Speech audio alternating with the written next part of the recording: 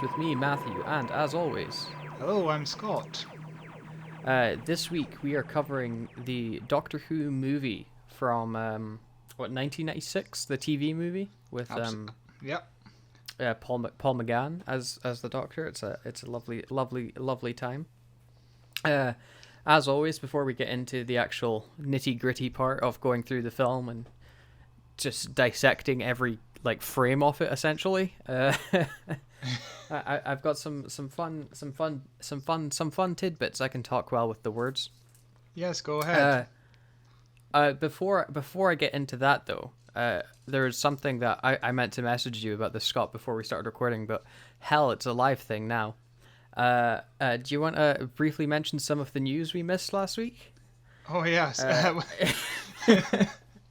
Yes, we recorded on the Sunday, and on the Thursday, the day before our episode was supposed to come out, we found out that Jodie Whittaker and Chris Chibnall are leaving next year, which is massive news.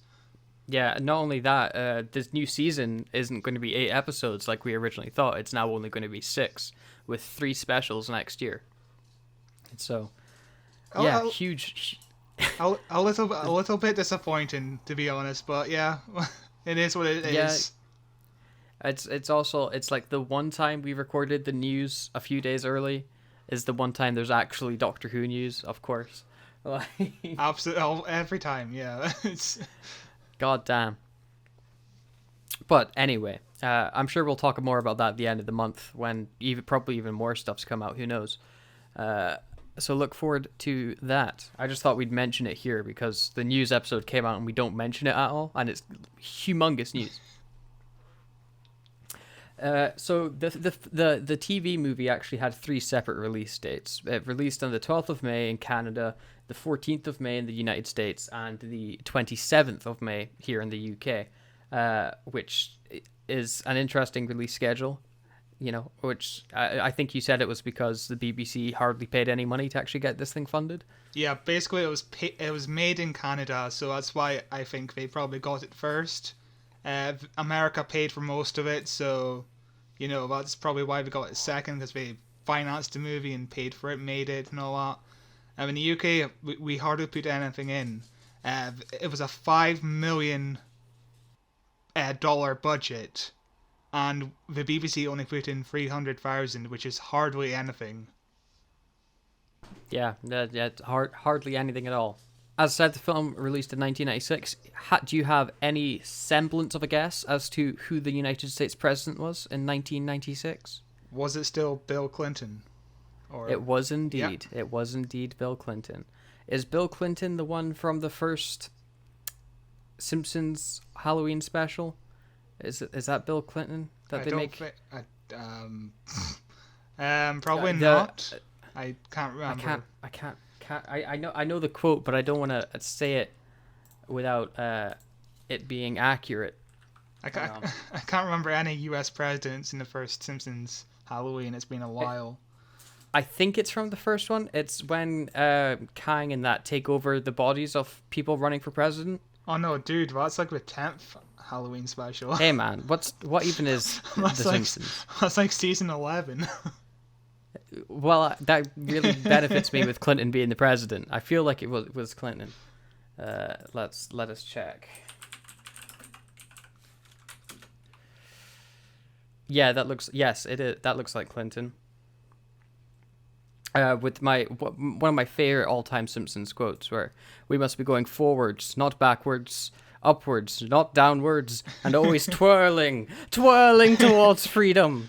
I think, is that the same one with "Don't blame me, I voted for Kodos"? Yeah.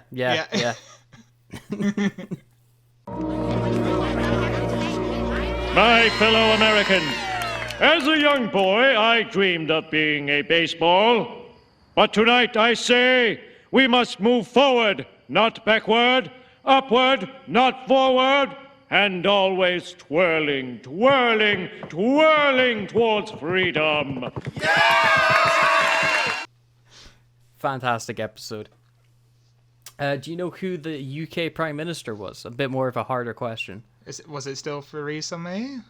It was not. No. Oh fuck! It was still a Tory. Tony Blair?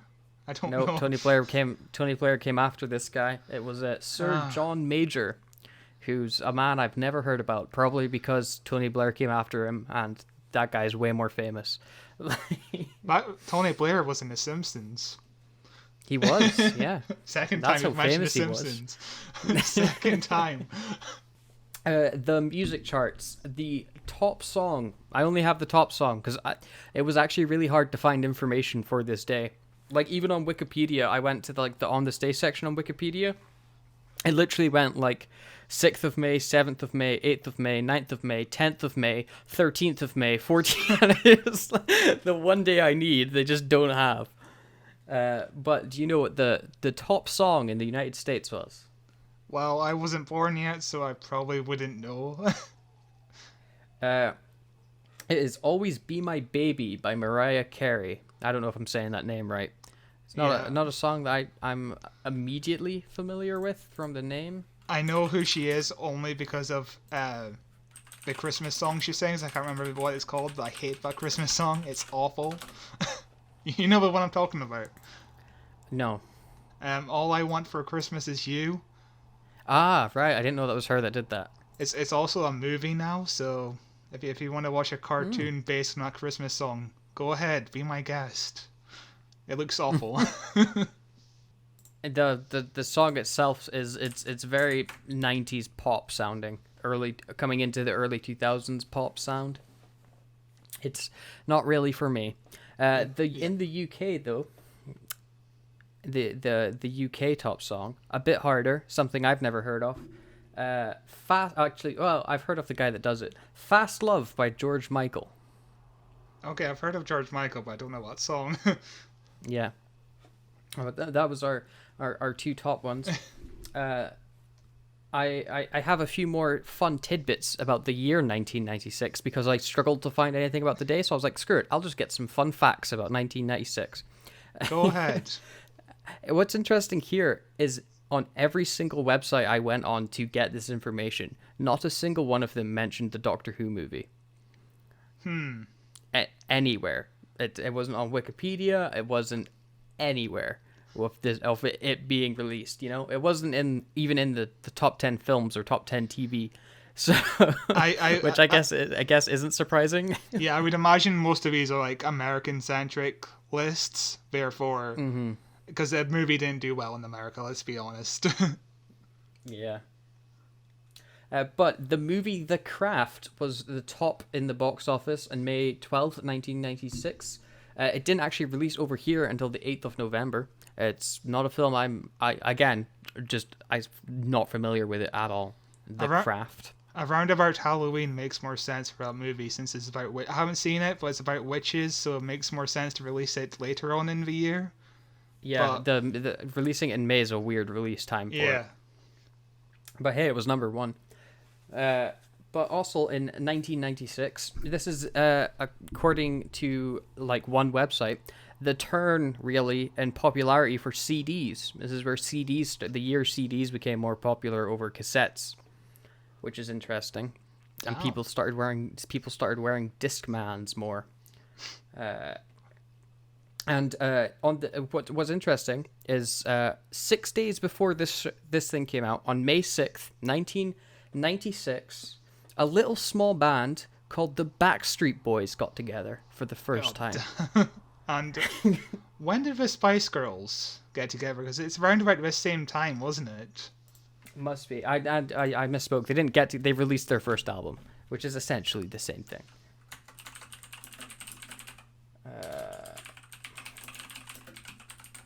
Yeah, but Backstreet Boys are a bit of a guilty pleasure for me, at least.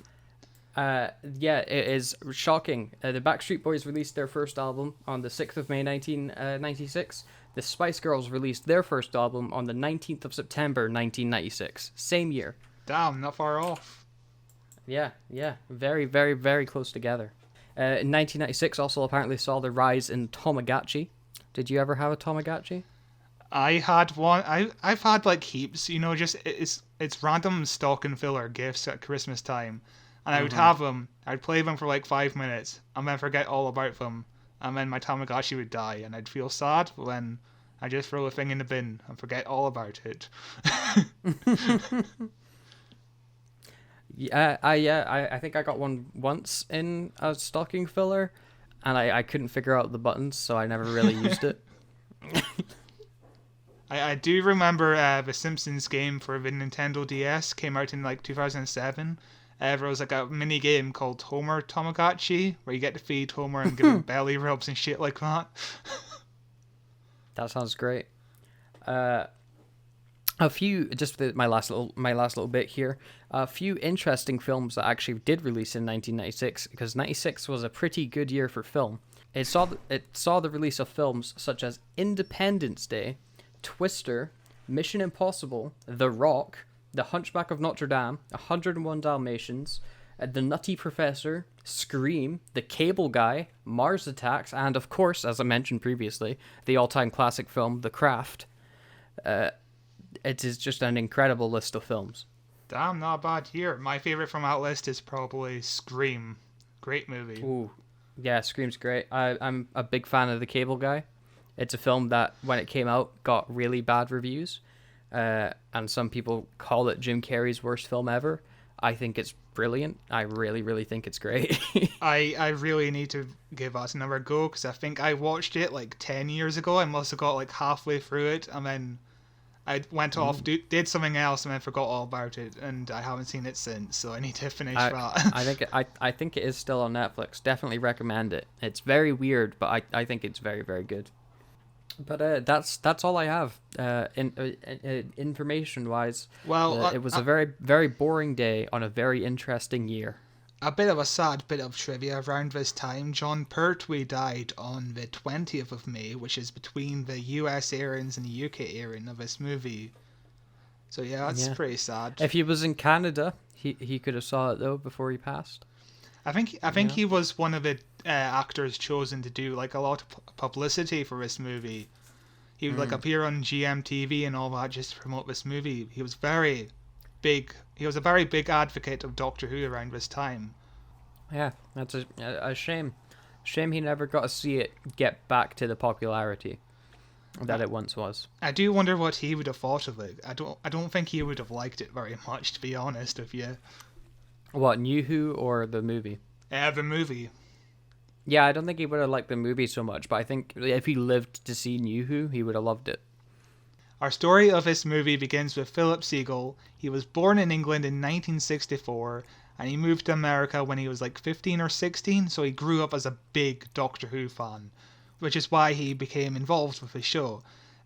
So he was a huge fan, and he wound up being the director of drama at Columbia, which is like the NBC, that kind of network. In 1989 he went to the BBC and asked, hey, how about we make an American revival or like an adaptation, remake, whatever you want to call it, and we'll launch a whole franchise based on your property. And now, if you remember, this is 1989, so the BBC essentially shoved him out the door and they were like, we'll have our people call your people. A week later, the show was cancelled. So Yeah, the BBC weren't the biggest fans of Doctor Who at this time. they really weren't. They wanted to put the show against Coronation Street, which meant that the show just essentially struggled for like years during the 80s. It wasn't great. Goddamn BBC. So in the early 90s, he was still interested in making a new show for the BBC based on Doctor Who. he was told by the BBC that he had to speak to Variety Lambert. And if you remember, Variety Lambert is the original producer of the show. She was the one who went against the creator of the show, Sidney Newman, and basically is the reason why Doctor Who became popular. Sidney Newman didn't want the Daleks when she fought hard to keep the Daleks. She's a very inspirational person, and I think she's great. So anyway, around this time, Variety Lambert was also interested in making a new Doctor Who. She was wanting like the rights to produce the show by herself, which would have been fascinating. What do you think about that? Yeah, I that would have been really, really, really interesting, because you said Sydney's the one that fought for the Daleks, right? No, Variety Lambert was the one who fought for the Daleks, because Sidney Newman didn't want any bug-eyed monsters or anything like that. Yeah. Yeah, I think it would have been a very different show. Whether or not it would have been good, I don't know. I think if she got the rights, we would have gotten a very much 1960s Doctor Who, but modernized for like the BBC. And I think it would have been. I don't know how well that would have done back then, because it was a very different time. Yeah, I'm not sure how much the BBC would have allowed her to put in the budget and all that, but I think the storytelling would have been still very good, honestly. Yeah, you would have had the like what you could have done with it is very similar to what Star Trek did. Star Trek came in the 60s, wasn't super popular, became more popular in the 70s through reruns, and they brought it back in the 80s in a refreshed, revived way. Yeah. That really played into some of the similar tropes of the original series, but modernized it for the time into a really compelling TV show. And they made like 3 separate shows. 4, actually, all the way up into the 2000s. And Star Trek's still on TV today. So, it could have worked if they did something similar, make it like a British version of Star Trek. So anyway, Philip Segal speaks to Variety Lambert. Things are going really well because she holds the rights, and she's like, "Oh hey, I could help you out for this." And CBS wanted the pilot for the autumn of that year, and the BBC wanted the final say on episode count and run times. And it's a really good conversation, and things are looking hopeful. But talks halted in March 1990 when Segal left Columbia to become a program developer for ABC. At his time at ABC, he oversaw shows like China Beach, never heard of it, 30-something, nope. Never heard of it, and Twin Peaks. Twin Peaks is my all-time favourite show. It's like up there with Doctor Who, Buffy, and The Simpsons. Do you like Twin Peaks? I've watched like 2 episodes of it, I think. And the episodes I liked were good. A bit slow, perhaps. But it's not a show I've managed to watch all the way through because I got busy. Other shows came along, forgot about it, whatever. It's something I would like to watch in its entirety at some point because I have no relationship to that show at all. Whereas like with Buffy and stuff, like I really like Buffy. I've not seen it all, but I really like Buffy. But yeah, never seen Twin Peaks. Dude, if we ever launch a Patreon, we are talking about Buffy and Twin Peaks. Because I love those shows to death. Who watches Buffy the Vampire Slayer and who watches Twin Peaks? Coming to a Patreon near you. Twin Peaks would just be us sitting around for hours just being utterly confused about what the fuck is going on. Because that show is just so hard to comprehend. It's very weird.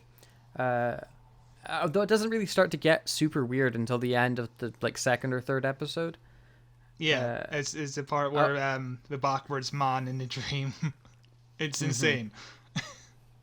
So in 1991, Philip Segal wound up working for Amblin Entertainment, and if it sounds familiar, it's because it's Steven Spielberg's company. And this is a massive company, right? And Spielberg gave Segal permission to relaunch talks with the BBC. So Spielberg is a big fan of Doctor Who, as we've known before from the conversations in our 11th Hour podcast, where Steven Spielberg let Moffat go and work on Doctor Who. Mm-hmm. So Steven Spielberg being an executive producer on Doctor Who would have been huge. it would have been the biggest Oh, thing yeah. ever. It would have been very, very, very big. Spielberg, he's someone who I think makes a lot of hit and misses when it comes to projects he either produces or directs, but having his name attached to anything is always a really good sign. But sadly, around this time, Amblin Entertainment wasn't the best for like TV shows. Because I'm looking into this list of like Sequest. If you don't know Sequest, it's the one with like the underwater laboratory base, and there's a talking dolphin. Never heard of it in my life. It's really awful. You know the horror channel? They air it all the time just because it's cheap filler. Like, it's the lowest of the lows of TV shows. But you also what happened is the young Indiana Jones Chronicles, which is apparently quite good. Yeah. Some people think it's like a classic. Like, people really, really love the Young Indiana Jones show. And also, maybe it's coming back. I don't remember if they're remaking that, but I do know it's got like people that grew up with it love that show. I would have preferred a Young Indiana Jones movie than what we're getting with Harrison Ford. What did he break? His shoulder? He breaks every bone on every film set he's on. Remember, he broke his leg on The Force Awakens. Yeah. But apparently, the words of a new Indiana Jones movie is what we're having to reshoot most of the film without him. So, like, we're using stunt doubles, and it's gonna be weird. They'll be able to hide it. They've got Disney money. They can just deep fake his head on to some guy, and get it done. And everyone will complain. It'll be fine. Even the Crystal Skull, which gets a lot of hate, I think's broadly fine. Like. So the BBC were kind of hesitant at this moment. They were very much like, it's kind of too soon to make a revival. We've just finished our series a couple of years ago. We're not too sure about this. But they're still wanting to make this TV show. So they bring on Peter Wag onto the project, who is the director and creator of Max Headroom. If you know who Max Headroom is, he's a guy... Do you know Max Headroom? He's hard to explain. Not off the top of my head. He's kind of like the start of the cyberpunk kind of genre. He's like this talk show host, and he's kind of like a computer guy or whatever. And he glitches out. You know the Eminem music video? The Eminem music video for Rap God? Nope. Okay, never mind. Max Headroom. Okay, he's from the meme. Something's wrong. I can feel it. Yes. Right. So Eminem basically played him in the music video for Rap God. He's kind of like an icon of the 80s. Just, it was a big Channel 4 thing. It's very peculiar, but interesting. Yeah, so Peter Wag would have been interesting for this project. He sadly wound up dropping from the project. I'm not sure exactly when, but yeah. In late 1992, talk started again. The BBC were very excited about Spielberg, and the BBC wanted a deal where they could control most of the elements, like the format, such as like the episode count, the episode runtime, which makes sense. Yeah, I guess that makes sense. But also, if you've got Spielberg there, why not just give him a little bit more free reign? But sadly, in early 1993, conversations stopped again because of budgetary conflicts. Like classic BBC. Yeah, they hate spending money on... they hate spending money on Doctor Who, specifically. So Segal kept on pushing the concept of them wanting to get past this conflict with budget. But the BBC around this time were creating an anniversary film called The Dark Dimension, which was supposed to be this big, low-budget VHS direct-to-video movie where every Doctor would reunite and it was going to be really dark. But again, a really low budget. The fourth Doctor was going to be the main character. I'm not exactly sure what would happen, but it just stopped production entirely. And instead, we got the worst Doctor Who episode ever, which is the crossover with EastEnders. I can't wait to watch it. we will to actually cover that episode. I am so excited for that. It's gonna be awful. But yeah, Segal was really worried that this project would stop the plans for his American revival. So I'm glad this low budget, weird ass adult Doctor Who spin off on video was not. It didn't happen. I'm really glad about that. It does sound interesting, though. It doesn't sound good, but it does sound interesting. Yeah, we could probably do a podcast on the Dark Dimension at some point, because the script leaked several years ago. So there's been like fan productions. There's a cartoon on YouTube, a fan made audio drama. So we could really cover that. Yeah. So around the mid to late 1993, Universal pressured Segal to work with John Leakley. He was involved with Knight Rider and Nightmare Cafe. I've seen some Knight Rider when I was very young, and it would be on like the Sci-Fi Channel or something. All I like about the Knight Rider show is the theme song. That theme song is fucking great. Yeah, most TV show theme songs back then were incredible, though. So in early 1994, finally all the parties involved had reached a deal, and John Leakley created a 45-page pitch deck for this remake. And the pitch deck is online, and it is fucking wild. Do you want to hear about it? Hell yeah. So this Bible basically is a big leather-bound book that was passed around to executives at Fox. Steven Spielberg probably held this in his hand at one point and read the entire thing just thinking, what the hell's going on? So this pitch deck basically explained the concept of the show. Gallifrey, time travel, regeneration. It's really convoluted and just really weird. It's from the perspective of Cardinal Barusa, the president of the High Council at Gallifrey. Our favourite character. Choice. Interesting choice to make. But do you know how this character relates to the Doctor? It's his da. Almost. It is the Master's and Doctor's granddad. Yeah, close, right? you heard me right. The Master and Doctor's granddad. They were going to be related. brothers. Yes. What do you think about them being related? You know, I don't hate it entirely. I think it's a bit cliched. You know, the warring brothers who end up one going good, one going bad. It's probably a bit overplayed, but it's not something I'm immediately disgusted by. Yeah, it doesn't retcon this show entirely. This is a remake, and it makes sense for them to be brothers. That's a bit more conflict, but I still like the idea of them being childhood friends. I think that's a bit of a better thing. Yeah.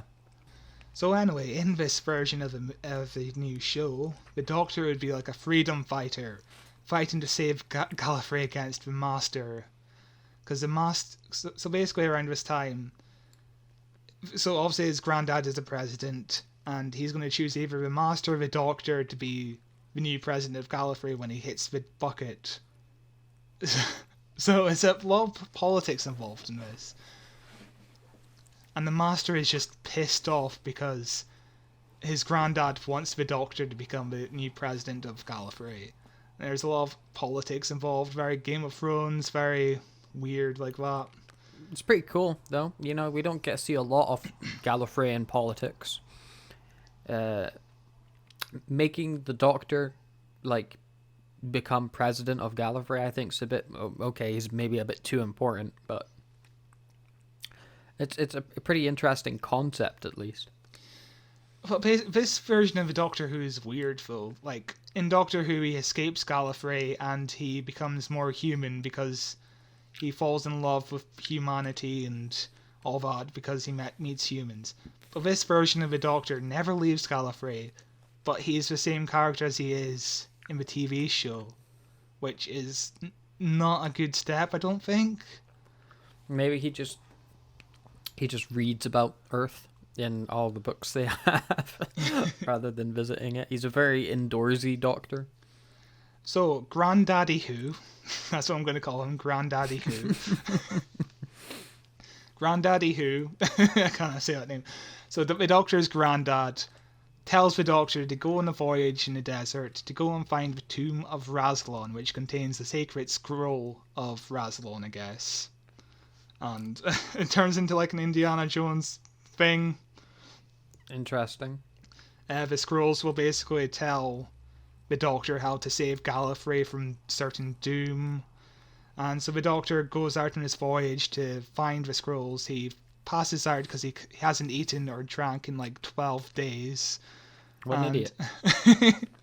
Well, I think part of the trial on finding the scrolls is he can't eat or drink, which is very odd. Yeah. But when he gets picked up by this woman, she lives in a cave, and the cave turns out to be where the tomb of Rassilon is, and he finds the scroll, and he returns back to his granddad, and the doctor passes the scroll to his granddad. The granddad's like, "What is this? This is nothing." And the Doctor uses his telepathic powers, and he's like, "The answers to saving Gallifrey is on Earth." So the Doctor is very telepathic. Yeah, I was about to say, you need to back up a step there. The Doctor uses his what now? Well, Time Lords are telepathic in the show. I think in the movie itself, the final movie we see, the Doctor uses his telepathic powers at some point. You know, when he's telling the guy about, don't do question A on your finals, do question B. Yeah, he's seeing people's future.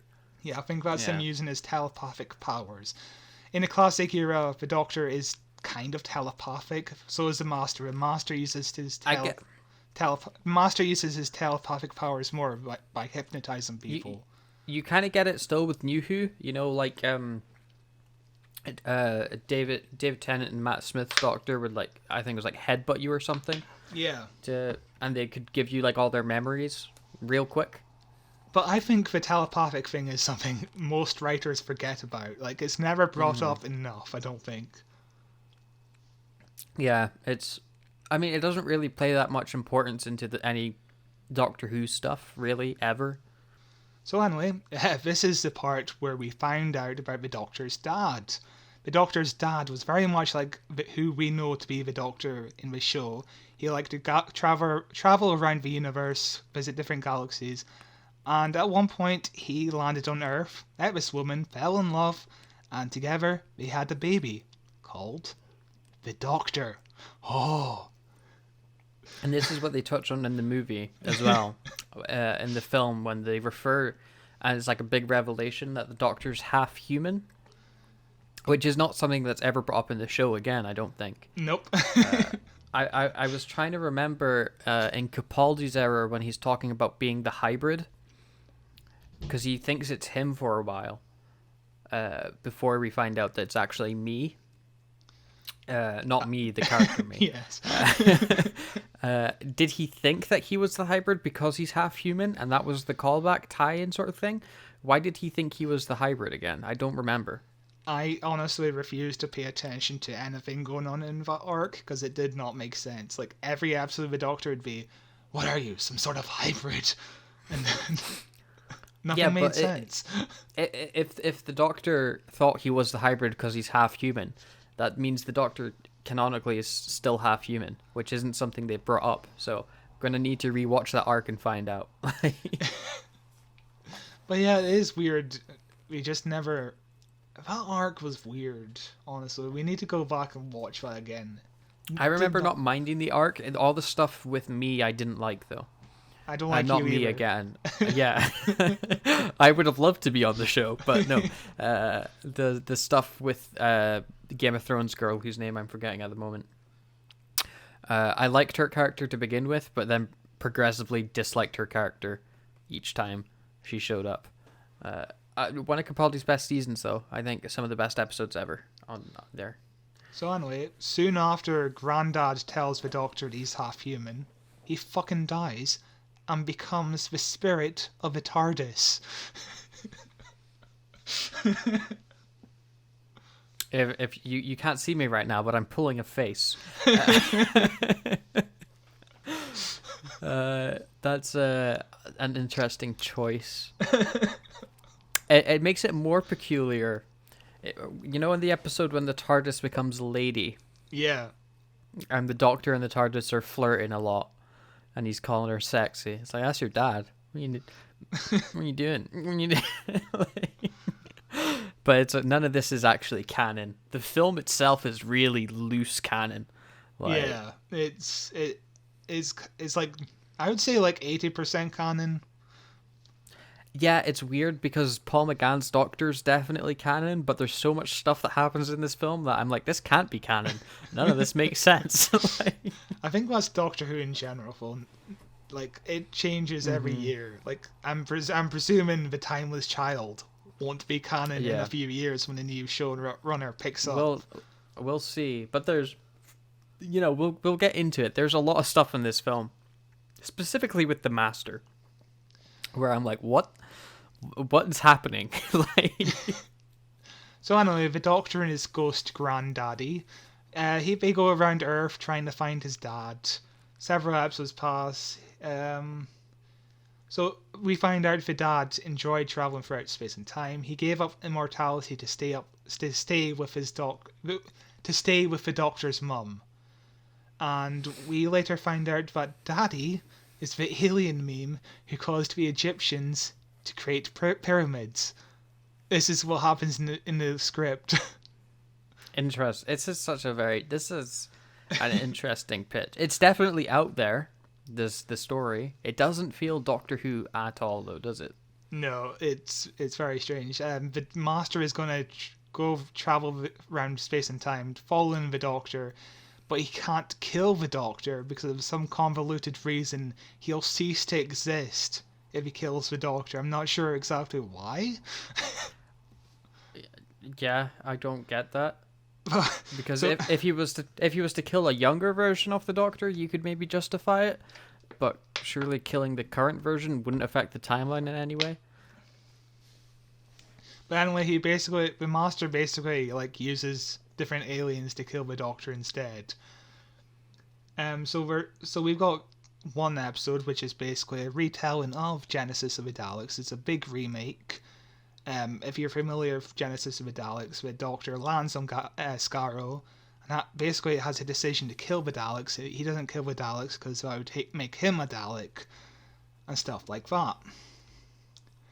But yeah, I want to share something with you. Okay. If I can get Discord open. Ooh. Here is the design of the Daleks in this episode. If it bloody sends. In the episode that the man is pitching, to be specific. Can I fucking copy and paste it? Hold on. Oh, the tension. It's taking forever to send. Hold on. Dun dun dun dun. I'm still waiting. Here we go. Any moment now. Here it comes. Just wait. Interesting. Yeah, so basically these Daleks, if you want to describe what we're looking at, are spider kind of people. So in the background, there's a silhouette of a regular Dalek. Then, as we progress through the foreground, we see the body of the Dalek. I'm assuming the head's perhaps shrunken down. It's like a transformer. And the parts start to open up in like a spider-like fashion. And then the end result appears to be like a flying spider with its legs curled up and a wee man's head, just encased by some armor. It's an interesting choice. Very interesting choice indeed. So these versions of the spider, instead of exterminating people, would eat people for some reason. I'm not exactly sure why they look like this. And on a TV budget, you'd sure as hell think the CGI would look shit. Yeah. Unless they did it kind of practically, like again, to bring up Star Trek, which I feel like I've been doing every week. Uh, the CG in Star Trek is kind of dated, but some of it looks okay. It's when they do like practical costumes that things look really good. That costume looks complicated as heck, so who knows if they'd be able to pull it off. Maybe with miniatures on a screen, but even then that might date it a bit. They did do They did do a test of a CGI. I will send that to you. It looks terrible. It looks weird. Oh, let's take a look, shall we? If you want to just skip in like 20 seconds in, it's not great quality, but you understand what we're going for. It's that's not strange. terrible. It's not but great, but that's very Star Trek-esque type of effect. I cannot imagine this working well in the proper show with proper actors involved. It would look very strange. It's definitely not a Dalek, but it's a pretty cool looking horror monster. I think they should bring it back, but just call it something different. It's a fucking great design. It just does not look like a Dalek at all, and yeah, you want the Daleks to look like the Daleks, basically. Yeah, it's definitely intimidating looking though. It's a very spooky looking monster. So basically, we got a whole recreation of Genesis of the Daleks, except with one twist. The Doctor winds up getting captured by Time Lords, who are now in control of the Master, and he's told by the Master he has to leave Skaro to prevent Daleks from being created. And basically, at this point, the Master jumps in, convinces the Daleks to kill Davros and to take control so he can kill the Doctor. A very weird story. Yeah, that's pretty peculiar. And then another episode we would have gotten is a pirate story where the Doctor's dad may be Blackbeard, maybe not. Okay. We get a remake of Earthshock. The Cybermen are now called Cybe. Just Cybe. Your pal Cybe. Because apparently, I guess, men is to PC or whatever. You can't call them men. Cyber people. And then basically the entire series would just be remakes of classic Doctor Who episodes like Horror of Fangrock, The Celestial Toymaker, The Gunfighters, Tomb of the Cybermen, Abominable Snowman, Ark in Space. I think you mean Tomb of the Cybes. Get it right? Yes, that was the title, but I changed it. Fuck you. But yeah, the Master would basically be the twist villain in a lot of episodes, and it turns out he was behind the master plan of this episode and trying to kill the Doctor, and it sounds boring. Yeah, I'm kind of glad. I mean, I'm exceptionally glad this show never got made, because it sounds like it would be like an okay original sci-fi show, but as Doctor Who, it's not similar to Doctor Who in any way, and I feel like would be hated by people that actually like Doctor Who, and would be cancelled pretty quick.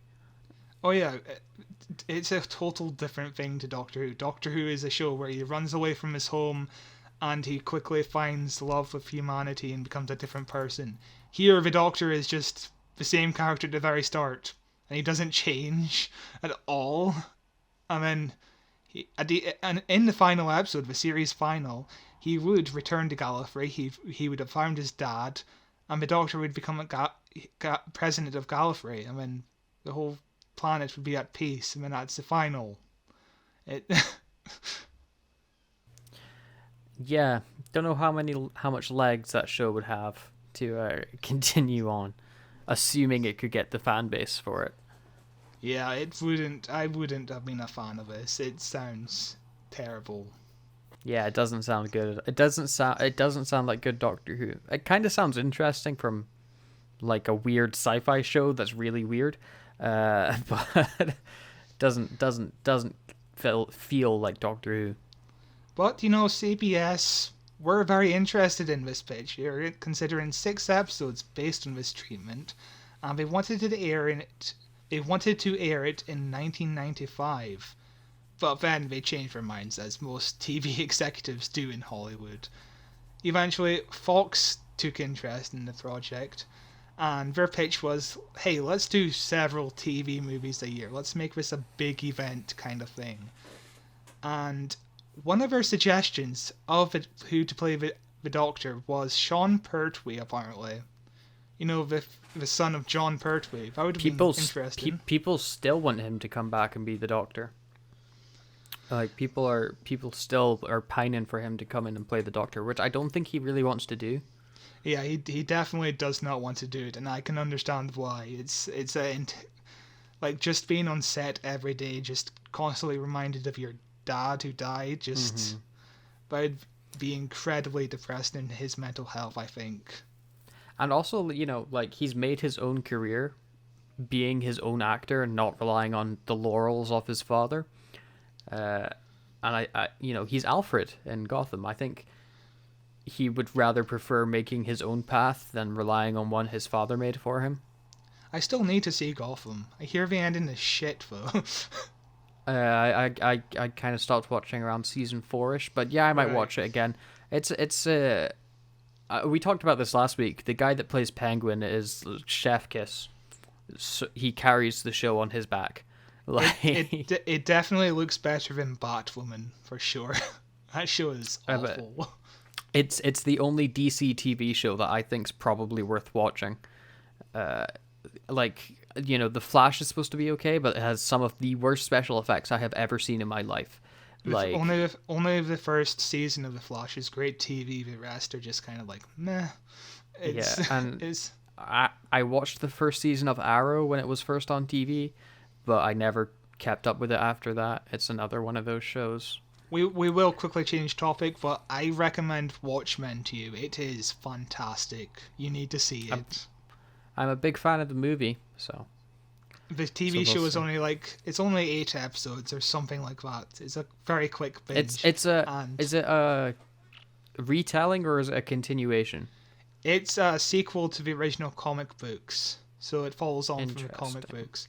And Jeremy Irons plays what's his fucking face? What's his name?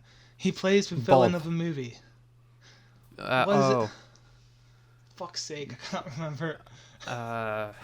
Villain of Watchmen movie. Adrian Veidt. Alan, so bloody fucking names. Ozymandias? Yeah. Is it Ozymandias? So Jeremy Irons plays that character and he is phenomenal in that role. He is fucking fantastic. I cannot recommend it enough.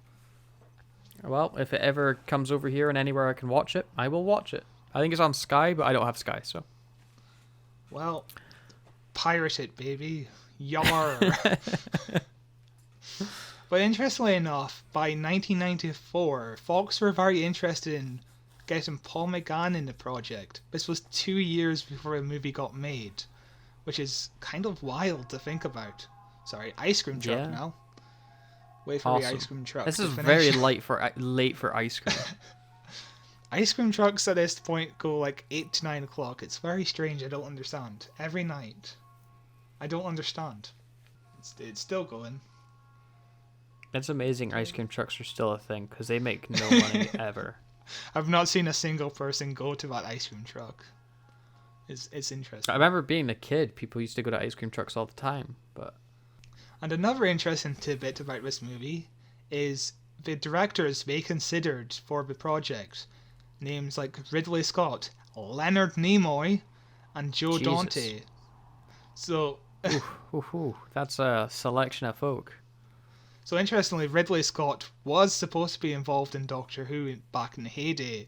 He was apparently supposed to be the guy who designed the Daleks, and then he just left the BBC at that point. So we could have lived in a very interesting world where Ridley Scott made the Daleks. Yeah, that would be interesting. Well, I think just another tangent. His new show is supposed to be amazing. Raised by Wolves. Apparently, it's very Ridley Scott sci-fi. Apparently, it is very, very good. Another one on Sky, I think. I thought it was on Apple. It could be Apple. Yeah, it could be Apple. Either way, it's one I don't have access to. I do need to. I'm considering getting an Apple TV Plus subscription. Because the they have a content decent looking. Is on HBO, so Sky probably. Okay. Sky, yeah. But sadly, by late 1994, script problems became evident in this project. Spielberg read the script and he was like, this is kind of like Indiana Jones, isn't it? And I want it to be more like the classic Doctor Who I know. I want it to have more humor and be more lightweight. And, I agree with Those are fair Spielberg criticisms. Yeah, those are fair. When Spielberg criticizes your script, it's not great, is it? Yeah, but it's like that famous scene in Indiana Jones where his granddad's president, and he's gonna make Indiana the president, but also the evil guy is his brother. It's shocking that they never saw those similarities beforehand. Yeah. So sadly, around this time, Lakely, the guy who created the whole Pitch project, he left the project and he fought to get credit on the final film, but was rejected. And on the final film is very different from this fucking script, isn't it? So it's there's some similarities with the half-human thing, but there's the soul of the TARDIS they mention a few times, but that's really it. It's pretty different. Not enough to get paid, but it's kind of sad in Hollywood just to work on this project for years and then just to not get anything in the end. It's a really sad industry, I think. Yeah. Sadly, by early 1995, plans fell apart again because now it became clear that Spielberg was too busy forming a little company called DreamWorks. And Fox fought the new script. I don't think they ever did anything, did they? DreamWorks. Somebody. Sadly, Fox thought the new scripts weren't good enough, and they were worried that Doctor Who wasn't mainstream enough to be a series. So they just lost interest at this point. Until Matthew Jacobs was brought on board in May 1995. And he has a connection to Doctor Who where his dad played a minor character in The Gunfighters in 1990. I think it's a 1965 story. So that's interesting. Matthew Jacobs did the story for Emperor's New Groove, by the way, which is an interesting progression from this movie. That is an interesting progression. Emperor's New Groove's a pretty fun film as well. So, but I'm not sure if he did the original movie where it was... Because the original concept for Emperor's New Groove was a lot different to what we got in the end. It was supposed to be like a Prince and the Pauper story. Interesting. But, at this point, we finally got Matthew Jacobs saying, hey, why don't we make this in the continuity of the original show? And, Philip Segal was like, that's a good idea. So this late on, we were like, finally getting the idea to do it in the original canon of the show. Those silly billies. Like, I can't believe it took them this long to just think about the idea of, why don't we just make this a continuation? Yeah, rather than a reboot entirely. So basically, Fox and BBC were kind of on board at this point. Fox demanded the pilot not to have any weird aliens, meaning Daleks and Cybermen were off the table, apart from a very brief, very odd cameo from the Daleks. In the movie? Yes. Yeah, I thought it makes almost no sense. It really doesn't, but we will get to that very soon. The BBC at this point were arguing for Tom Baker, which would have been odd. You can tell that that's when the BBC thought the Doctor Who was good. Yeah. It's where the show was most popular, especially in America, because most Americans at this time would have remembered the PBS repeats where Tom Baker was the Doctor. Like, apart from that era of Doctor Who, the show was an absolute joke to America at this time. Like, 5 months before this episode aired, they made a joke about this show on The Simpsons, where comic book guy has a wheelbarrow of like 100 tacos, and he's like, this will provide accurate substance for the Doctor Who marathon. So Doctor Who fans were kind of a big joke at the time, because it wasn't a popular show at all. Yeah, it's for the loser American nerds who watch old British sci-fi. So around this time, Segal unfortunately left Spielberg's company, and Spielberg was like, "Hey, why don't I give Doctor Who to you as a gift?" And then he actually got to make Doctor Who again, which was a very nice thing from Spielberg. Seems like a good guy. Spielberg just didn't want it. He was like, "Here, take this. I'd take it." Like, So on the 27th of November 1995, a production office for Doctor Who finally started for the first time in 5 years. This movie has a $5 million budget, which is an $8.6 million budget for today. And we said earlier, the 300,000 was from the BBC. And you'll be interested to know that the TARDIS set cost $1 million alone, which is a fucking fantastic set and clearly shows the budget went there. I was about to say, I think it's my favorite TARDIS. It is stunning. Like, Yeah, it's mine too. It just looks fucking great. The whole library kind of set. yeah, the like cozy like country home living room. It is absolutely amazing looking for a center of a TARDIS. So Jeffrey Sachs was brought on as the director, and he was known for like a lot of procedural shows like Law and Order and all those kind of boring crap I don't like. So interestingly, he refused to watch any Doctor Who episodes because he wanted the feeling of Doctor Who to be from his memory, which makes absolute sense because when you go back to watch Doctor Who, it's cheaply made, like the sets are wobbly and the props are just all shite. Whereas a child's I was going to bring up our good friend, the stone golem, whose name I'm forgetting at the moment, like Gog or something. Yes, Bok. Bok. As a kid, that's probably like when you were watching it when it aired, terrifying. Go back and watch it with adult eyes. You're like, that's the stupidest thing I've ever seen.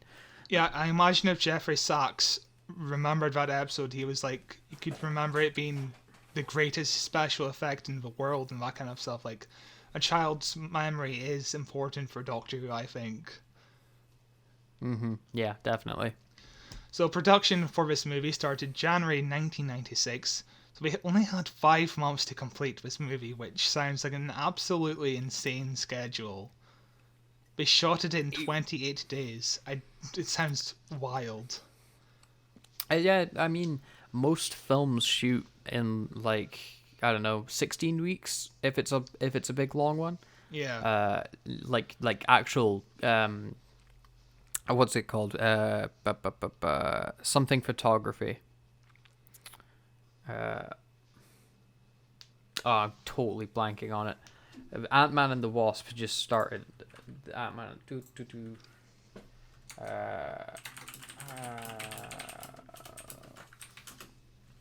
Principal photography. Yes. Okay. Which is when you're shooting with the actors doing scenes. You know, it doesn't. You're not talking about like getting stuff with the B crew where you're getting close-ups or dubbing stuff in afterwards or doing the special effects. Just the straight shooting. That's usually only a couple months at most. So it seems it is definitely on the lower end of scheduling for shooting, especially for, you know, a Doctor Who thing with it doesn't have that many special effects, to be fair.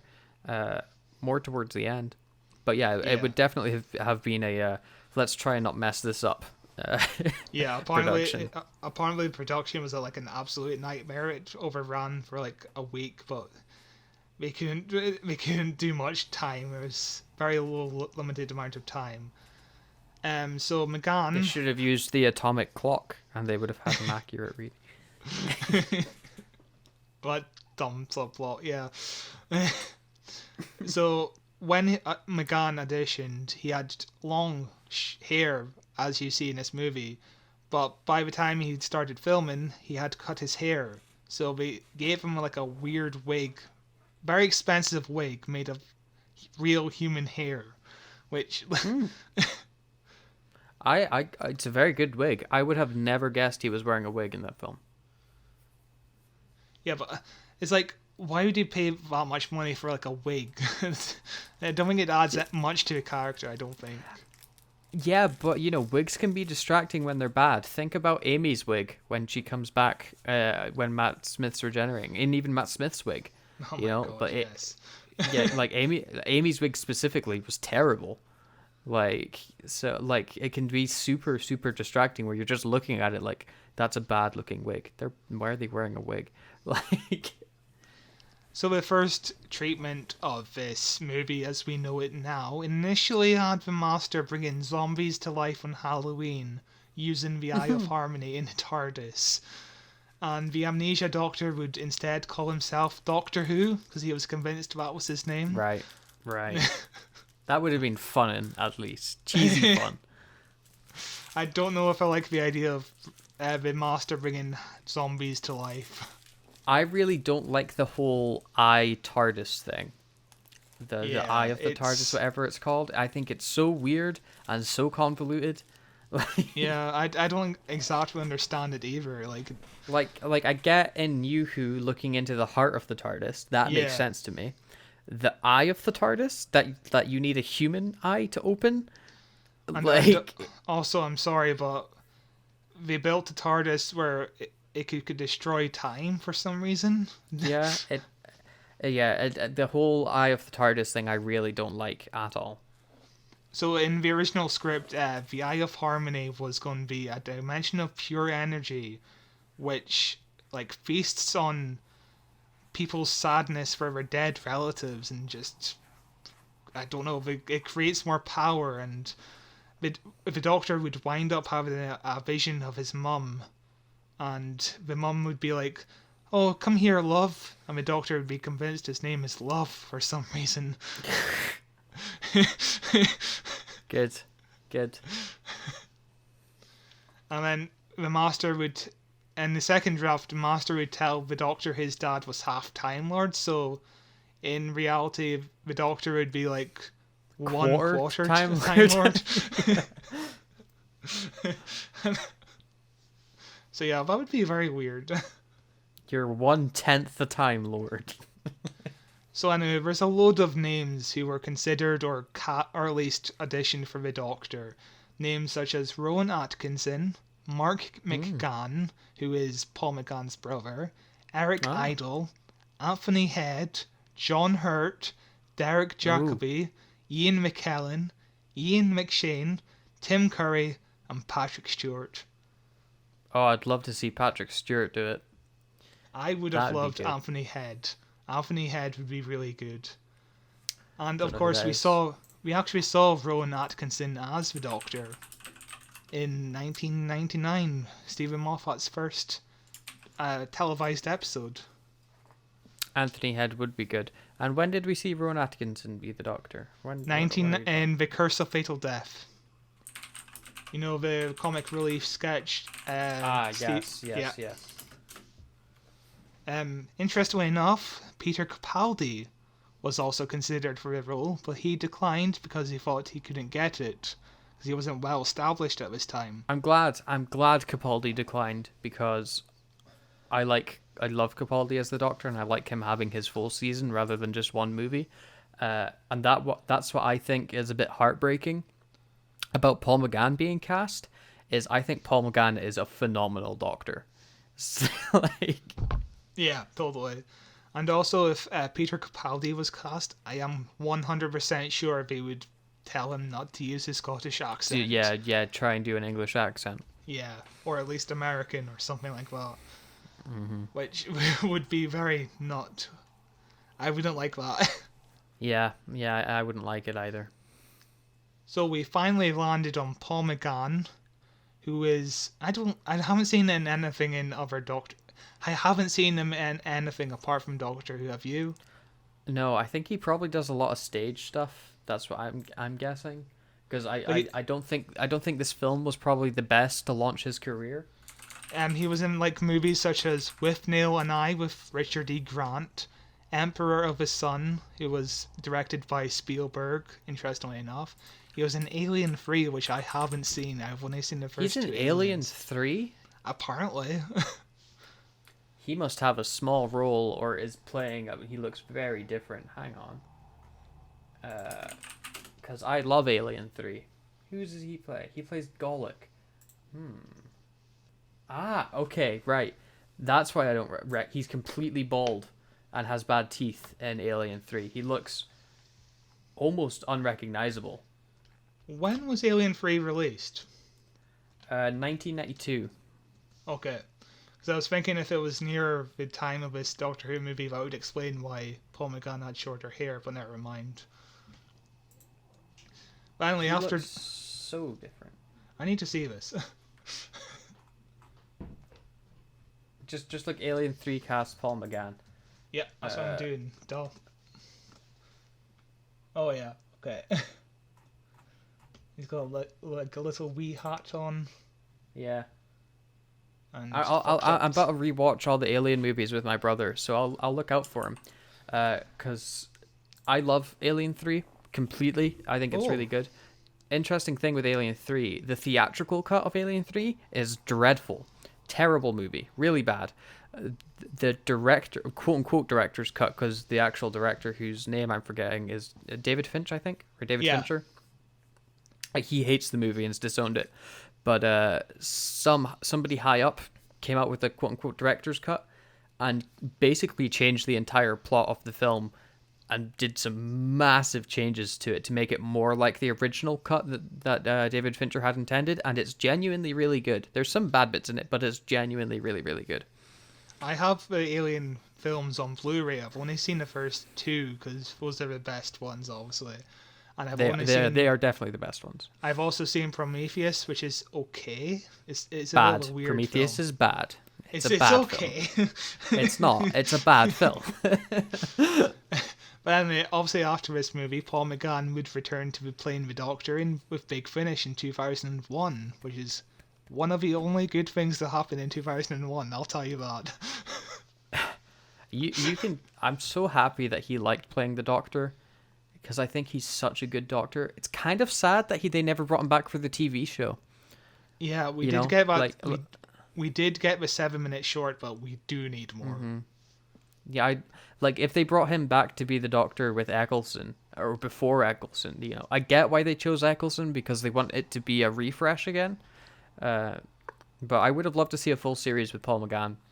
But I do have a consideration that maybe Universal or Fox still own the rights to having him be the Doctor on screen, and maybe we just got the 7 minutes short for maybe they had to pay a deal Fox, for the 50th. Yeah, like a very minute fee, but we couldn't possibly do it for like a full length series or anything like that, because that would be too expensive. But I do wonder if that's a possibility. Yeah, maybe he's one of the Doctors for the 60th anniversary, assuming they do a special, which I'm sure they're going to. Even though they've literally not announced anything, it's just people being like, "There's going to be a 60th, right?" And the BBC's like, "What? No." If they do a 60th, Paul McGann is one of the few technically classic Who Doctors that's still young enough to do the role. Like, he looks really good for his age, and he really so does. that means that means he? he's like 60 something, I think, but he looks phenomenal.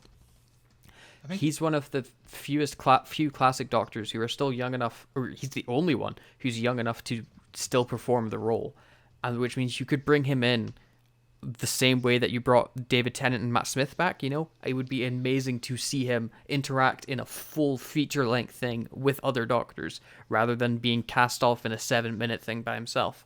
Fuck, he's 61. He's only like 1 year younger than Peter Capaldi. Yeah, he looks way younger than Peter Capaldi. and he's 6 years older than William Hartnell was when he started Doctor Who. Wow. William Hartnell looked old for his age, man. He really did. I can't believe it.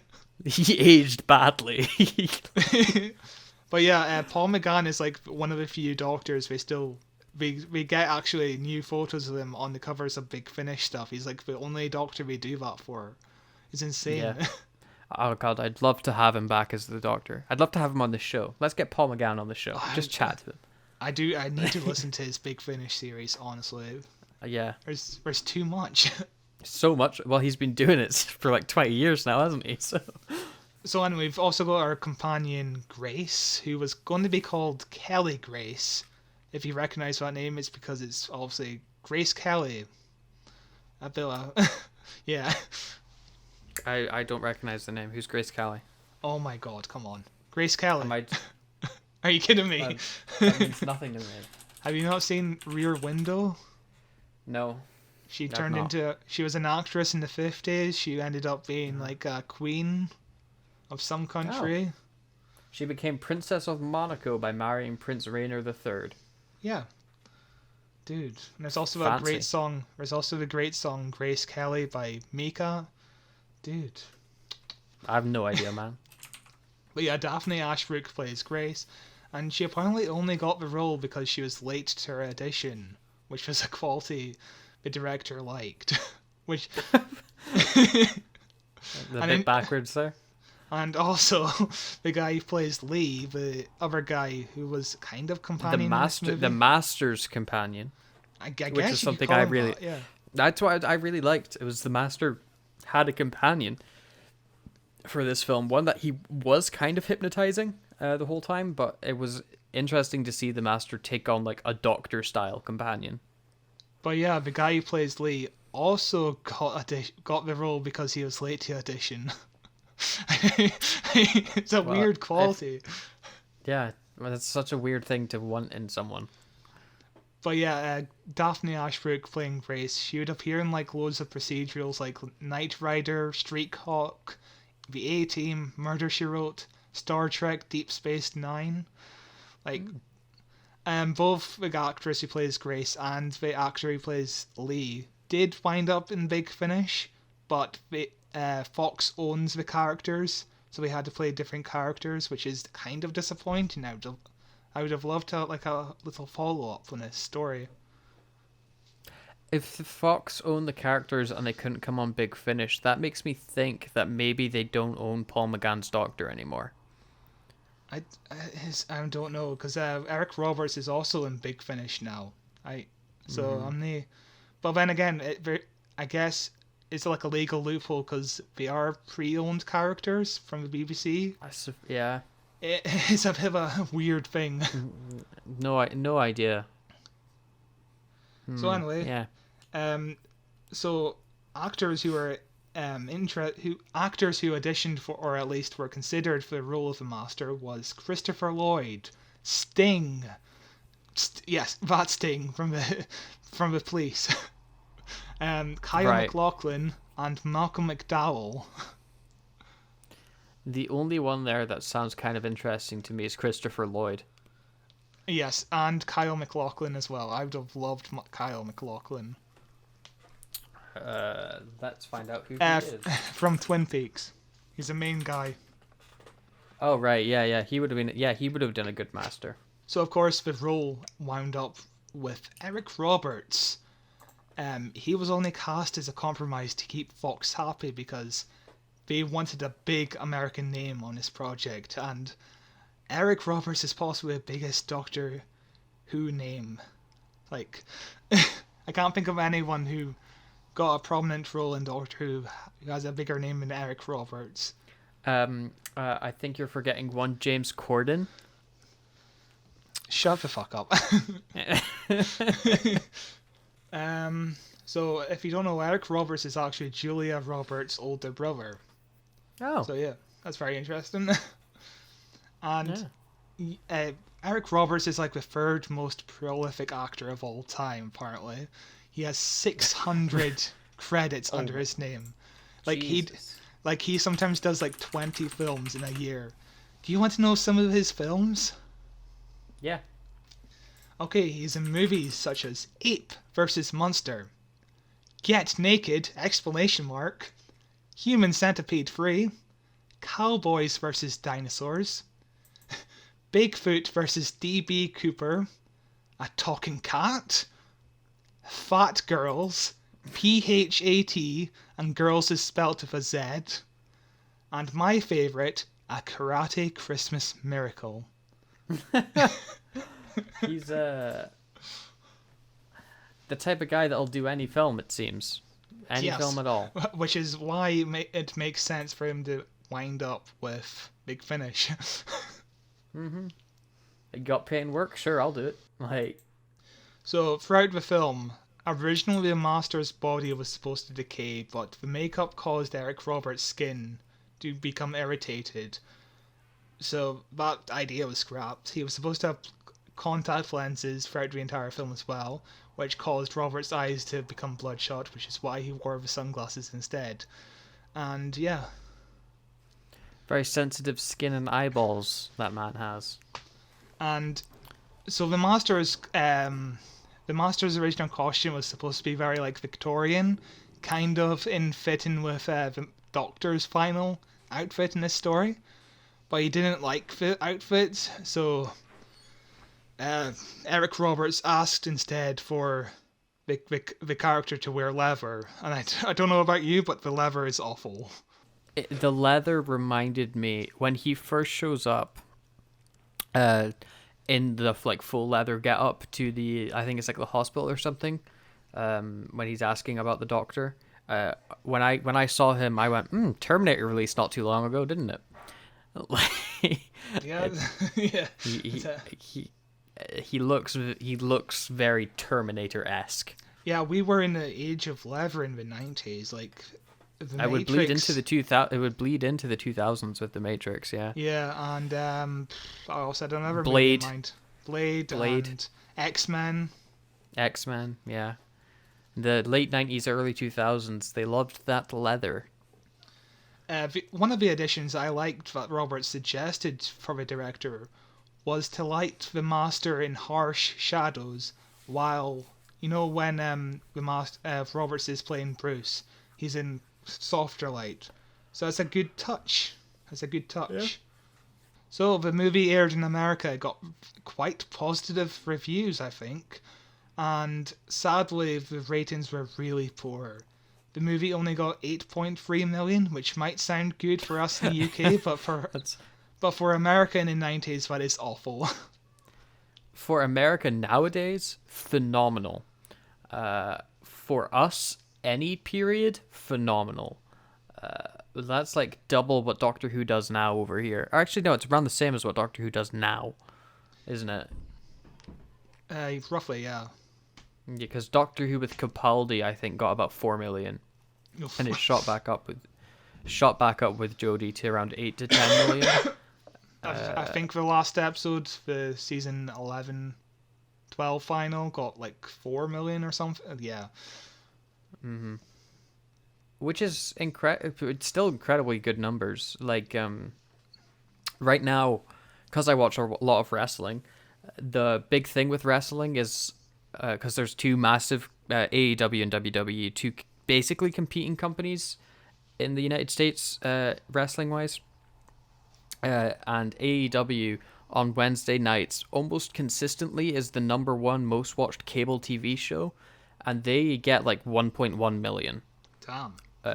So like that's what live TV is like in the United States right now. Nobody is really watching live TV, where 1.1 million is like incredible numbers. So Yeah, I feel like if a TV show got like 2 million viewers in like 10 years, but it's going to be a huge success. It's wild to think how much has changed since the technology of Netflix and streaming and all that kind of stuff. It's insane. And it's way better. like there's live TV schedules just kind of suck. I'd rather watch stuff in my own time. So Fox would have given this movie, if it got a 15% audience rating share, but the movie only got 9%, which, yeah, isn't great. In comparison, X-Files around this time got like 18% of the audience, which is like twice the amount of viewers. And the movie of the week before Doctor Who the movie was Tornado, which got 16%. Now we can go on another tangent about these Twister movies. Like, we've got Tornado that aired on Fox, we've got Twister that came out in cinemas, and there's Night of a Twister, which also aired around this time. So it's 3 Tornado movies in like 3 months. It's something in the water. I think I've seen Twister, the one that was released in cinemas, and it's fine. It's not great. I've never seen it. Sorry. No, go. I've never seen the movie, but I've been to Universal Studios where there's like a Twister attraction where you walk around, and the cast of the film is like giving you behind the scenes trivia about how Twisters happen. And there's a cow that flies by, but that's about it really. It's a shit attraction. It really is bad. I've been to Universal Studios as well. I don't know if I've ever been to that attraction or if it was still up when I went there, but so sadly, it's not. So sadly, Doctor Who the movie was beaten in the ratings by the heart attack episode of Roseanne, which is where John Goodman's character almost dies, by Home Improvement and Third Rock from the Sun and Frasier. All these beats Doctor Who. Home Improvement I get because that was the #1 sitcom, like, for the longest time. That show did incredibly well. Third Rock for the Sun is a really fun show. What was the other one? Frasier and Roseanne. Frasier's supposed to be incredible. Roseanne I've never watched, but people are fans of it. So, like, those shows I get, especially for a US audience, you know, those are, like, embedded in US culture still. Maybe not Third Rock from the Sun, but the other ones. Like, Roseanne is such a weird show, though. Like, apparently the last season is all like a dream. Like, the characters win the lottery. I mean, the final episode that aired, turns out it was Roseanne writing a fake story, and Dan had a heart attack and he died, and that's how the show ended. It was all a dream. Interesting. And Didn't then the revival get cancelled because Roseanne's like a racist? Yeah, the show came back. They retconned the final season. Everyone's alive. Then Roseanne turned into a racist, and they cancelled the series. They made a spin-off, The Connors, where Roseanne died. And now the Connors is still going strong, apparently, so good for John Goodman. I really love John Goodman. I do love John Goodman. He's an incredible actor. So we're talking about how America, 8.3 million viewers, wasn't great. In the UK, it was a massive success. 9 million viewers. And if you remember, this is a show that the BBC wanted nothing to do with years before. And interest was at an all-time low. 9 million viewers. It was the 15th most watched programme of the week. A massive success. Yeah, that's incredible, and probably helped the comeback in 2005. Yeah, but since America funded most of the movie and it was a massive failure in America, it made sense why the show didn't go any further. Yeah, I bet the BBC were kicking themselves for not funding it a bit more. Yeah. But yeah, that's it for incredibly long trivia. Yeah, our trivia this week has gone on about the same length as our news episode did last week. God damn. My throat But hurts. we are fully prepared to jump into the movie. So buckle up, buckaroo, here we go. So the film begins with probably the most Star Trek opening I've ever seen Doctor Who have. Yeah? In what way? It's in that it, like, almost exactly matches the Next Generation opening. You know, where it's like panning over planets, there's voiceover, and then it cuts to the theme song. I even think the theme song's very Star Trek-esque. Like, I don't believe you, but sure. it very much is. What do you think of this opening, though? It's a bit weird. I think the opening is very pretty. Uh-huh. I think what the Doctor's saying makes no sense. I was so confused by it, because he opens his monologue by saying, like, it was on Scarrow where the Master was put on trial. Yeah. And he says this later in the film as well, where he's like, he was tried by the Daleks. I'm like, what? What? And then the Daleks somehow allow the Doctor to come in and take the Master's remains without exterminating the Doctor or anything like that. They grant the Master's final wish as, like, to be taken by the Doctor, as they're, like, honoring the Master's, like, death. Also, not to mention the fact that Scarrow was destroyed at this time, so, you know. Yeah, it literally put it on any other planet. I think they only chose Scarrow because it's a Doctor Who planet that's recognizable. So originally this narration was actually supposed to be the guy playing the Master for the first. I think his name was Gordon Tipple. So you see him for like 1 second of screen time, and then he fucks off. Poor guy. Per guy. There's one thing that I think's kind of cool in a super cheesy way. When the Doctor's talking about the Master's trial and how it went, and the Master was super calm, the camera like pans over to the two planets, and you see these snake eyes form where the planets are. Yeah. And I think it's super cheesy, but it is fun.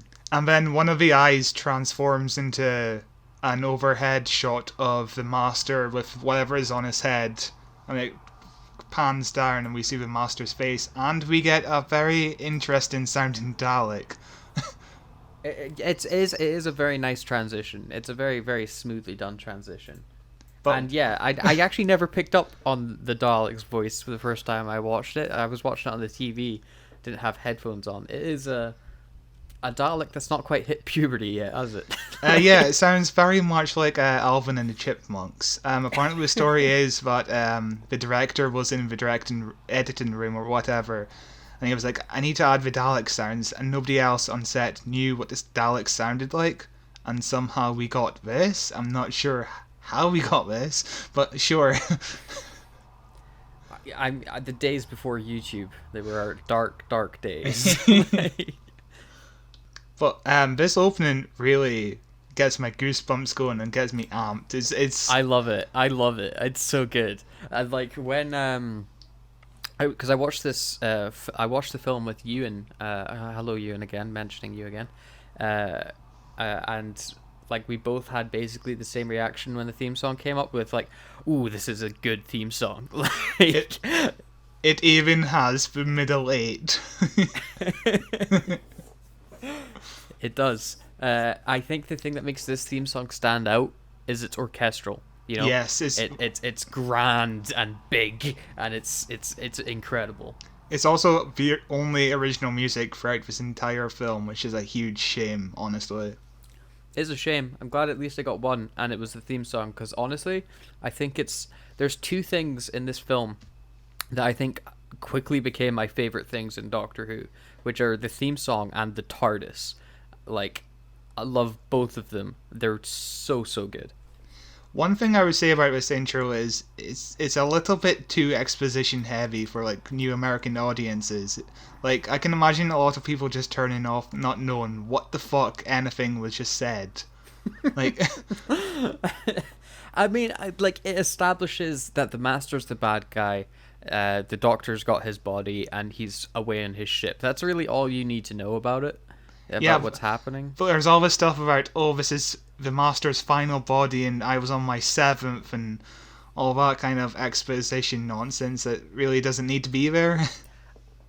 Yeah, and I think, we were talking about them deciding to make a continuation. I think that this is why it didn't do well in the United States, is the US doesn't have an affiliation with classic Doctor Who like we do in the UK. So making a continuation, bringing back the 7th Doctor to even like play the role of the Doctor for a fair chunk of the first bit of the movie, like it's someone they have no relation to, and it's like, yeah, this is you're jumping into a story like what 20-30 years in, and just expected to go with it. Like, I understood everything that was happening because I'm familiar with Doctor Who. I think it was the same with Ewan, but we grew up with that culture, so yeah. I mean, compared to Rose, where everything's catered to a brand new audience, whereas here we're just stuck with the 7th Doctor for like maybe 15 minutes before we meet anybody else. Mm-hmm. Yeah, I can't imagine this film going down well if you're not at all familiar with Doctor Who.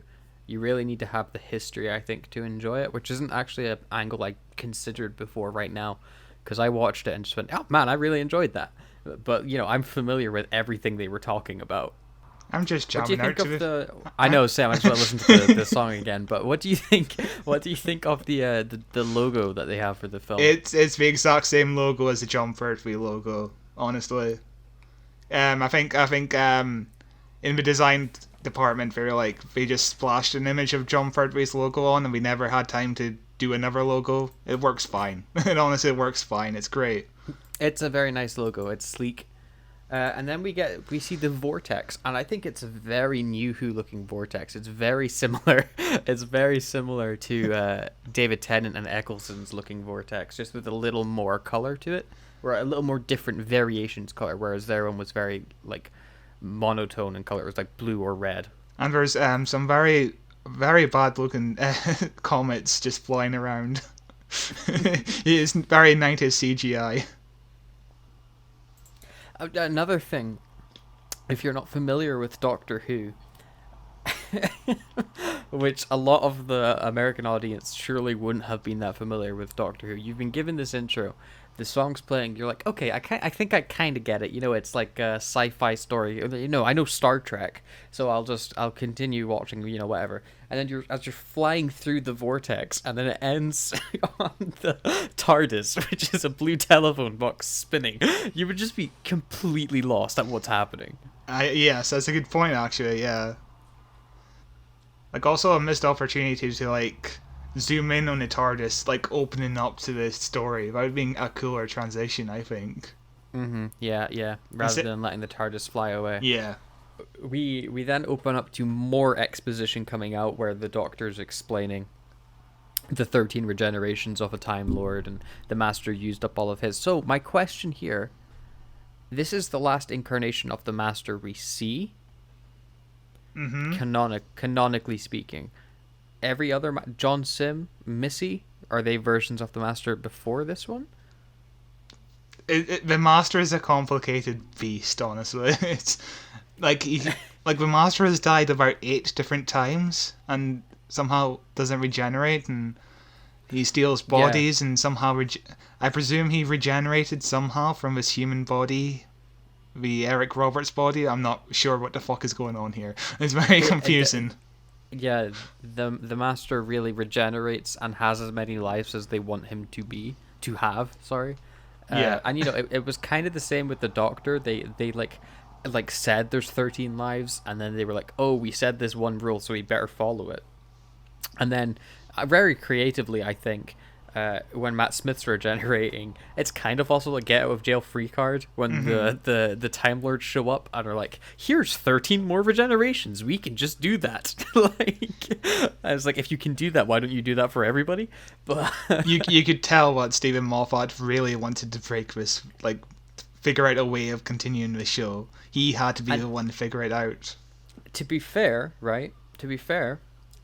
to the Timeless Child, I think the Timeless Child's a better explanation than the Time Lords suddenly being able to grant more regenerations. Yeah. I'm in two heads about it, because I like the regeneration limit because it doesn't make the Doctor an immortal being who is an unstoppable force. You know, it gives them a sense of mortality, but also it means the show has a finite end point. Because at one point there's going to be the last Doctor. Totally. Which, you know, don't know. Yeah, it's a weird canon for a show. Like, at this point, the Doctor is essentially just a god. With the Timeless Child stuff, she's a god.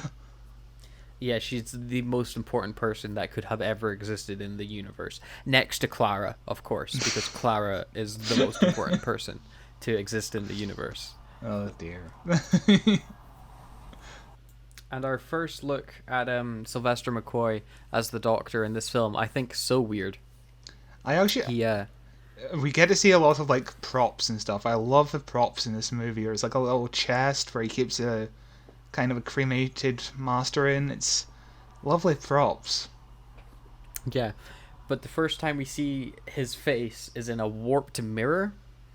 And it makes Sylvester McCoy's face look all weird. And I guess that's the point, because you're trying to get across the idea that this is like a otherworldly, eccentric character, but also it makes him look like a monster. And you're like, what is happening?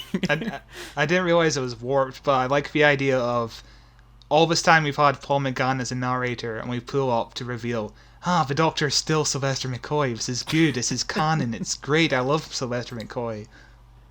Sylvester McCoy, like even in the small part he has in this film, is phenomenal. Like, and then we cut to some jazz music, and I loved the music that they chose to play. Yeah, it's stock music, but it's a great choice of music. Yeah, I love it when the record player sticks on time. So it's time, time, time, time, time. It's like, haha, get it? Because it's about time travel. Wait, what? Yeah. I didn't know this. Does so in this, Paul McGann says that he was nearing the end of his 7th life, which means Sylvester McCoy's Doctor is getting pretty up there in age. And it's pretty rare for the Doctor to actually regenerate from old age. I think Matt Smith was the only one that actually regenerated from getting too old. Actually, maybe the first Doctor? I don't know. Who's the longest life the Doctor's had in a body? I would have to be Matt Smith. Yeah, definitely Matt Smith, because you count those. Because Matt Smith was like 900 odd years old when he started, and then suddenly I don't even know. The Doctor's age is very confusing. Not even talking about like just the actual age of the Doctor's body, but like the mortality of the current regeneration he's in. Because you've got Matt Smith, who went from being young and youthful to the wrinkliest man alive. Mm-hmm. And then you've got, like, Paul McGann was the same. Not Paul McGann. Shut your face, dog. The joys of being back home. Quiet. Your dog just has very opinionated thoughts about Doctor Who. Yeah, I know. They really hate Sylvester McCoy. My PC. And like Matt Smith ages so much that he regenerates from old age. Mm-hmm. We see David Tennant age to a point where he becomes like a raisin man. Like he shrinks all the way down.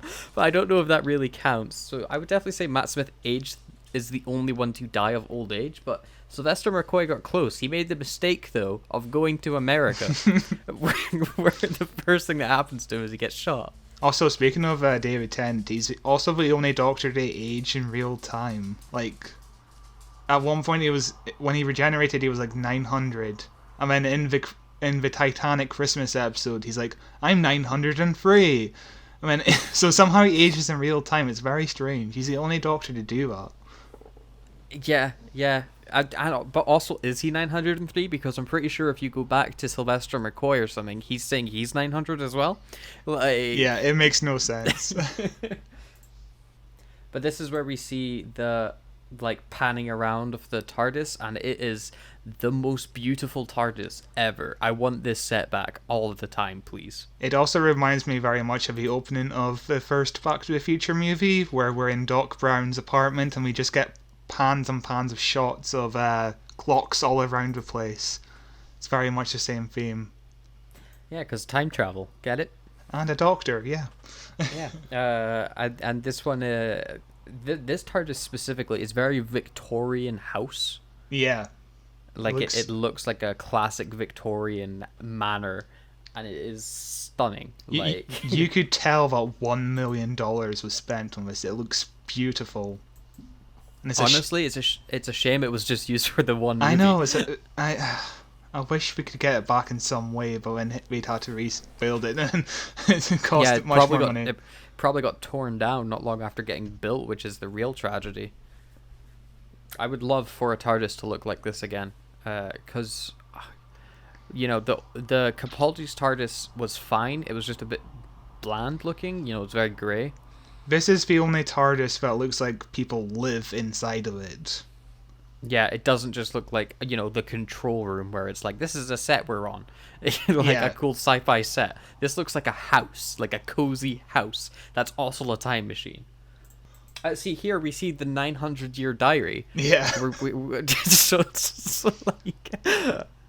Although seeing that diary, all I could think about was River Song's book. Mm-hmm. That's what the thing reminds me of. But yeah, the Doctor's age is a big, fat lie. Maybe he got the idea of the diary from River Song, because in canon, he met River Song by this point. but his memories got erased several times. But a part of his memory from the diary could have remained. Yeah, that's a good headcanon right there. We see Sylvester McCoy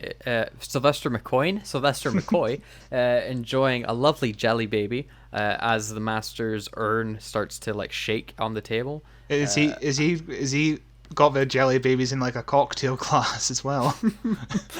Like it's a delicacy as he's sitting and relaxing with his cup of tea in the book. He also does a thing that everyone does in this film. When they're handed a jelly baby, they sniff it first. Yeah, I just thought that was noticed so that. peculiar. Huh. Maybe the instead of sugar on top, it's cocaine, and he's sniffing the cocaine. A thing that I did enjoy is when he pulls up the book, he's reading The Time Machine by H.G. Wells, which I think is just a wonderful wee joke. But then the Master's urn starts to break open as the record player starts skipping, saying time, time, time over and over again. Dun dun dun, dramatic. I think it's very fun.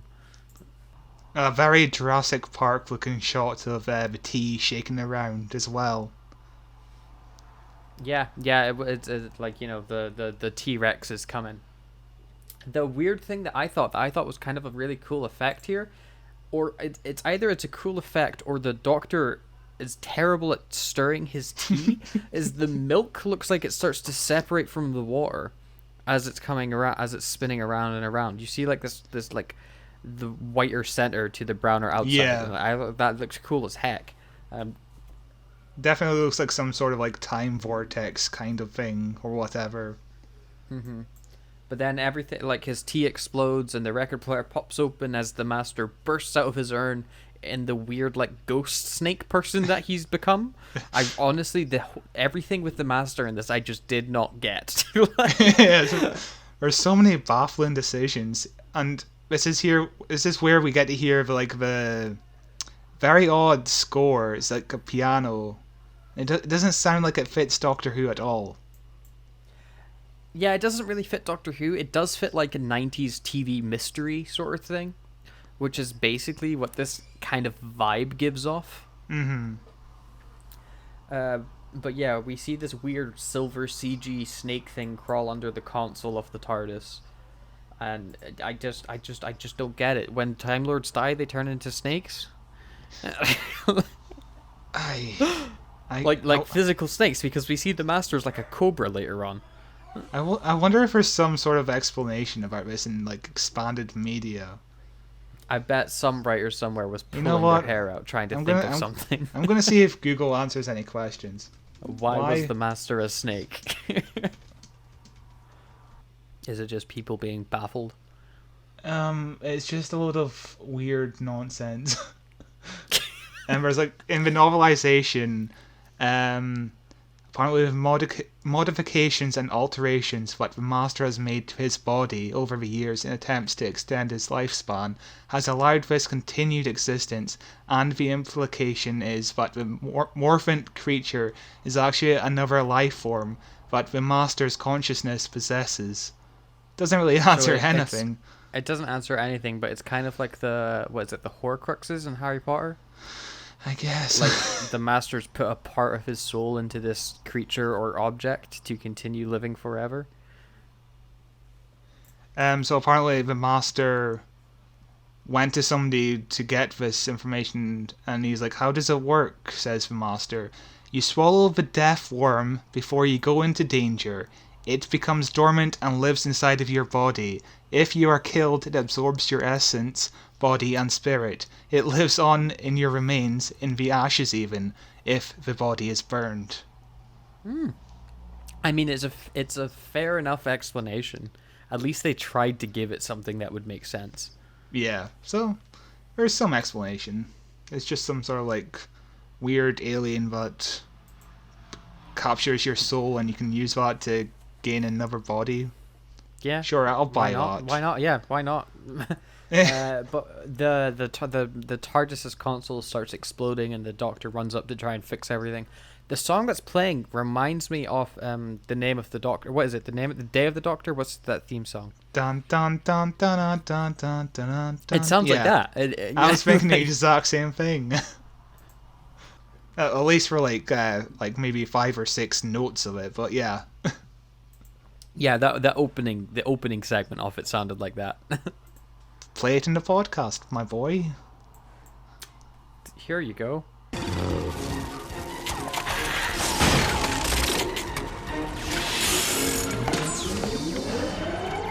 Oh no.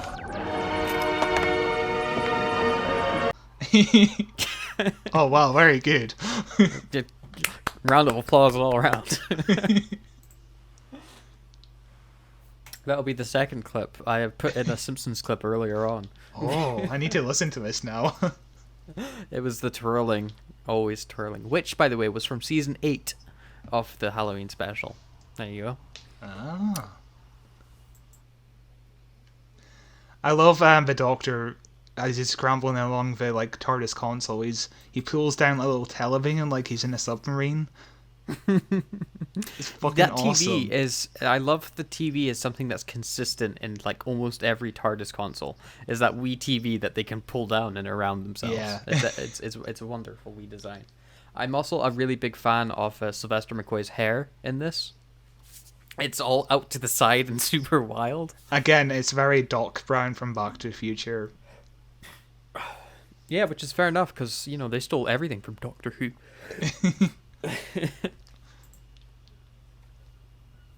But the Doctor promptly makes his way over to the Master's urn, where he stares at it dramatically as we see ooze pouring out of it, which is how you know the Master is a ghost, because if Ghostbusters taught us anything, is that they leave ectoplasm behind. But yeah, we get another nice little shot, transition of the TARDIS flying down to Earth, and then suddenly it's a fisheye. Yeah, it's a lot of match cutting sort of stuff going on. It's makes transitions really cool. I wonder if it was a real fish head they cut off. I bet you it was. Probably, yes. Yeah, that's a shame. And then we go through outside of a window and we pan out to reveal the streets of San Francisco. It's a very nice looking shot, very cinematic.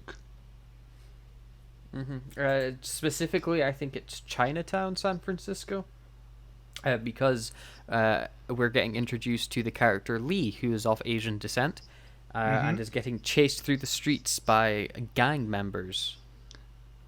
In Doctor Who.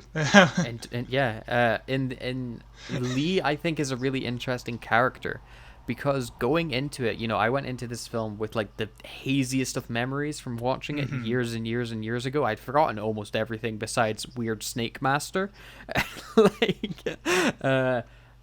Lee, I was just in my head was oh yeah, he becomes companion with the Doctor. And and then when he ends up with the Master, I'm oh shit, I just did not see this coming. To be fair, he is pretty forgettable, I think. I think if he was with the Doctor, he'd be more memorable.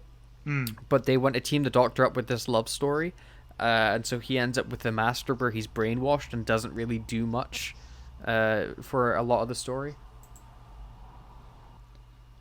But yeah, this scene was very cut when it arrived in the UK, because just 3 months before, there was a mass shooting in a school in Dunblane in Scotland, so the last mass shooting of Scotland, of the UK, so yeah, it was pretty sensitive times. Yeah, and it's very tragic, but the one thing I have to give props to us after that is we tightened gun laws. Yeah, and now we haven't had a school shooting since. So, America. Yep. Just Yep. Yeah, but we see Lee and his gang friends shooting at some guy in a car. Do we ever find out who this guy is? Some head of some mob family or whatever, I guess. I don't know. Just some guy. Yeah. It's America. It could be anyone.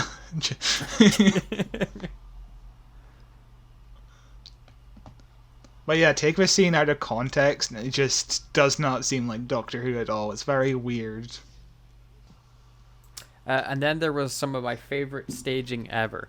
As Lee and his friends are walking away, a pipe falls from behind them, and they all turn to see, like, what caused that pipe to fall down? And then we see all of the gang members that were trying to get them, who were hiding behind boxes, all stand up at the same time, like, aha, we got you. Like, why hide behind? Why not just get them when they were shooting at your friend? Why did you wait? Like, yeah, it is very strange. You know what it reminds me of?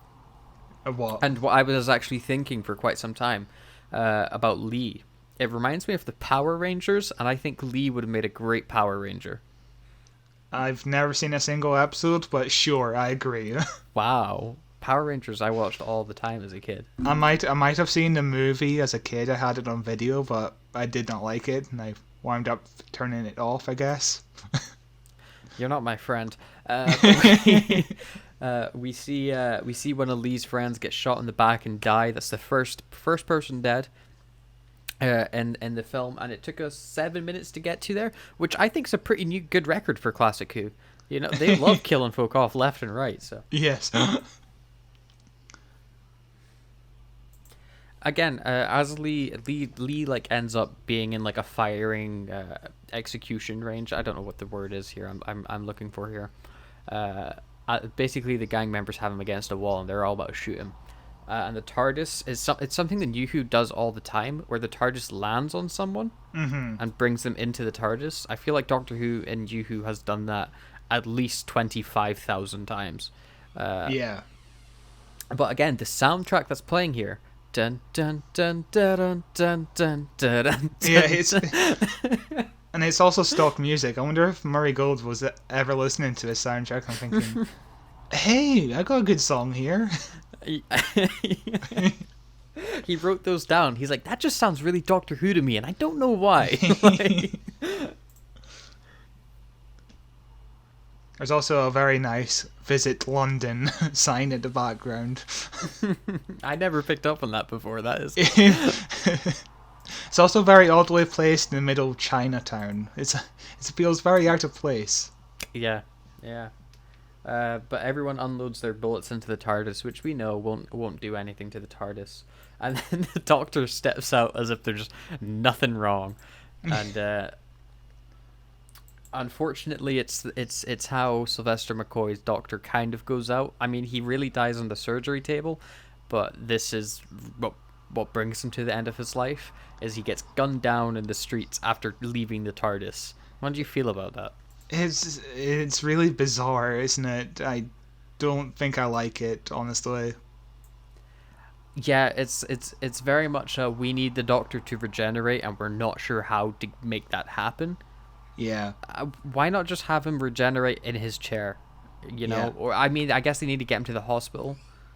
In the first draft, the Master was actually the reason for the Doctor's regeneration, which would make a lot more sense.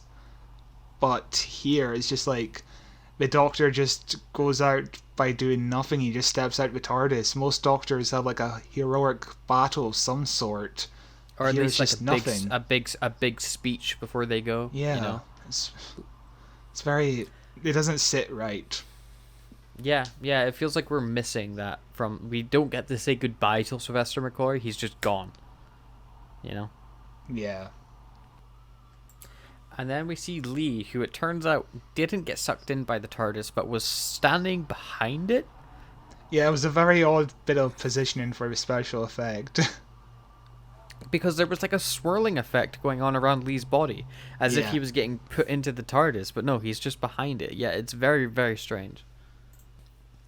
A piece of blocking, that I did like here though, is so there's two people dead right now. There's the Doctor and Lee's friend, and the first person Lee checks on is his friend, because he doesn't have a relationship to the Doctor and he doesn't really care about him throughout most of the film. But he does care about his friend, so that's the first person he goes to, and I very much enjoyed that little tiny piece of blocking there. I do also like a alien spaceship just landed in front of him, and he checks the body of his dead friend. I think that's also a bit of an odd thing. Yeah, I don't think he ever questions the TARDIS showing up in front of him. Yeah, like later on, he walks in, he runs into the TARDIS, and he's like, "Whoa, it's bigger on the inside." And he's like, "You saw the TARDIS land earlier. It was a bit of a bigger shock, wasn't it?"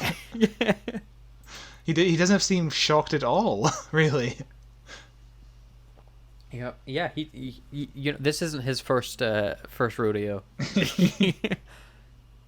But he, after checking on his friend who's very much dead, he then goes and checks on Sylvester McCoy, who tells him that there's a timing malfunction. Whatever does that mean? Well, it was the excuse the TARDIS came up with to crash land. So.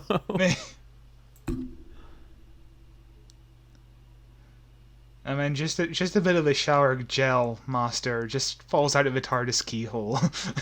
Yeah, which is kind of gross. Yeah. It's a pretty gross looking thing, but I kind of like it. It looks kind of like Loop. I'm just gonna say that. Yeah, it's got some viscosity to it.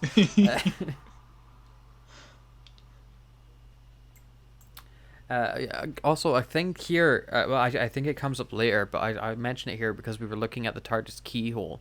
What do you think about the TARDIS key in this film? Yeah, it kind of latches It's like open, a hidden, doesn't it? it's like a hidden compartment, and then you stick a bigger key in, and then. I think I could be wrong here. I didn't look into this much, but I think that's something John Pertwee kind of introduced, and it just got used here. I'm not exactly sure how he introduced it, but I think that's a John Pertwee carry on. Interesting, because it's definitely not something they brought into New Who. In New Who, it's almost like just a regular house key because he gives it out to fucking everybody. Yeah. Like, I kind of like it. It's kind of interesting. I think it adds a bit more sci-fi shipness to it rather than it just being like a shed. I didn't like later on in the film how he keeps a spare key above the TARDIS. It's kind of fun, it's that dumb Doctor Who humor that shows up every now and then. Where you're like, why would you do that? That makes no sense. Other than it's like a British thing to do. And then Lee has this really weird line where we've heard him be called Lee, but we don't know his name, and there's no real. I mean, he could surely give his name to the ambulance crew when he's like, "Oh, I'm Chang Lee," but he goes, "Hold on there, doctor. Chang Lee will help you." Yeah. like he refers to himself in the third person in the most unnatural way possible.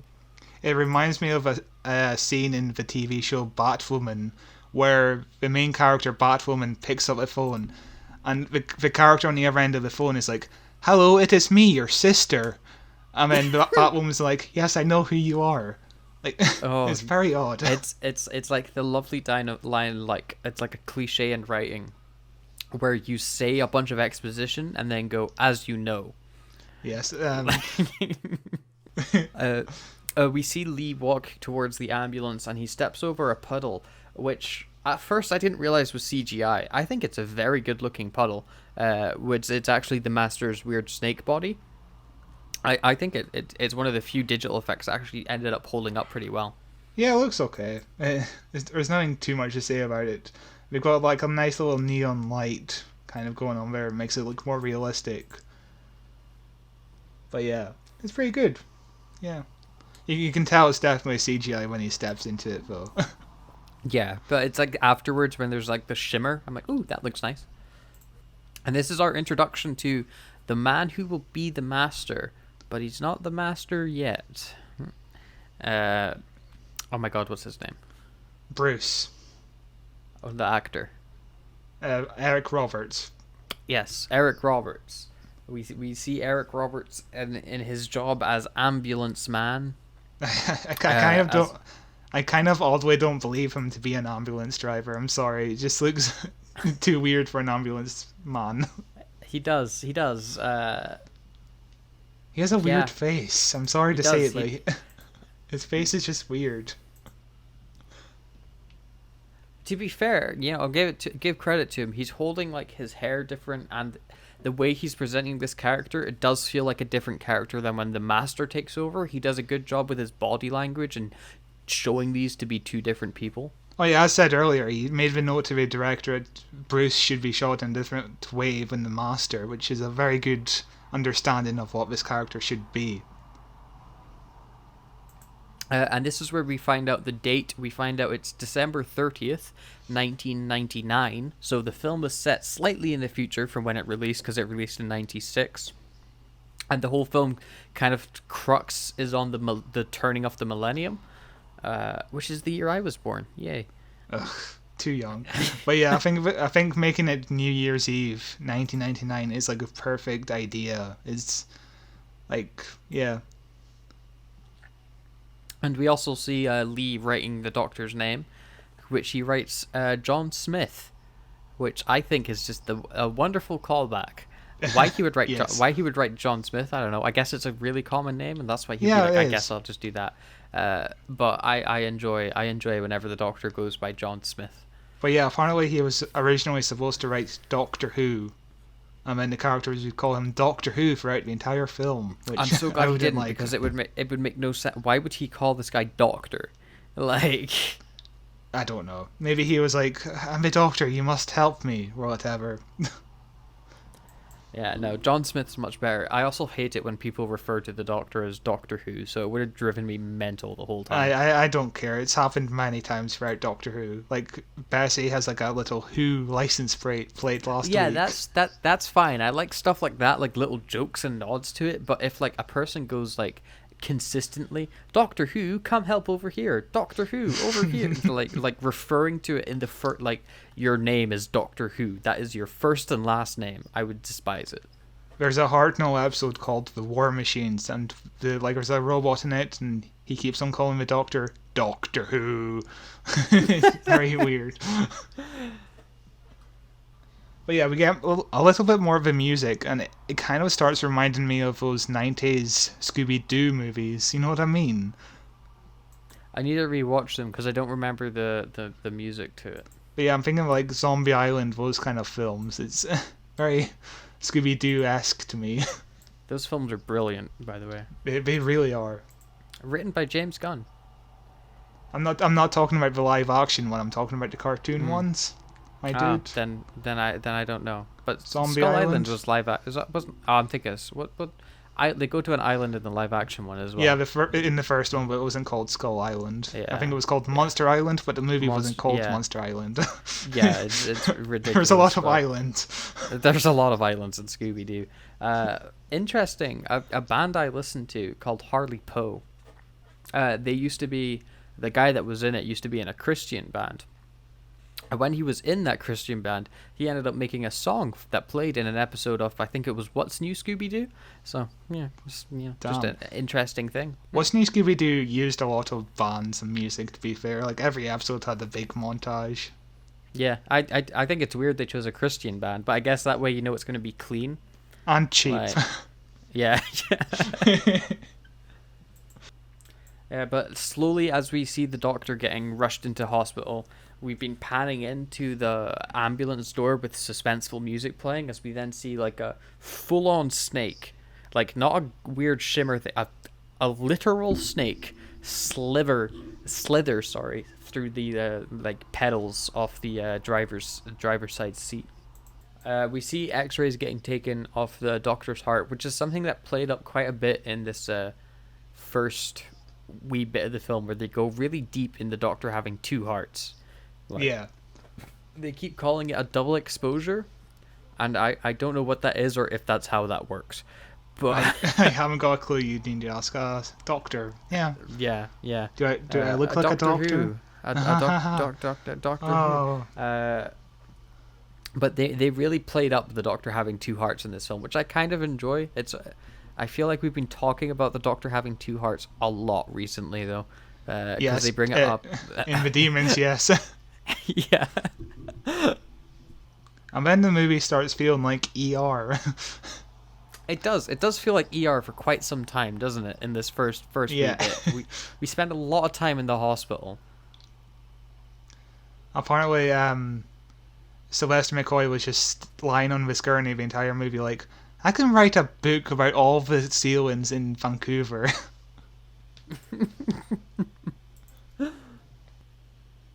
So we see the weird snake thing that the Master's turned into, which now no longer looks like a snake, but is back looking like a silhouette silver blob, slither into the jacket of was Bruce is the guy's name, of his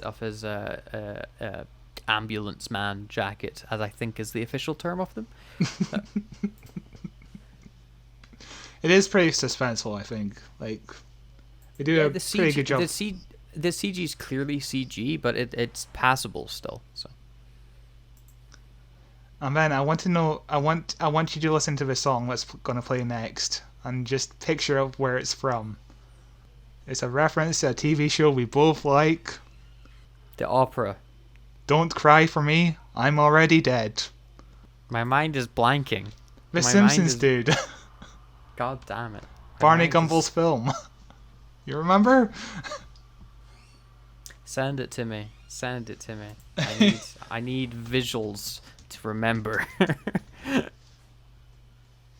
I'll also include... This is an episode with a lot of clips, which is good. I feel like the past 3 or 4 weeks we've had no clips.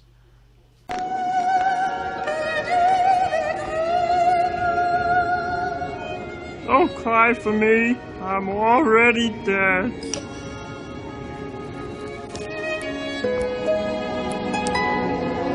Yeah, it's the same song. It is the exact same song. You are completely right. What a tragic short film. Man getting hit by football was much better, though. But this is our introduction to the Doctor's companion, who's a doctor. Ha ha ha. They love doing that. That's like the whole premise of series 3 with Martha. Yeah. She's a doctor as well.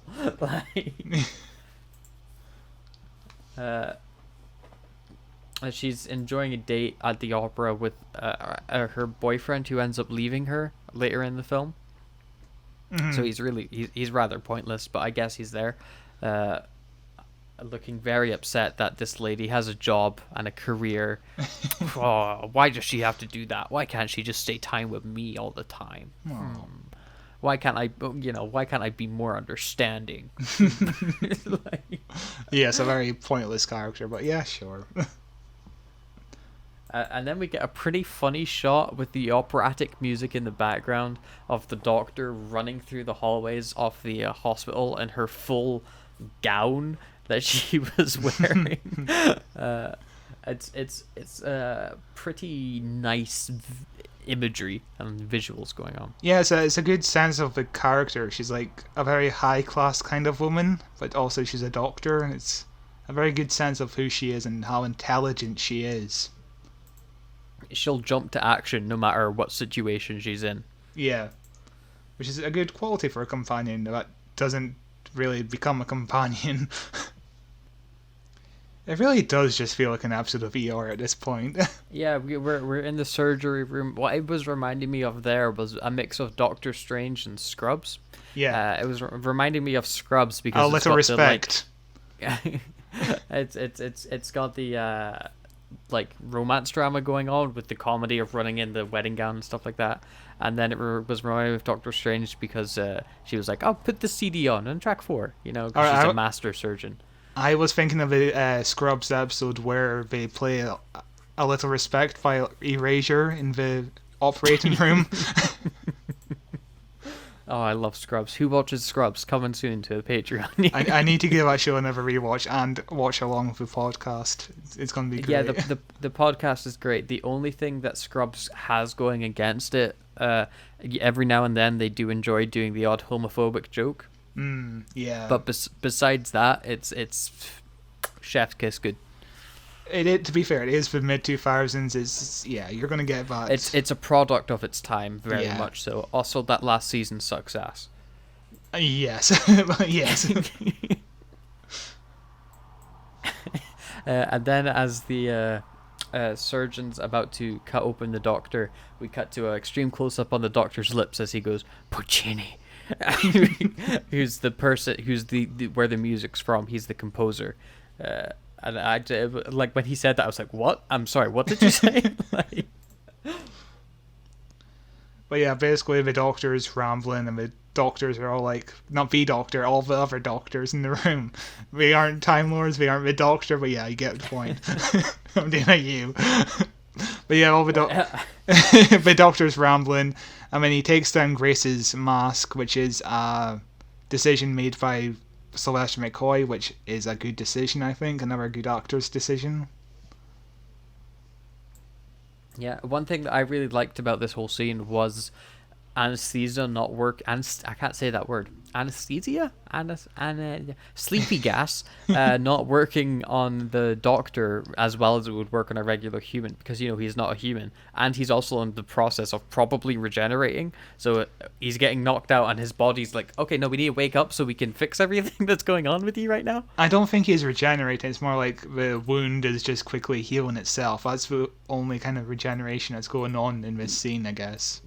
Yeah, but like those cells are still active at this moment, so they're going to be fighting off anything that's trying to harm him or knock him out.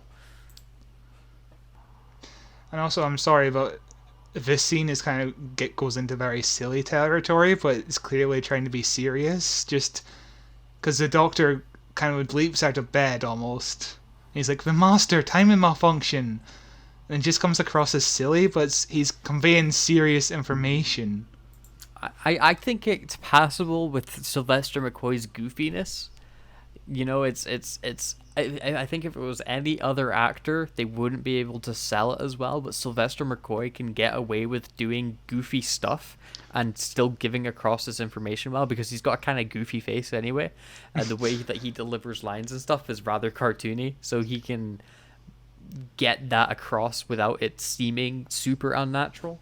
Fair point. A thing that I liked in this scene is when the person in charge of the hospital is showing investors around, and they have like a viewpoint to the surgery, and he's like, "This is a super cool surgery we're doing with this like micro camera going in," and then when it goes wrong, he's like, "Okay, let's just shuffle away from the." I think this character needed a bit more in the movie, honestly, because there's a scene later on, we'll get to that, but yeah, I think he's a bit little underwritten for his character. And speaking of two hearts, we're back talking about them as they've got the probe into the doctor's chest, and the surgeon's expecting to be somewhere where she's not, but she ends up in the doctor's second heart and makes her think she's completely lost. Also, a thing that I think is weird here is when she's in the blood, you're seeing full blood cells, like the way that blood cells look under a microscope. So is it what's happening here? Is that I'm confused. Apparently, we're looking at real like heart surgery footage or whatever. Like that's what I've heard. Anyway, this is real footage. That's very surprising if that's what cameras can pick up blood looking like. If you just see the actual cells. Yeah, I have I failed science and all the biology and all that shit, but so I don't know. I got a C in biology, and I didn't do biology. I did chemistry and physics. So Mr. Smarty Pants over here. If you want to throw the guy's heart into a tub of acid, I'll be able to tell you if that's okay. But and then there's a bit here that actually made, like, even watching it back makes me go, ugh. It's when she goes, "Let me try something," and she pushes the probe in deeper. The sound effect they have for the wire going in, it's like a squelching noise. It like sends a shiver down my spine every time, and the doctor's leg jolts when it happens and just sells it even better. But we do get like the same shot like 3 times in a row of the doctor kicking away the table, which is very odd editing. It's like what they do with explosions. Sometimes the shot's so expensive you cover it in every angle, and just that tray, expensive. So I can't unhear the dun dun dun dun dun dun dun, dun from the soundtrack right now. It's all that I can hear in the goddamn soundtrack. Goddamn.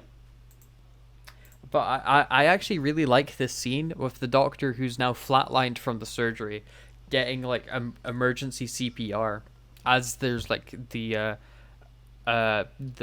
cinematic dun dun dun dun, dun, dun with the operatic singing even on top of that, it creates for this really chaotic seeming, like everything is going wrong at once sort of scene. Yeah, that's a good point actually. Yeah, initially I didn't like how the music didn't fit at all with the opera music, but I guess it does add to the chaotic nature of what actually is happening here.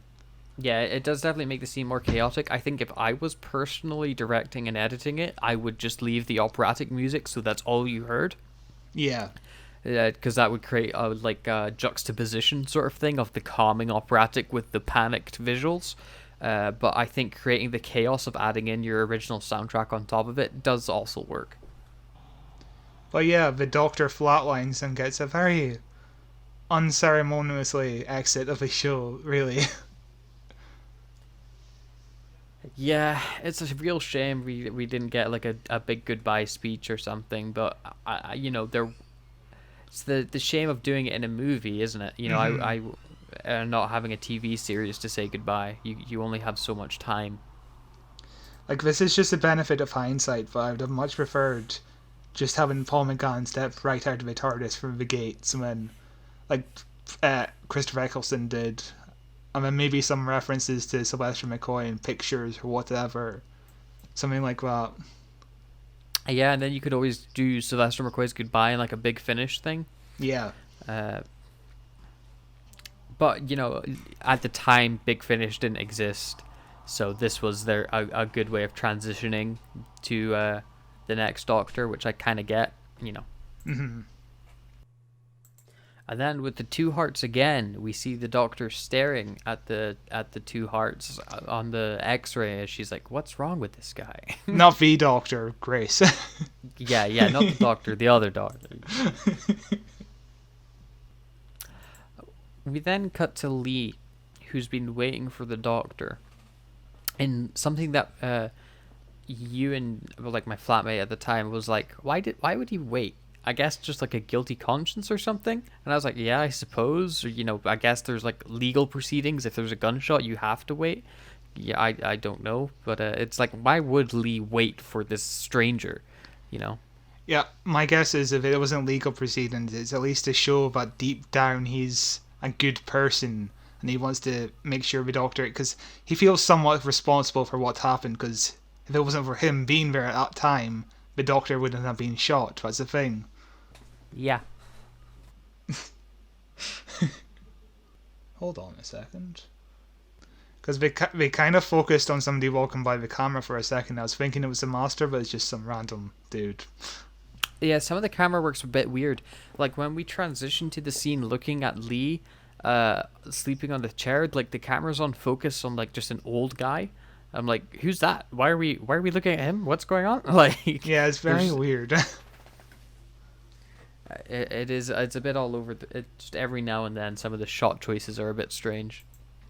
But it still looks a lot better than what we'd have done in Classic Who. Like, we'd have never gotten a realistic-looking hospital in Classic Doctor Who. Yeah, I think the only real shame about the cinematography here is that it was a TV movie, so we can't have it in lovely 16:9 with the letterboxing and stuff like that. We have to have it in 4:3. Which, you know, it still looks really good, but it looks like a TV show. It doesn't look like a film. I do wonder what this was shot on, because if it was shot on film or something, you'd have been able to transfer it to 16:9, but I guess we would have done that by now if it was shot on film. Yeah, or if it was even shot for 16:9, they probably shot it for 4:3 because that was standard definition.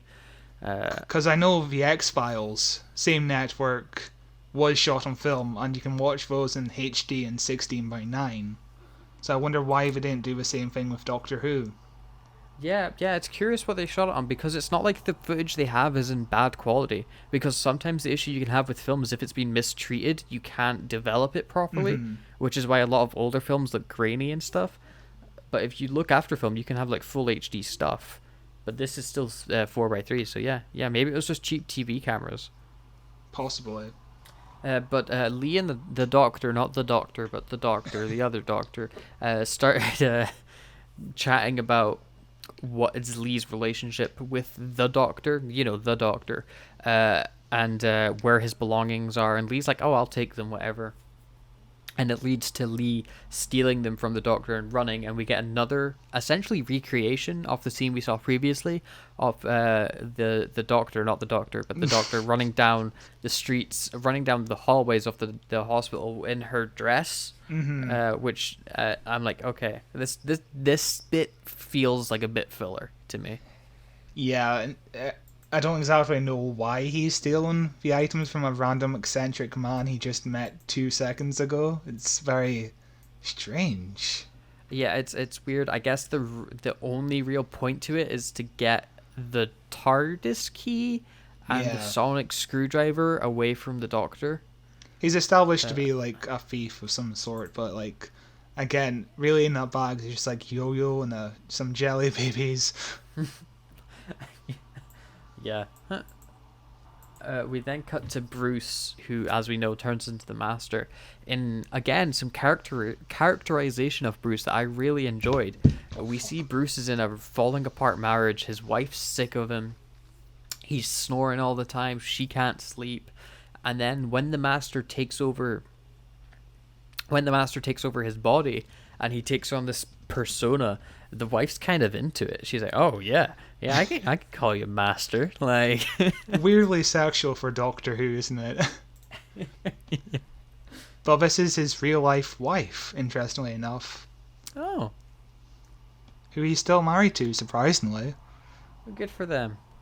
Yeah. Even with his snoring, they're still together. Even with his weird demon getting possessed by a demon quality to him. Even with his breaking off her neck where she died. But yeah, like one of the conditions Eric Roberts had on this film was that he had to bring along his family to the set and all that. So that's why she's played by his actual wife. We see the Master's snake thing slither out of Bruce's jacket, and my few questions I have here. Did Bruce not wear his jacket? It's raining outside. Did he not feel the giant snake that's in there? Even if it can flatten to a puddle, surely you'd feel the puddle. And yeah, but it's raining outside. He would just think it's just from the rain. Wet. Yeah. He's like, I need a new jacket. This one's clearly not waterproof. And two, the snake that comes out has the ugliest face I've ever seen. It's like a mix of like a human face with a snake face. It's weird. Yeah, it looks very. It reminds bad. It reminds me of What We Do in the Shadows, where the character sometimes transforms into cats or whatever, and it's just this weird, creepy CGI creature. Yeah, it doesn't look good, and this is my least favorite thing in this movie. Yeah. If it's the one thing in the film I think I would change drastically. Yeah, it's very silly. Then they give the camera to Tarantino for a while, as we have a close-up on Sylvester McCoy's feet as he's getting wheeled into the morgue. It's some really good camera work, though. It is a really nice shot. The camera's on the gurney as it's getting wheeled, which creates the static shot and a moving background, which is something that I love all the time in film. Also, in the scene where the snake is coming out of the jacket, we get a nice little kind of like a little journey across the room and all that. Mm-hmm. Yeah, we see the pan across the bedroom. Okay, the guy that plays the mortician is the word, that makes all the jokes and is working on the Doctor's body. Mm-hmm. Who is he? Because I recognize his face. The fat one is the guy. He's also in the new Three Stooges movie, which I found out while doing research for this. Interesting. I think he plays a fat stooge, whatever his name is. Curly? I'm not sure. Don't know. Apparently these characters were supposed to be called Bill and Ted, if you understand that reference. I do understand that reference. It's from The Matrix. But yeah, basically the script supervisor was like, this reference is too stupid. Fucking remove it. But has that guy been in anything? Let me look it up, my dude. Because I recognize his face, and it was annoying me but not annoying me enough where I would bother to look it up. The thought one, yes. Yeah, yes. The larger gentleman. Very PC of you.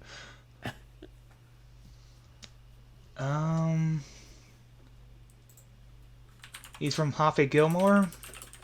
Oh, maybe that's where I recognize him. Apparently, he was mover number 1. He plays Randy Newman in Family Guy, apparently. Will Sasso is his name for anybody that wants to look him up. What would I know him from? Let's find out. Yeah, he just plays a lot of characters. It must be Happy Gilmore I know him from. Let's find out who he was in Happy Gilmore. He's from How I Met Your Mother. He's Doug the bartender. That's where I know him. Yes, 2008 till 2012. Damn. Bartender in How I Met Your Mother. Of course. Whoa. A very minor character, but yeah. He lost a lot of weight. He's more slender in How I Met Your Mother. He's still larger, but he's not as large as he is in this. Because it's like he shows up for one or two episodes. He's 1 or 2 episodes. He's in How I Met Your Mother as like the soft-hearted but will punch you in the face in the back alley bartender guy. I need to watch that show again, but I'm not too sure about the final. I'm not the biggest fan of the final season of How I Met Your Mother. Also not the biggest fan of Ted. I find him really hard to get on with. Which is a problem for a show when he's the main character and narrator. It's also why he probably hasn't been cast in a lot of things, unlike his other co-stars. Yeah. Oh, he has a band though. He makes like okay music. It's not my sort of jam, but yeah, I think I heard his song about his friend committed suicide, but that's about all I've heard of his music. That's a shame. Yes. How I Met Your Mother's a weird show. A good show. But there's a band I listen to called the Decemberists. I don't know if you've ever listened to them. They're very similar to the Mountain Goats. When I listened to the Mountain Goats a lot, that's when I discovered the Decemberists. And the Decemberists are kind of folky and do like 1500 to 1700s inspired-esque music. But they're featured in How I Met Your Mother for about 5 seconds, or for the chorus of one of thetheir songs where it goes, here I dreamt I was an architect, and then it just fades out, and I'm like, why did you put that in there? Don't they do a theme song? Who does the themes? Oh, I'm sorry. It seems way too poppy to do the theme song for the Decemberists. I'd be surprised if it was them. Fucking just give me the answer. The Solids, I'm sorry. I get confused between all these band names. I mean, they both start with the and end in s, so like it's understandable. But yeah, no, I would definitely recommend checking out the Decemberists. They normally have like 3 good songs per album, so.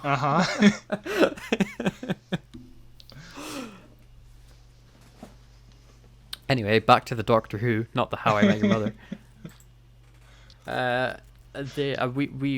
We find out that there's a costume party happening, which will play back in later on in the film. Also, we were talking about this the bartender guy from How I Met Your Mother. I don't think he's good in this film at all. I think he's giving a really bad performance. Yeah, I was thinking he was very Three Stoogey even before I realized he was from the Three Stooges. He's just too cartoony, and there's a scene later on where he undercuts a very dramatic moment. Yeah, he's very cartoony and doesn't sell everything properly, which I don't think it's entirely his fault. It's definitely down to direction as well. But it's always a mix of both performer and direction, with the criticism falling on the direction more so than the performance. And this is where we find out that now the day has changed from December 30th to December 31st. We are 1 day away from New Year's Day. Oh, New Year's Day. Yeah.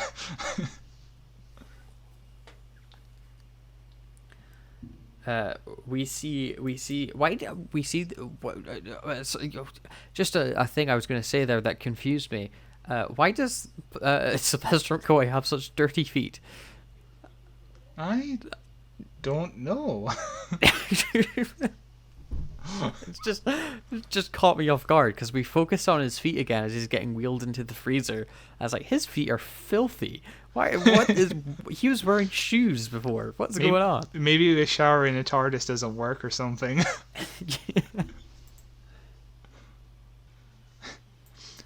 We then see the Snake Master climb into Bruce's mouth in some looking special effects. I think my favorite part about this scene is a part where it zooms up on the Master and we hear this like beast growling.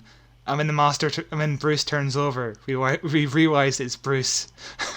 I think that's Bruce is snoring. Yeah. I think that's a great little bit of comedy. Also, for a short moment, we're in the film Alien as we see Bruce's shirt move with the snake underneath it, and like a wee bit of lighting that I liked here.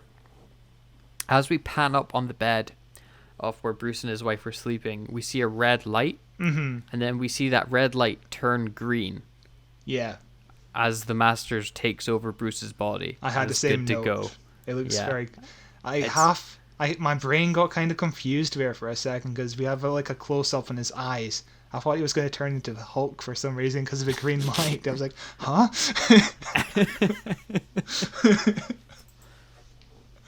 I don't know why I thought that.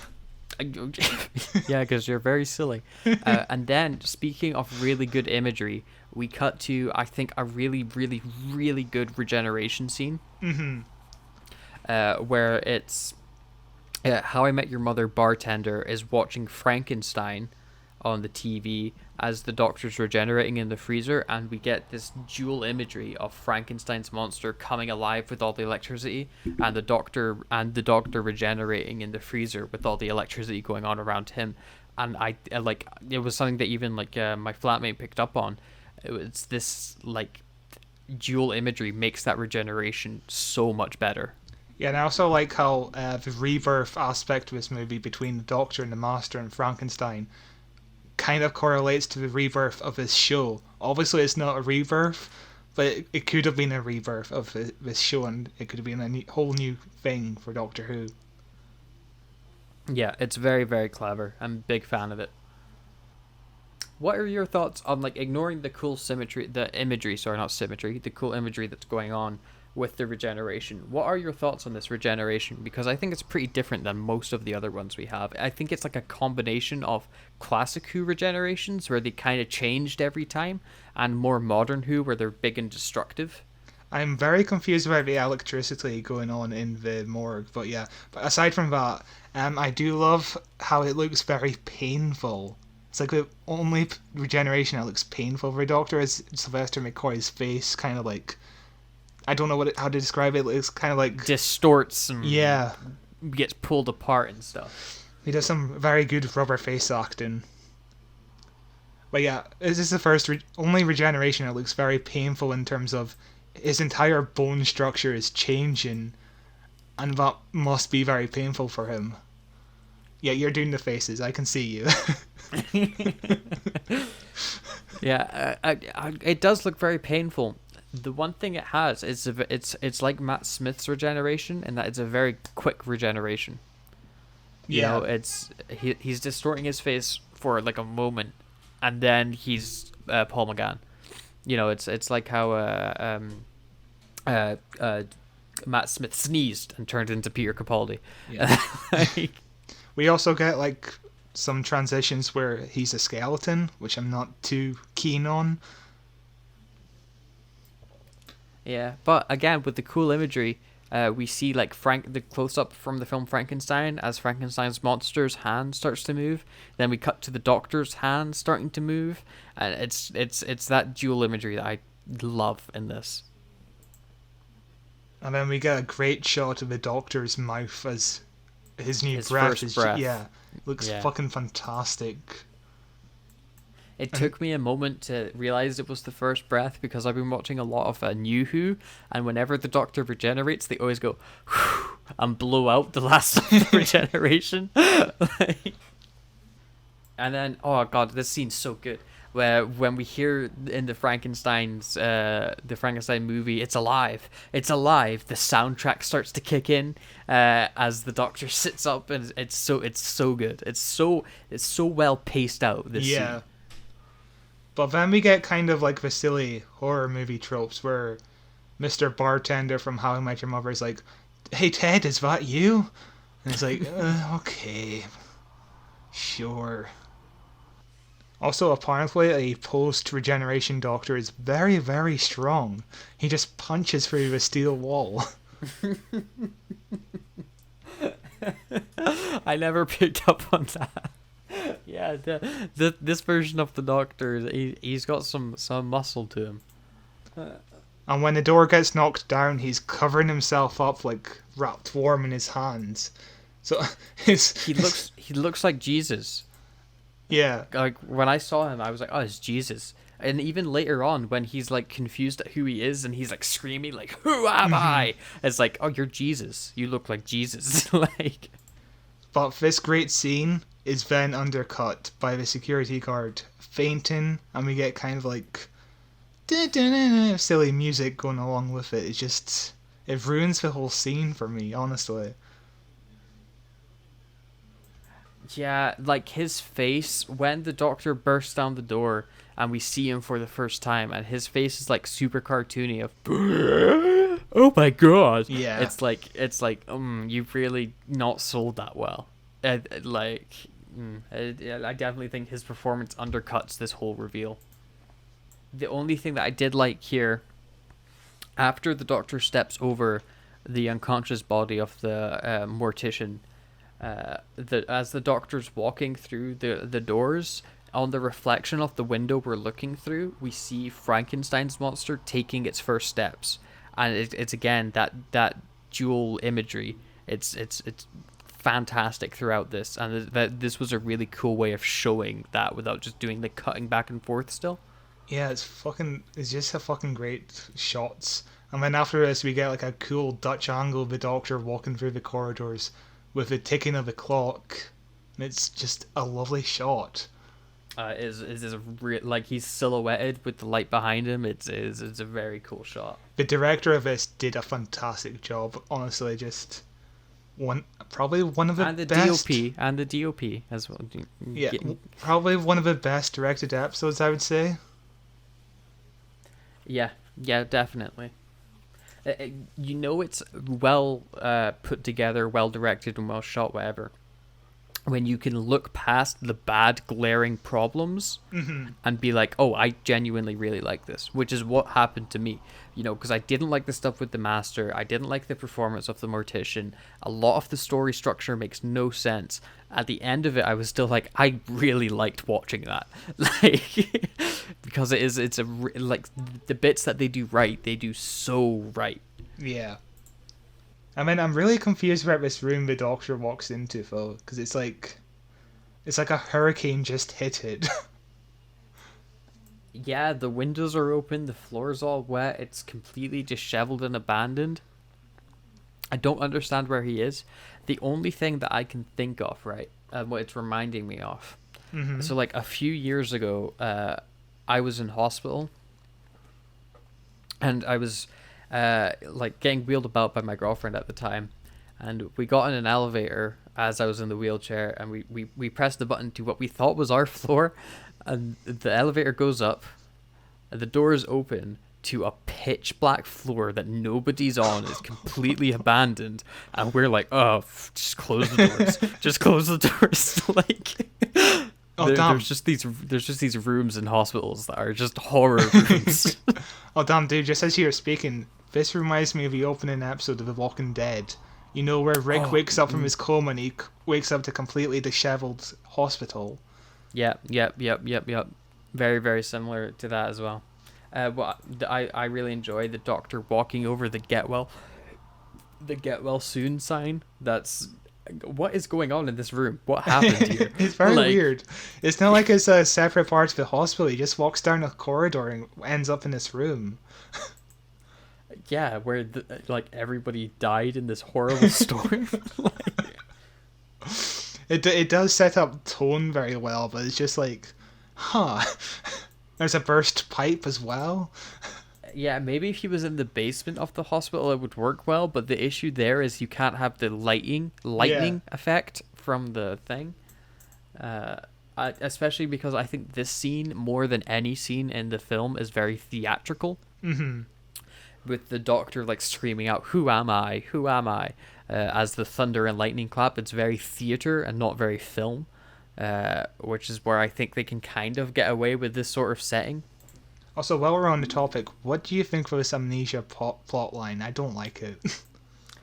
I honestly don't mind it. I think the doctor forgetting who they are when they regenerate's pretty consistent. It's Jodie forgot who she was when she regenerated, albeit for like 10 minutes.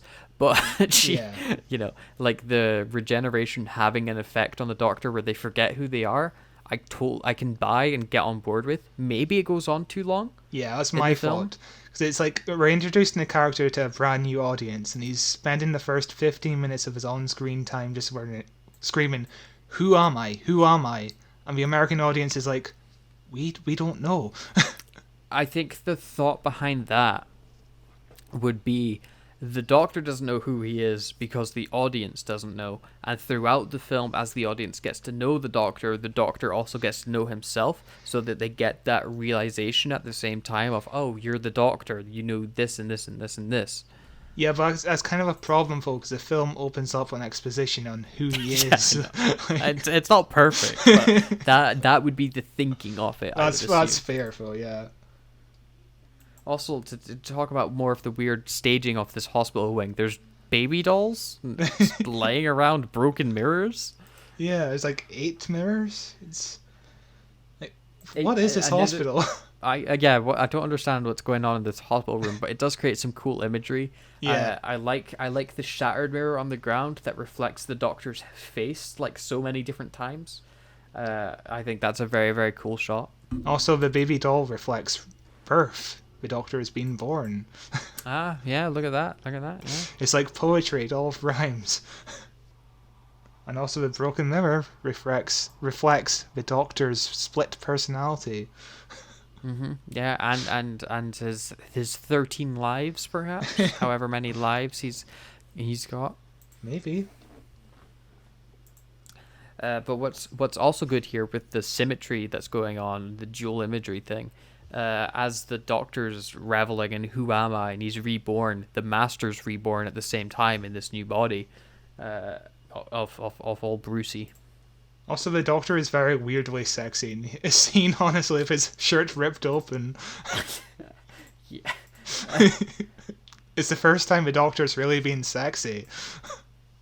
This is, we were messaging this privately after we watched the film.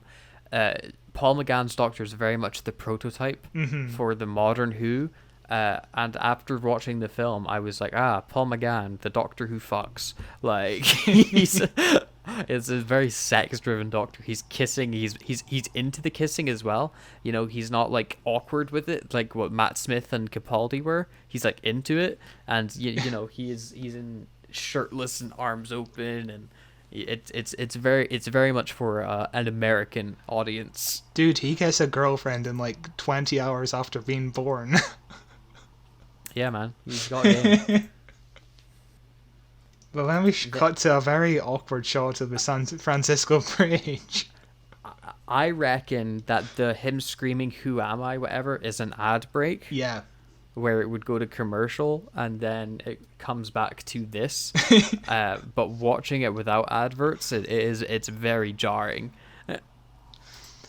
Because the music and just the shot, it feels it's like a completely different tone. Like, it just feels like a lovely day in San Francisco. And again, talking about it feeling like a medical procedural. We then cut to the doctor, sleeping on her couch reading like a medical book, You know, it's like, oh, cool, okay, so we're watching an episode of ER, and this is a doctor struggling to keep up with this stuff. Like, that's what it feels like. And if you were just tuning in, you'd be so confused. Especially with it being called Doctor Who. You'd be like, oh, okay, so it's about, like, doctors. Like... Yeah.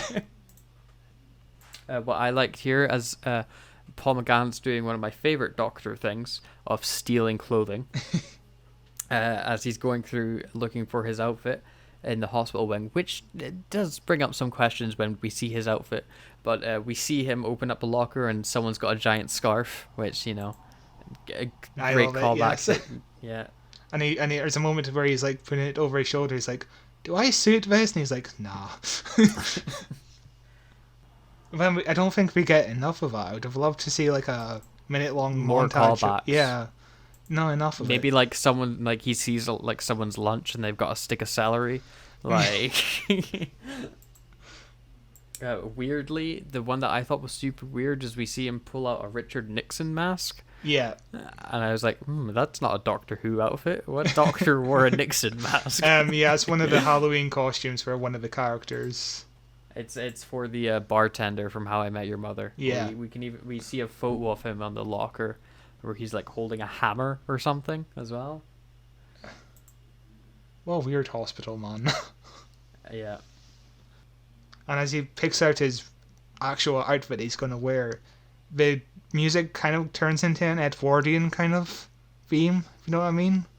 Mm-hmm. Yeah. My only question is who's working at this hospital that's dressing like it's the olden times? It's one of the outfits again. It's not the bartender's of course, outfit. it's Halloween. Yeah. Halloween, isn't it? Yeah, it's a Halloween costume. Yeah, it's forgot what he's an old cowboy from the West. Wild Bill Hickok's outfit. Yeah. Because we see him holding the gun holster and just dropping it to the ground because he doesn't need it. That's a very clever way of getting him into a classical looking outfit. And it does make a lot of sense. It's just a shame that the Master didn't go for a Victorian outfit either. It was like the Doctor and the Master doesn't fit at all together. Yeah, although I kind of liked it, you know, because we have the Doctor who's this classical time traveling guy who looks like he's out of time, and the Master who's more evil, trying to blend into society, you know, and so he's dressing in the era's clothing. That's fair. Yeah. It didn't feel too jarring to me. It's just that the lever just looks really outdated and weird. Then we get the scene that we talked about earlier where the Master's wife is like super into the Master being the Master, and it leads to him breaking her neck. Not the last sex joke in this movie, by the way.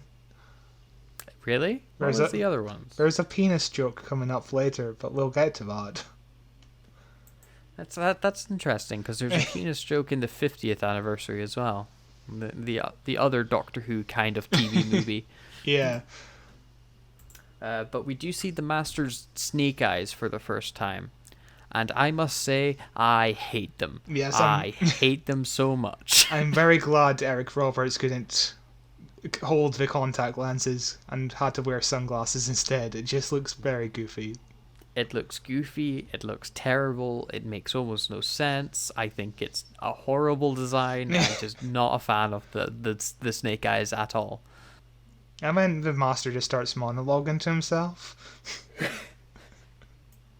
Yeah, and he's talking about how soon he'll steal all the Doctor's regenerations, which, you know, why doesn't he just go to Gallifrey and take some more? They're handing them out, hand over fist. So, yeah, this movie is really confusing with the Master. Yeah. And then we cut to the Doctor and the bartender from How I Met Your Mother. Not the Doctor, the other Doctor. Talking about what happened as he's explaining to her that a different guy came out.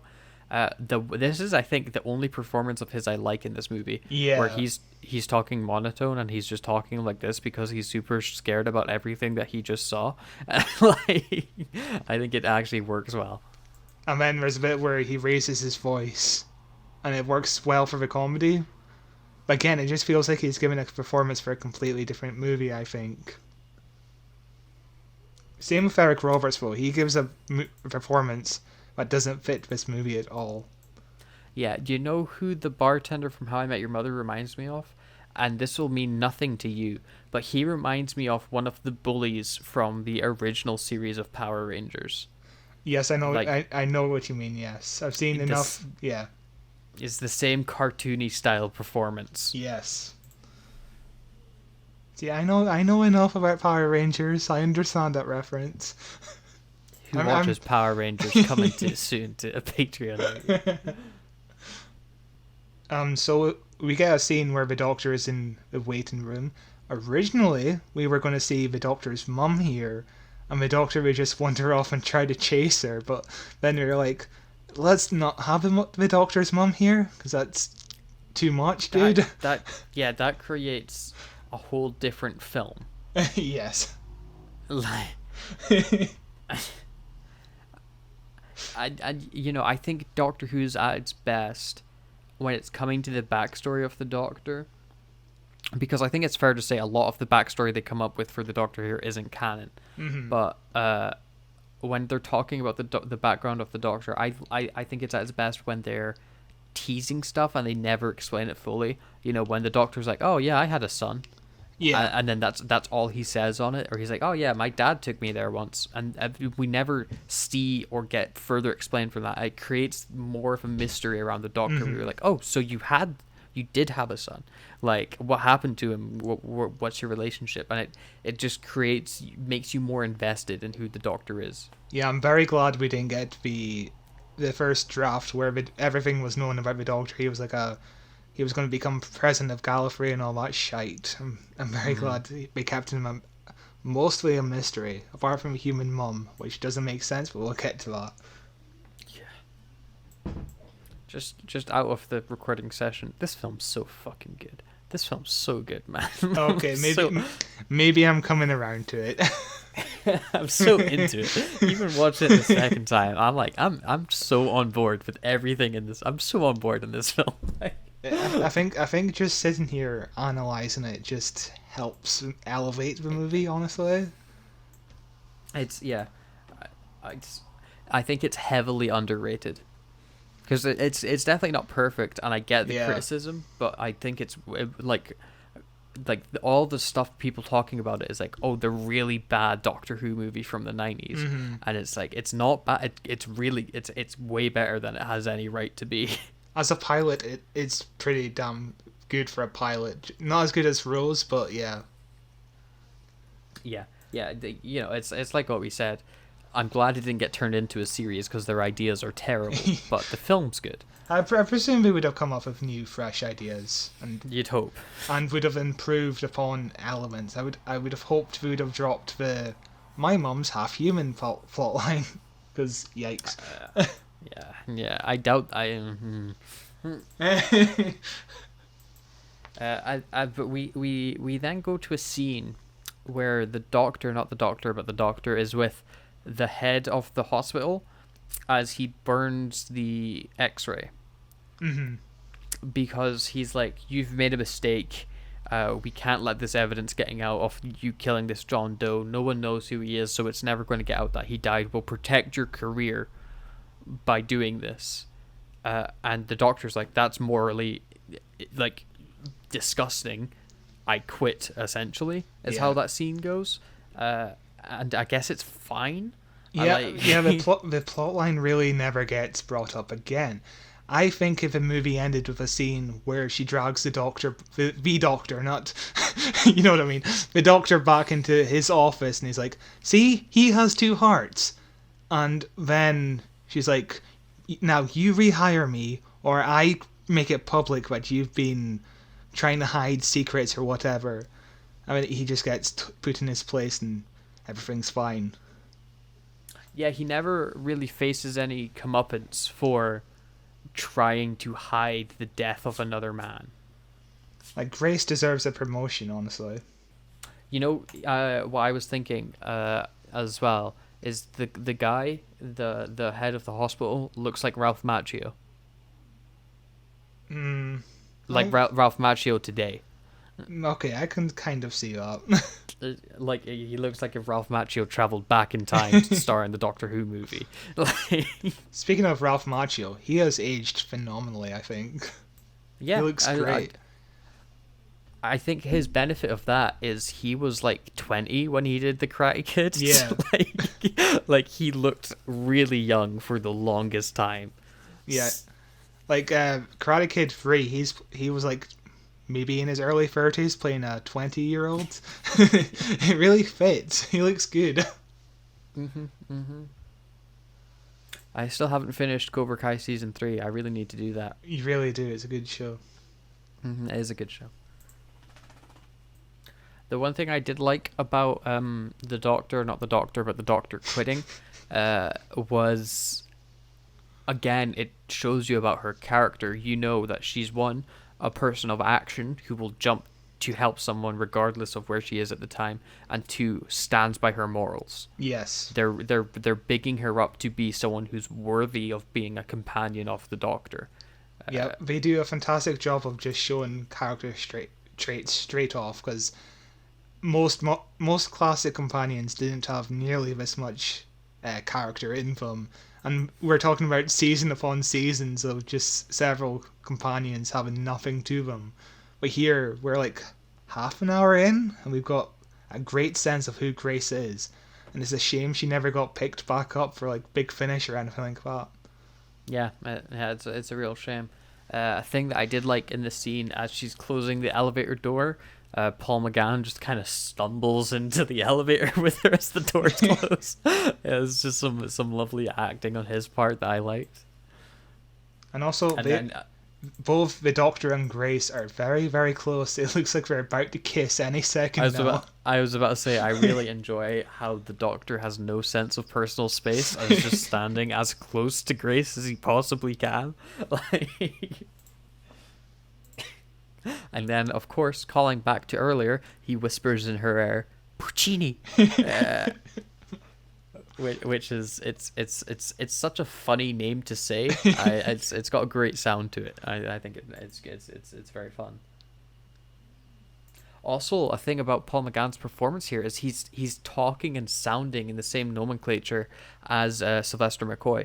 He's talking in a slightly higher pitched voice, and he's talking pretty quick. Which I think is like, because he hasn't fully realized he's regenerated yet. It's just this fun like crossing over of trying to find his personality still. I didn't pick up on that. That's an interesting concept. Yeah, I would like more Doctor Who actors to do that. Just have a little bit more of their old personality, just at the very beginning.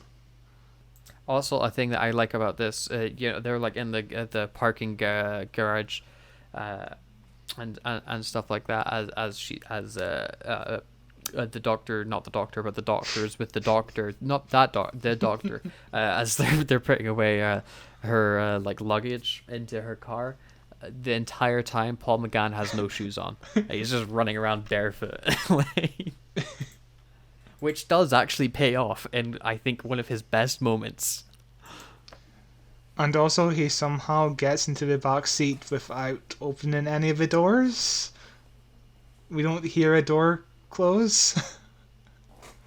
My guess would be he does sleight of hand to get in, because that's one thing that I liked about Paul McGann's Doctor. He likes magic tricks. Like I think that's a holdover from Sylvester McCoy's era. Because Sylvester McCoy did magic tricks. He played with spoons. Did you know? Interesting. I didn't know that. What I like here is this wee bit of gore effect that we get as the Doctor's sitting in the back of the Doctor, but not the Doctor, the Doctor's car, as he pulls out the micro camera that was in his heart. It's a really good looking effect. It's a scene ripped straight from a horror movie, honestly. It could be so creepy under any normal circumstance. I think that really makes me laugh as well. Is he's a Doctor who's got no memory of who he is or what's going on, and he's pulling this thing out of his chest, and he's like, "What is this? What is going on?" Paul McGann's performance, I think, even as the Doctor who doesn't remember he's the Doctor, he shines. Like, I think he's so good in this role. I want to see him more. And then we cut right to probably the worst part of this movie, I honestly think. Just the Master, honestly. Yeah, the scene where the Master decides he wants to do his best Terminator 2. Yeah. Actually, I think it's more of a Terminator 1 thing, you know, where he drives the car right into the police office. Mm-hmm. Yeah. It's more because he was a police officer that makes me think Terminator 2, although he's an ambulance man. Yeah, in this one, but yeah, it's very Terminator, you know, even with his like robotic static movements as he's tapping on the glass and the sunglasses and Eric Roberts is just really hamming it up, honestly. It's also the nurse that he's speaking to doesn't care. Yeah. There's like a moment in this where he does something weird, which I'll see in a second. Hang on. Yeah, there's a moment in this where he literally peels off the nail of his pinky. Yeah. In front of the nurse, and she just like shrugs it off as like, whatever, classic Bruce move right there to rip off your fingernails. It's also like the only part of the movie where we see the Master is decaying in his body from the original draft. I did not pick that up as well at all. I just thought that was the Master doing a weird intimidation tactic. Yeah, because also the Master his body was supposed to decay and I guess rotten off, but Eric Roberts was allergic to the makeup, so this is all they could get away with, I guess. This nurse is a really weird character, though. Yeah, she's super on board with everything that's happening, and she's like, "Oh, you're a sly wee bugger, you Dick Bruce, aren't you?" She's just like, he just ripped off his fingernail. yeah, and she's on board with it. And she's the only time she's like, "Oh, you're a bit naughty," is when he goes, the Asian child," and he's like, "Oh, the Asian child, you're sick." And like, she's a very strange character. The scene doesn't blend well together, I think, at all. We then see the Doctor with the Doctor. You figure out which one's which. as they're at they're in the Doctor's house. And we find out that her boyfriend has emptied everything from it. He's moved out, and this is where the romance, said in the heaviest quotation marks ever, kind of starts to happen between the Doctor and the Doctor. But you know, I actually, throughout the film, never really objected to those two together as much as I would reject like Rose and the Doctor being together. Yeah, at least Grace is at somewhat equal intellectual as a Doctor and somewhat age appropriate. I was going to say, and she's not a teenager. Yeah. But then I think the only issue is it's way too quickly developed. Like, it's the downside of the film, isn't it? Yeah. What I really liked, a fun bit of dialogue here, is when Grace asks the Doctor, she's like, "Have you got selective amnesia?" And he's like, "Maybe. I don't remember." And then as he's looking around at historical artifacts, he's starting to remember more, and because he was the Doctor, he was at every possible moment in history when something was happening, I guess. Like he was with Da Vinci when he did some painting and he had a cold, and you know, there was and he was with Puccini before he died and all that. Yeah, he's with every historical figure at every important turn in history. And then Grace is just like name dropper as if this is common. She meets a lot of time travelers. When did Puccini die? I don't know. I wasn't familiar with who he was outside of this film. 1924. So she's just like name dropper rather than being like, "You didn't know Puccini." She's also a time traveler. What I like here, and something that Paul McGann does a lot of the times, is the Doctor has like two conversations going at once. So like Grace is doing, like, she's checking his heartbeat, and she's like, "Oh my God, you have two hearts," and he's like, "Yeah, see, I told you I have two hearts. It's not an echo at all. I'm totally fine." But at the same time, he's talking, like, he just cuts to a different conversation he's having about Puccini, being like, "Oh yeah, he like died when he was doing this," and it's like, both the writing and the performance sell it so well. It feels like his brain is faster than his mouth, and his mouth is just trying to keep up with his brain. It's a great performance. It's very modern Who rather than classic Who. No classic Doctor would ever feel like this. Yeah, God, I love him. I love him so much. Like even in some of the goofier kind of Doctors, like Troughton, Baker, and McCoy, they wouldn't have this much energy in their performance compared to McGann. This is a very energetic Doctor here. He reminds me a lot of Matt Smith. When we first see Matt Smith's Doctor, he's energetic, he's all over the place, his body's bombastic, and he's very physical. And Paul McGann has that same sort of energy to him, and it's an energy that you don't see surprisingly a lot with the Doctor, and it's one that I think that they tried to recapture with Jodie and Chibnall's writing, but I don't think Chibnall really nailed it too much. Because it doesn't feel the same as what it feels like with the McGann and with Smith. You need a very particular flow with your Doctorisms when you're trying to get this kind of achievement. Mm-hmm. What I find interesting here is Grace is saying that only children believe in time travel, which I kind of agree, but also the concept of time travel is a pretty high concept for children to be understanding and believing in. Yeah, she mentions time travel as if it's Santa Claus. Yeah, like time travel is the thing that you tell your kids before they go to sleep, and they're like, "Oh, I hope time travel brings us some good presents." Like, yeah, if she had said like aliens are only things that kids think about, that would make more sense than time travel. Yeah, because time travel is like a thing that intellectuals think about as what is like time's the fourth dimension. What is it? How do we control it, or like is it relative and things like that? It's a very strange. What I liked here was the Doctor talking about why Grace became a doctor. Yeah, and he's like, you did that because of your dream as a child. You thought you could stop death. And it's like this really good motivation for both Grace and this bonding moment with her and the Doctor, where the Doctor's like, I understand what drives you. We're the same. Like, he's also using his telepathic powers, which is never really brought up again in this capacity. I mean, I think we do get a little bit too much exposition in this scene, because we get the reiteration that the Doctor has 13 lives again.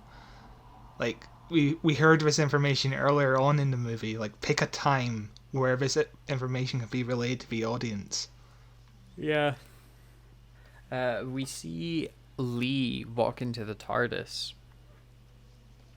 And I think it's a pretty fun reveal. The only issue I have with it is when he walks into the TARDIS, he opens it with two arms. But in the shot we saw him walk into it, he opened it with one hand. And that just annoyed me. Yes, continuity. Yeah, but it's like how in the very classic Who style, when the TARDIS doors open and then you see them from the inside and they don't have the cloak on them. Yeah, they're just regular like stage doors essentially. It's like you can justify it in that sort of sense. I feel like Russell T Davies lifted this scene in the episode Rose, because Lee does a very similar thing as Rose does, where he walks into the TARDIS and then he walks right out again, examining every angle as he walks around it. Yeah, that thief Russell T Davies. Here's something that I didn't understand and hated. How is the Master in the TARDIS? I wrote down the exact same note. I'm like, huh? How did he get in there? The TARDIS was locked. We watched Lee unlock the door. Possibly he used the same spare key underneath, underneath the letter P. And then he put it back? I guess. It honestly, like, watching the film, if you could excuse the snake stuff, it's the one thing that makes me go, what? Like, Yeah. it is a glaring problem. Yeah. I Like we like just just have the master come in behind Lee. yeah, or at least give us like some explanation through dialogue, like later on in the movie or something. I don't know. It makes no sense that he's in the TARDIS. Like, he Yeah. just shows up there. One thing that I do like here, though, is when Lee sticks his hand onto the TARDIS, just one of the pillars, the TARDIS lights up, and the Master's like, "Oh, the TARDIS likes you," and it's that continuation of the TARDIS having a personality and almost a mind of its own, and choosing if it likes or dislikes people. It's something that I always found fun. Yeah. Because I think it's Clara the TARDIS ends up really not liking when they first come on board. Which is relatable, yes. There also appears to be like an action figure on top of its TARDIS. I'm. Where? Give me a timestamp. It's like I can't tell exactly, but it's like 3750. It kind of looks like a Star Wars toy. I'm not quite sure what it is. Like it just kind of looks like an action figure, like a Star Wars toy. It's very weird. Yeah, I don't know what's going on there. It's just two guys. Oh yeah, there they are. Yeah, it's two wee figures. It's strange. It looks kind of like Boba Fett, kind of. I'm not sure. It's hard to tell from they're dimly lit and it's the back of their heads. I mean, yeah, it's very peculiar. One thing that I liked here, as the Master's explaining, he's like, "I'm not Bruce. It took me a minute with the talking and the walking," which in my head justifies his weird, static, cartoony performance from the previous scene. It's because he was still getting used to being inside this body. Yeah, but he's still using the same cartoony performance throughout this entire movie and in the Big Finish audio dramas. Hey man, let me headcanon. Like have you seen the trailer for his Big Finish stories? He is using it's very. I'll send you it later, but it's very much along the same lines. It's very weird and cartoony. He's the greatest master ever. But we then get the Master hypnotizing Lee, and which I think him having sunglasses really benefited with the hypnosis sort of thing, because we saw that in, again, the Daemons, which we just covered, is the Master has sunglasses that he takes on and off all the time when he's hypnotizing people, and this is kind of like a callback to that, except he has goddamn green snake eyes, which I fucking hate. But as he hypnotizes Lee to do bad guy things. Also, I know it's him being hypnotized, but it's not clear enough in the film, honestly. It's not conveyed enough to the audience, I don't think. I think you could maybe just... Because, Lee suddenly becomes static, and he's walking with, like, this zombified look, and he starts following all the orders, and I think when the Master puts the sunglasses back on, we see Lee, like, shake his head clear, like, whoa, what just happened? And I don't know how you could get around it without doing, like, an awkward expo dump, where you're like, oh, I hypnotized you. Like... But also, the Master kind of threatens Lee here, when he could have just kept him under his hypnosis. Yeah, but, he can't keep him under the hypnosis because those contact lenses really hurt, so he needs those sunglasses on. And he's also pretending to be the good guy. He's pretending to be the Doctor here. But then he threatens him, which kind of gives it away that he's a bad guy. And Lee is like, okay, I believe you. Yeah, although I did like the idea of the Master pretending to be good and that the Doctor stole his body and doing some, like, reverse psychology sort of double chess 4D thinking, like, to be like, he's in my body, so I've got to get it back, even though it's not my body, it's actually his body, and I'm going to steal it, like, sort of thing. I thought that was pretty fun. It reminds me of the end of Series 10, where Missy walks out with TARDIS, and she's Doctor Who. Do you remember that? It's fucking fantastic. Yeah. We then see the Doctor trying on a pair of shoes, which will pay off later on in my favorite scene.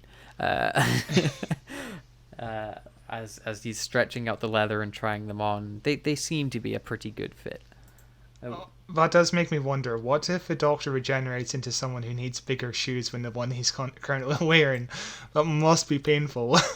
Yeah, it must happen all the time. You know, he went from being like a 6 foot tall man to a 5 foot something lady.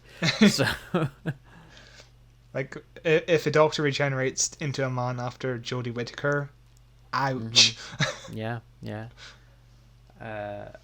A nice bit of framing and blocking that I like here as well is when Grace is looking at the Doctor's blood through a microscope.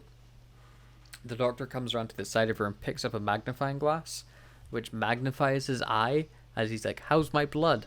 And it's a very nice looking shot. And then talking about the Doctor having two conversations at once, he's like asking about this blood. Grace answers, and then he goes back to the conversation about the shoes, where he's like, maybe these shoes will work better if I walk in them and stretch out the leather a bit. And it's like he's constantly like basically having a conversation with himself about like everything going on.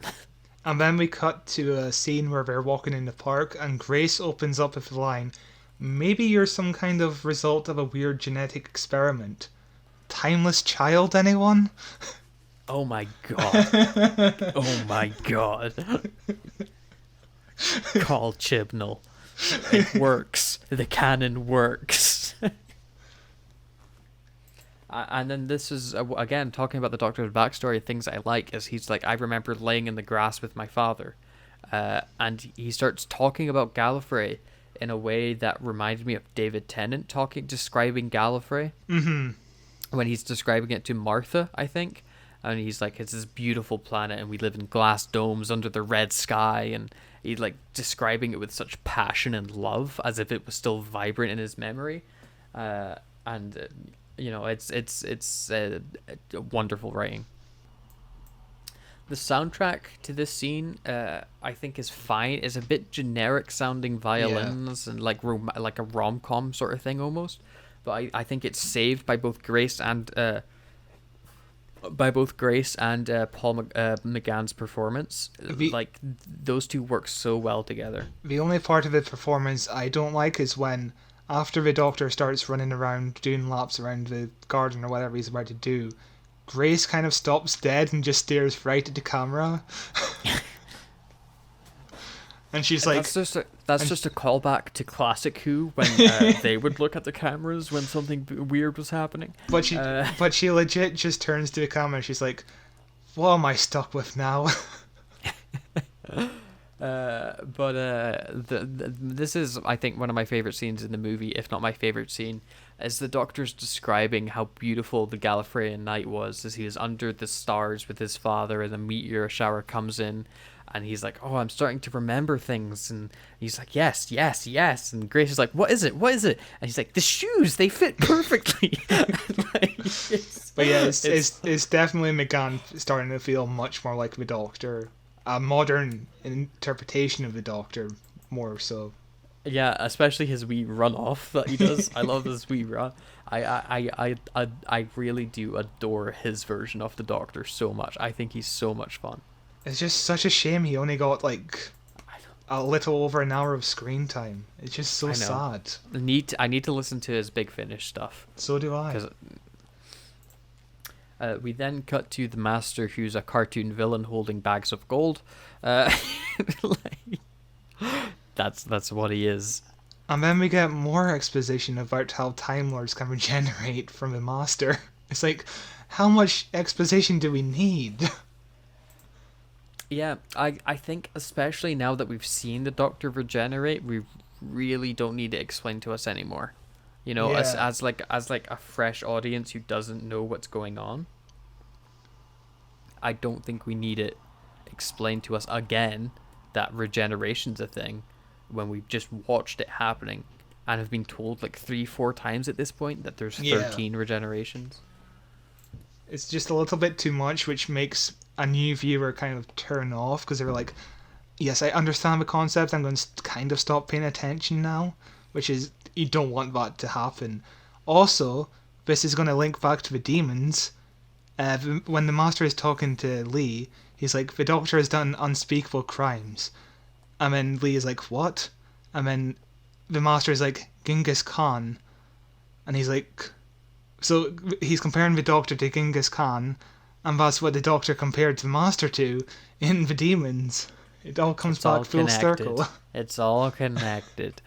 A thing that I do like in this scene, besides the awkward exposition, is the framing. We have Lee's head through one of the circles on the pillars that are around the control, the TARDIS center thing. And we have the Master through the circle on the other side, and it's just this nice bit of framing. Yeah, you didn't need that, but you can tell the director just took extra time being like, okay, how can I make this shot look really, really fucking good? And it looks great. And then there's an even nicer shot where the two heads come closer together when they start whispering to one another. And we go inside the pillar and have the two faces come in the holes, and it looks amazing. Yeah, the direction is really point on.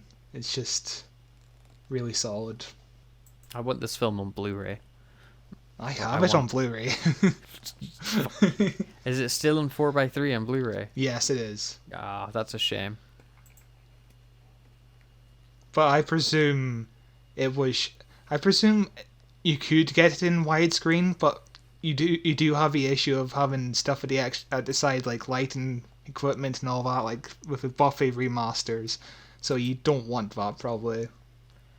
Yeah, it was shot for 4:3, which Yeah. is why it's still in 4:3. It's just a shame. Because the Buffy remasters look awful. Like, you just see crew members just sitting at the side of the set. It doesn't look good at all. That's shocking. I'm surprised they even went out with that. It's awful. It really is. Like, I'll send you a video later on just comparing the two versions of Buffy. It's just, ugh. But enough about Buffy. And then in the film, the Master takes Lee on a tour of the TARDIS, which was something that I did enjoy. Where it's like, oh, we're leaving the center room. We're exploring the TARDIS, and I always love it when we explore the TARDIS. And this one's really interesting because it turns from like a Victorian era cozy house to a Gothic castle. Yeah. Like, and it fits. It really fits. It looks really well done. I am so impressed with this set. yeah, it's a very, very nice looking set. But yeah, you also have like the sticks attached to the wall with the flames, and it's like a bit of a fire hazard, but sure. Yeah, and then we get to the Eye of Harmony, something I hate. Another thing in this film that I would get rid of if I could, is the Eye of Harmony, which is like the eye of the TARDIS, which only a human eye can open, and it destroys time. And it's a convoluted MacGuffin to get the plot moving forward. Also, bats are in this room. There's two bats that just fly towards the camera. yeah. It's yeah. It reminds me of Torchwood, where you walk in and there's a giant pterodactyl just flying around the place. It's like, okay, why? It does feel a bit like Indiana Jones. It just feels like a giant temple. It does feel Indiana Jones. What's interesting is he has to pull this like pole out of the hole where he looks into with his eye, and on top of the pole there's just like a dude's head. Hold on, it's just a guy with a beard. Oh yeah, that's on like every pillar around the Yeah, thing. it's just what I think would be cool here is if you made it previous versions of the Doctor. Yeah. Or at least like recognizable historical figures or something like that. Yeah, just some guy. Seems like a wasted opportunity. Or maybe it's some sort of like president of Gallifrey or something along those lines.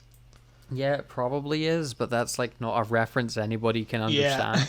Yeah. Like, if the TARDIS really likes you, the eye will open. Sounds a bit sexual, doesn't it? also, again, I don't understand. So the TARDIS likes you, so it'll open the eye and then it'll destroy time and kill you?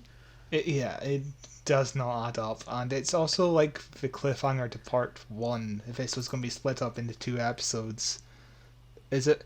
It's a bit of a weak cliffhanger because it's like introducing something that's really confusing. But we then get a really great bit, the eyes opening, which causes, I guess, the Doctor's memories to flood back. As he starts to have like a panic attack against a tree, and he's like, "Oh my god, I know who I am," it's the first kiss with him and Grace, which is like a celebratory thing, and I was like, "Oh, that's fine."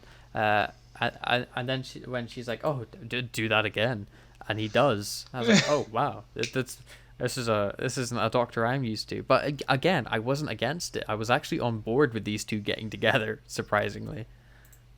I think it would have worked if it was like at the end of a season, if you know what I mean? Like, if we had spent 13 episodes with these two, getting to know them, it would have worked, but this is 45 minutes into a film. It just does not compute. Yeah, I think it's the only time I could see a Doctor with a companion, and that it's like 45 minutes into the film. If they had 13 episodes together, I'd be all on board. It's like the one time they could have done a romance story with the Doctor and probably gotten away with it. Yeah. Besides River Song, of course. Absolutely. This movie is really confusing. There's some weird bits in it. I think there's more good than bad. But then with the Eye of Harmony, it starts projecting Sylvester McCoy's Doctor for some reason. I honestly don't know why it starts doing this, but like, maybe it would have worked better if we saw all the versions of the Doctor, so it could have been that's what I expected it to do when it first happened. I was like, oh, we're getting a bit of exposition on the Doctor's previous lives to catch up the audience, but we really don't. Also, it doesn't make sense. He has to open up the eye to show him images of the Doctor for some reason. And it shows him what the Doctor looks like now, and also it allows him to look through the Doctor's own eyes. Because the Master starts seeing what the Doctor sees by looking through the Eye of Harmony. Like this whole Eye of Harmony really complicates the plot and makes it so convoluted and strange. I think the film starts to lose its footing a bit towards the second half. And also, we just went over how audiences at this point are probably losing their attention span because they just heard the same thing about the Doctor being able to regenerate 12 times, like 4 times at this point, and we're just losing interest maybe, and now you're throwing this at them, and even we're not sure what the hell's going on here. Yeah, and then we zoom into Paul McGann's eye and we find out that he's got a human eyeballs because he's half human. Yeah, it's so strange. I don't get it. So he can regenerate, but he keeps the human eyes, or the human eyes regenerate. Why would human eyes? I guess we see regeneration working on humans the same way it does Time Lords. But also, what's the difference between a human eye and a Time Lord eye? Apparently something to do with the cornea, because that's what he zooms in on. So it's just... Yeah, it's the Eye of Harmony really complicates this in so many ways. Okay, if the Doctor being human was a twist, that would have been fine, I guess, but the Doctor knows he's already human. So then... But, like, he never mentioned this in the last 700 episodes. It's really awkward. I really don't like the Doctor being half human. I just don't. I don't like the Doctor being too important. I don't like the Doctor being half human. I like the Doctor being a guy who ran away from home because he wanted adventure. Yeah. Like, he doesn't need to be the all-might savior of everything. He can just be a guy that wanted fun and ended up being just a really good guy. If they had introduced that the Doctor was half human and it's a big twist, and this is why he's somehow telepathically connected to human, that's why he ended up in London in 1963, that would have been an okay twist, but the way it's presented here is just like, this entire time the Doctor's known he's human, but it adds absolutely nothing to the plot, really. Yeah, it's so strange. Like, the Master is surprised to hear this, but the Doctor already knows. Like, this is something the Master should have found out a long time ago. Again, I don't think many things with the Master and the Master plot work well in this film. Yeah. It's like all the Paul McGann stuff's good, but the Master stuff not so much.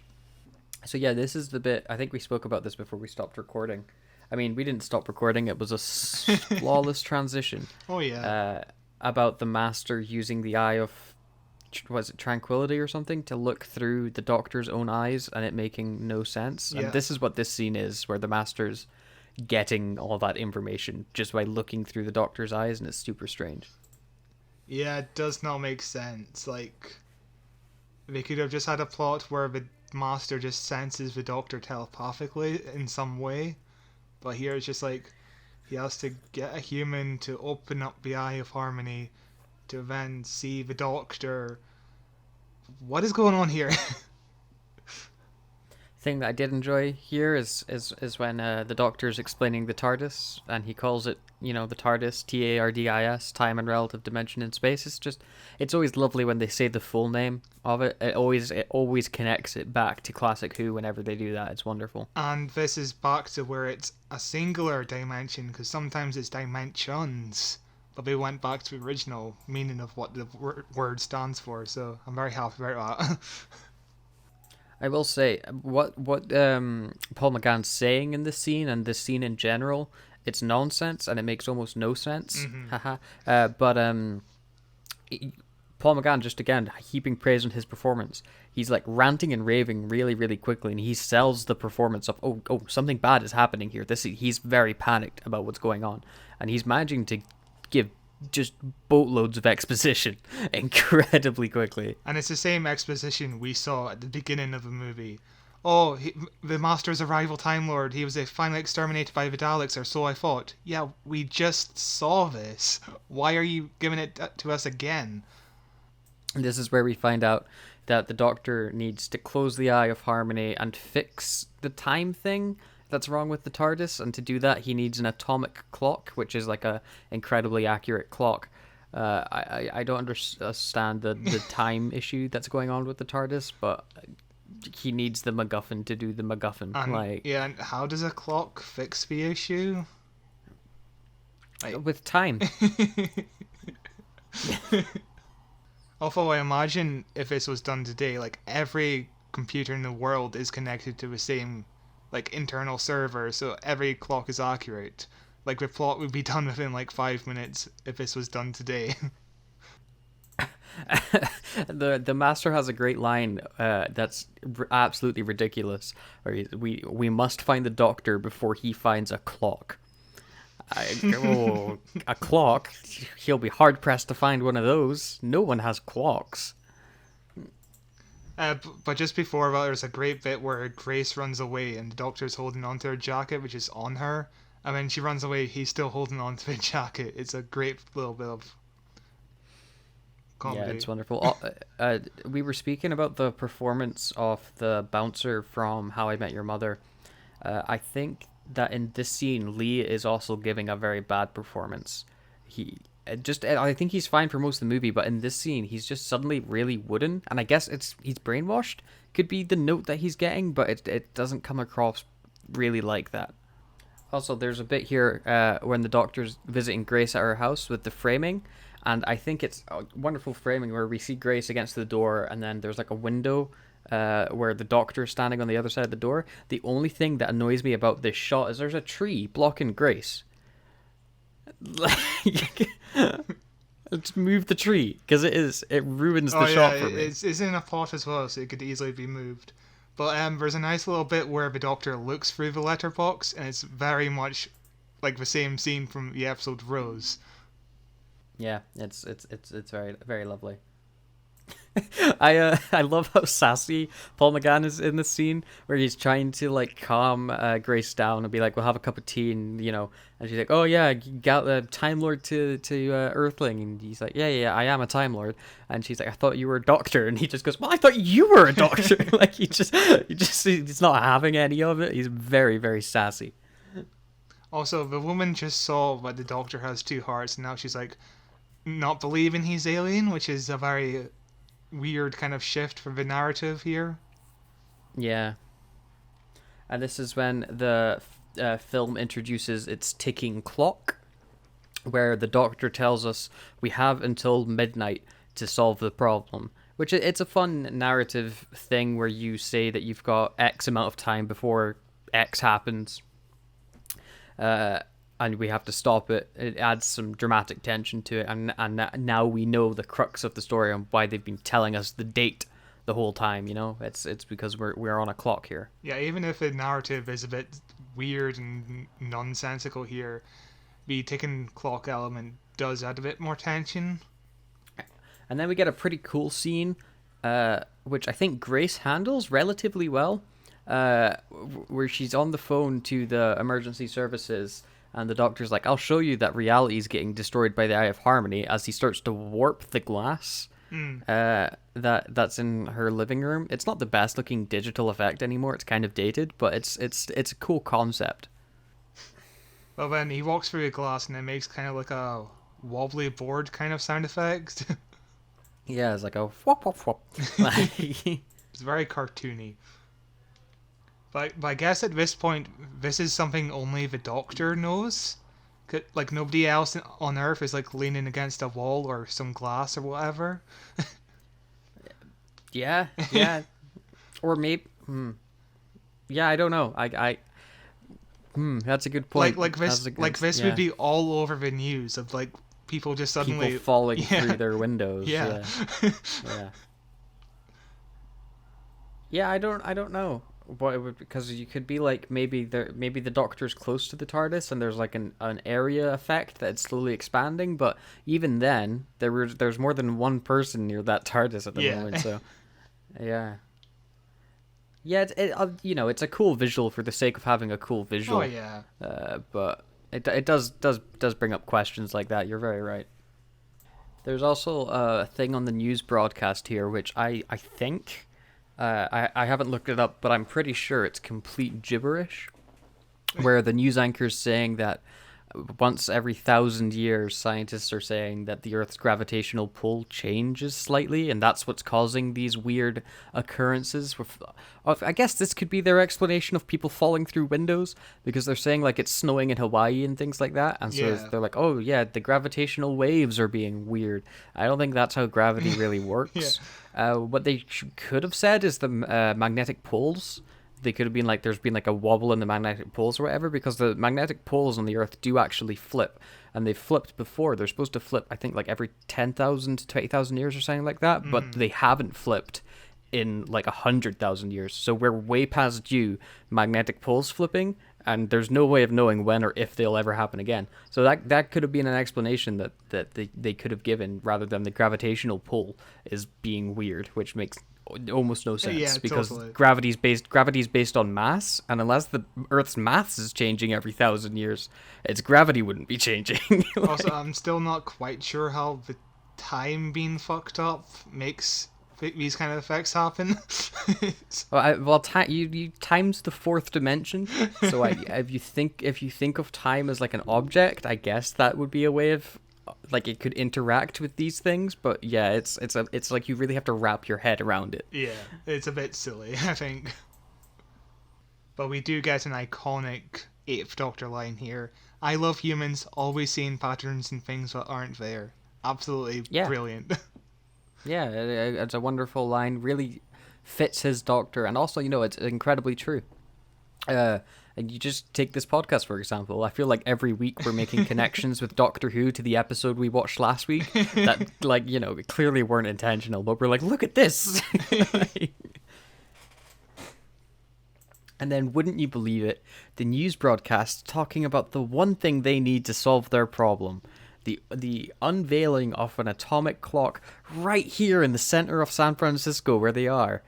Oh boy, I love it when a plan comes together. This is also something that very much reminds me of the Russell T Davies era, because he was a big fan of having news storylines, like, explain the plot for, like, viewers. Like, if you look at Aliens of London, like, when the alien spaceship crashes into Big Ben, it's all over the news in that episode. So yeah, it's a very nice little connotation with Russell T Davies.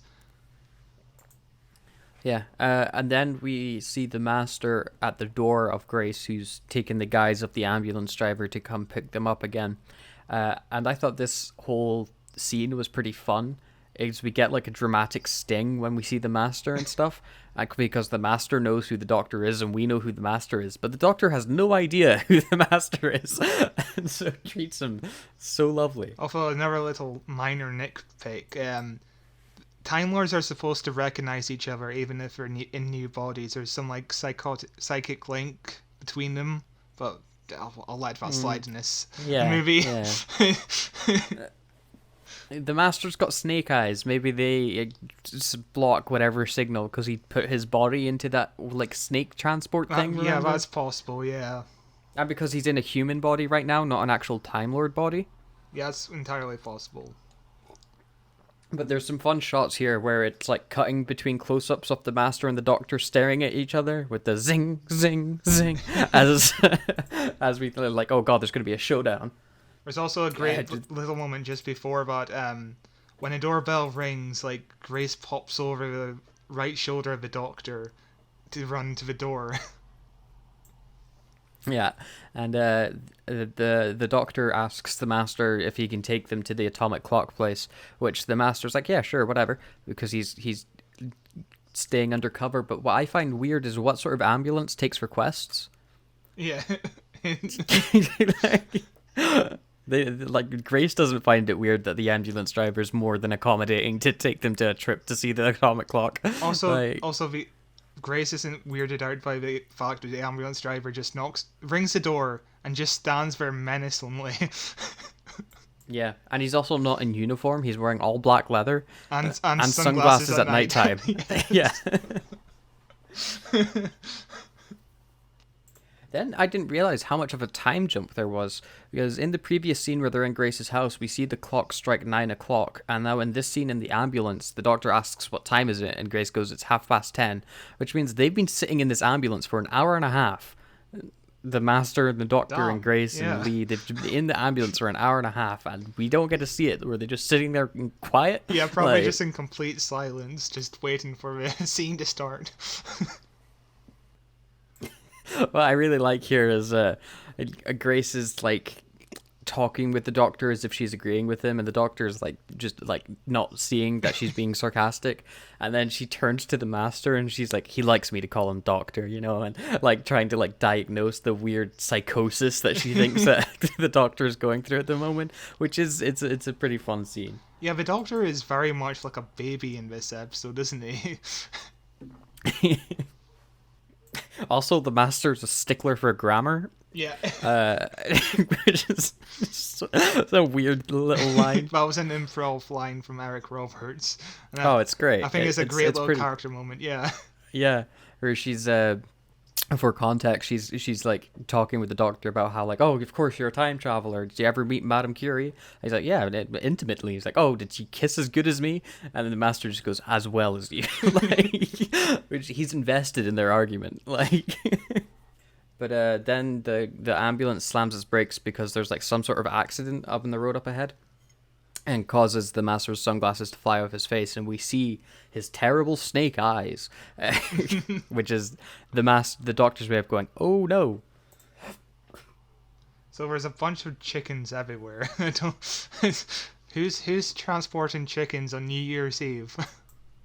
It's an important business, I guess. Also, the director did the clucking of the chickens, by the way, apparently. It was a very good chicken impression. I just assumed it was a chicken. It was a very good impression if it was him. But we go back into the ambulance, and I think it's one of my, again, the Master stuff I don't like. There's a thing with the Master here. The Doctor takes off his sunglasses, which he put back on his face, and he's like, you know, like, you're like a weird snake man, we've got to go. And then the Master spits like poison, as if like a snake would spit poison, and it's terrible. I think this whole scene is edited pretty terribly as well. The shots are too quick to process what's going on, and there's a point where the Doctor is holding a fire extinguisher, and then it cuts to the same shot but at a slightly different angle, and it's very confusing for the eyes. Yeah, it's a bit all over the place, but the important thing to know that happens in this scene is Grace got a bit of the acid on her wrist, which will come back later on, when you least expect it to. Dun dun dun. But the doctor sprays the master with a fire extinguisher, and then they bolt out of the ambulance. And then we get a scene that it's kind of all over the place, this scene, but I like how it starts when they run up to the police officer, and the doctor starts reaching into his pocket, and the cop like goes for his gun, and Grace is like, "Stop! He's British." Like, it reminds me. I can't remember what it was. Maybe it was. God, I don't remember what it was at all. But there's a scene I saw in some TV show or movie, where a British person's in America, they get pulled over by the police. And then the first thing they do is they get out the car to go see the police officer. Like, "Oh, hey, officer, what was going on?" And the officer like freaks out. Like, It reminds me of the Bean movie, you know, the one where he goes to America, Mr. Bean, and he's at the airport and he sticks his hand inside his pocket and pretends he has a gun. he's like, yeah. Not a great movie, but still, it's a pretty interesting. I haven't scene. seen it. I haven't seen it since I was a kid, and I enjoyed it then. So It doesn't hold up to the TV show. I'll just say that. And then he offers the police officer a jelly baby, and the police officer sniffs it, and then eats it. And then the doctor takes his gun, and he did the one thing that I think is okay with the doctor to do with a gun. Is he didn't threaten anybody else, but he threatened himself. Yeah. Which I think was he tells the cop to go away or he's going to kill himself, and I think that's a much better way than the doctor brandishing a gun and pointing it and killing Daleks and or killing one of the Time Lords in Hellbent. Yeah, it's a much more Doctor-esque way of doing something, although it is on the very extreme sides of things. And just a little bit. And another thing that I like just performance-wise here is when the Doctor takes Grace aside to deliver more exposition to her, I guess, he's no longer pointing the gun at himself, but he's pointing it at the officer. But if you see the way he's holding it, he doesn't have a single finger on the trigger. He's just kind of pointing the barrel towards him, which is like the least threatening way you could do that to someone. And I think very good. Yeah, it's well thought out, yeah. Also, this is the most incompetent police officer. He doesn't call... There's police officers all around. Yeah. He doesn't call for help. He doesn't do it. He just stands there and lets them do what they're doing. It's very bizarre, isn't it? We then get our chase scene in the film, which I quite like. It's like a chase scene between emergency vehicles. We've got the ambulance chasing the police bike with both sirens going. Honestly, I find this chase scene to be kind of bland just comparing it to the Demons chase scene. I think that was much more effective in showing just action. Well, here it kind of feels like Terminator, but there's not too much to it. The chase also doesn't go on for very long, does it? No, it's like they dodge two trucks, and then the Doctor turns off, and Lee's like, "Oh, I know a shortcut." That's it. That's the chase. It feels like they've ran out of time or budget to film this. Also, the Doctor had a motorbike. Yep. Now the Doctor's got a motorbike, and both times he wore it without a helmet. Oh, damn, that rebel.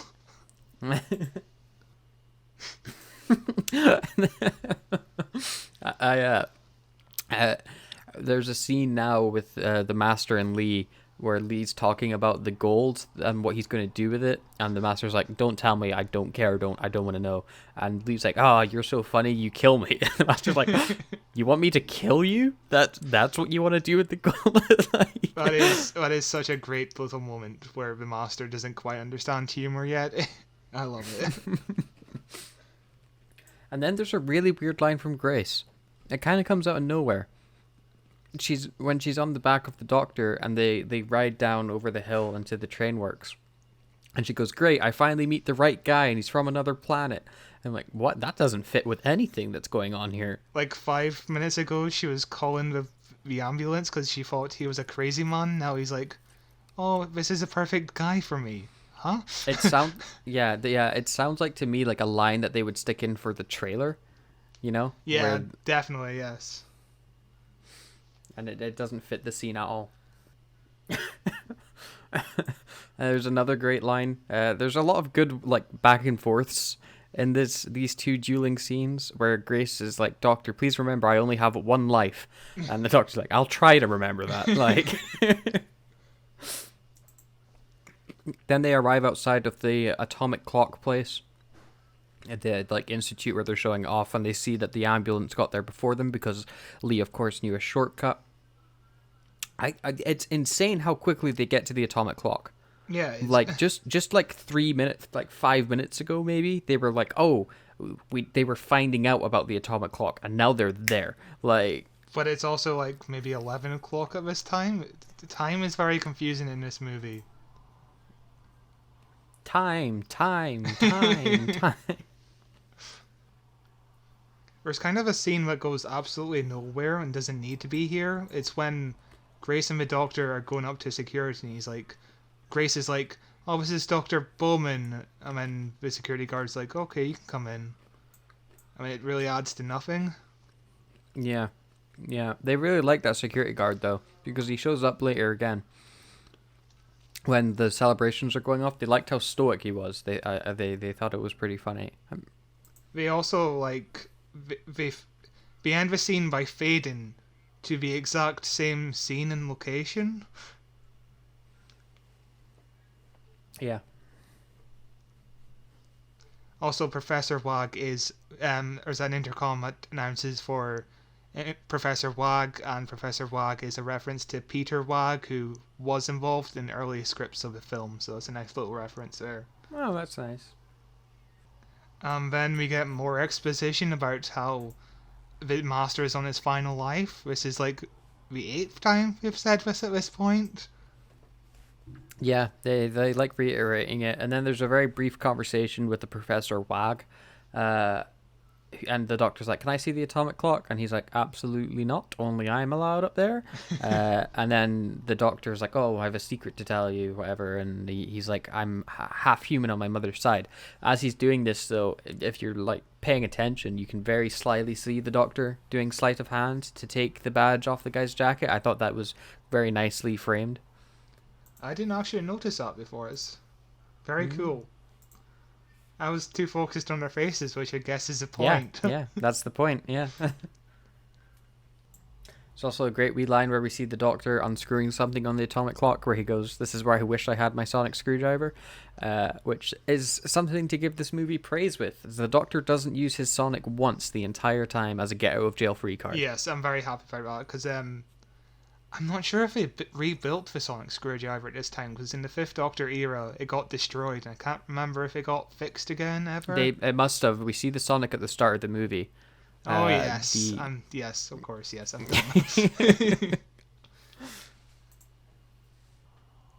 this is. Then there's a penis joke. Yep, a penis joke I mentioned earlier, out of nowhere. Yeah, they take a bit of the clock out, and he's like, "I told you it was small."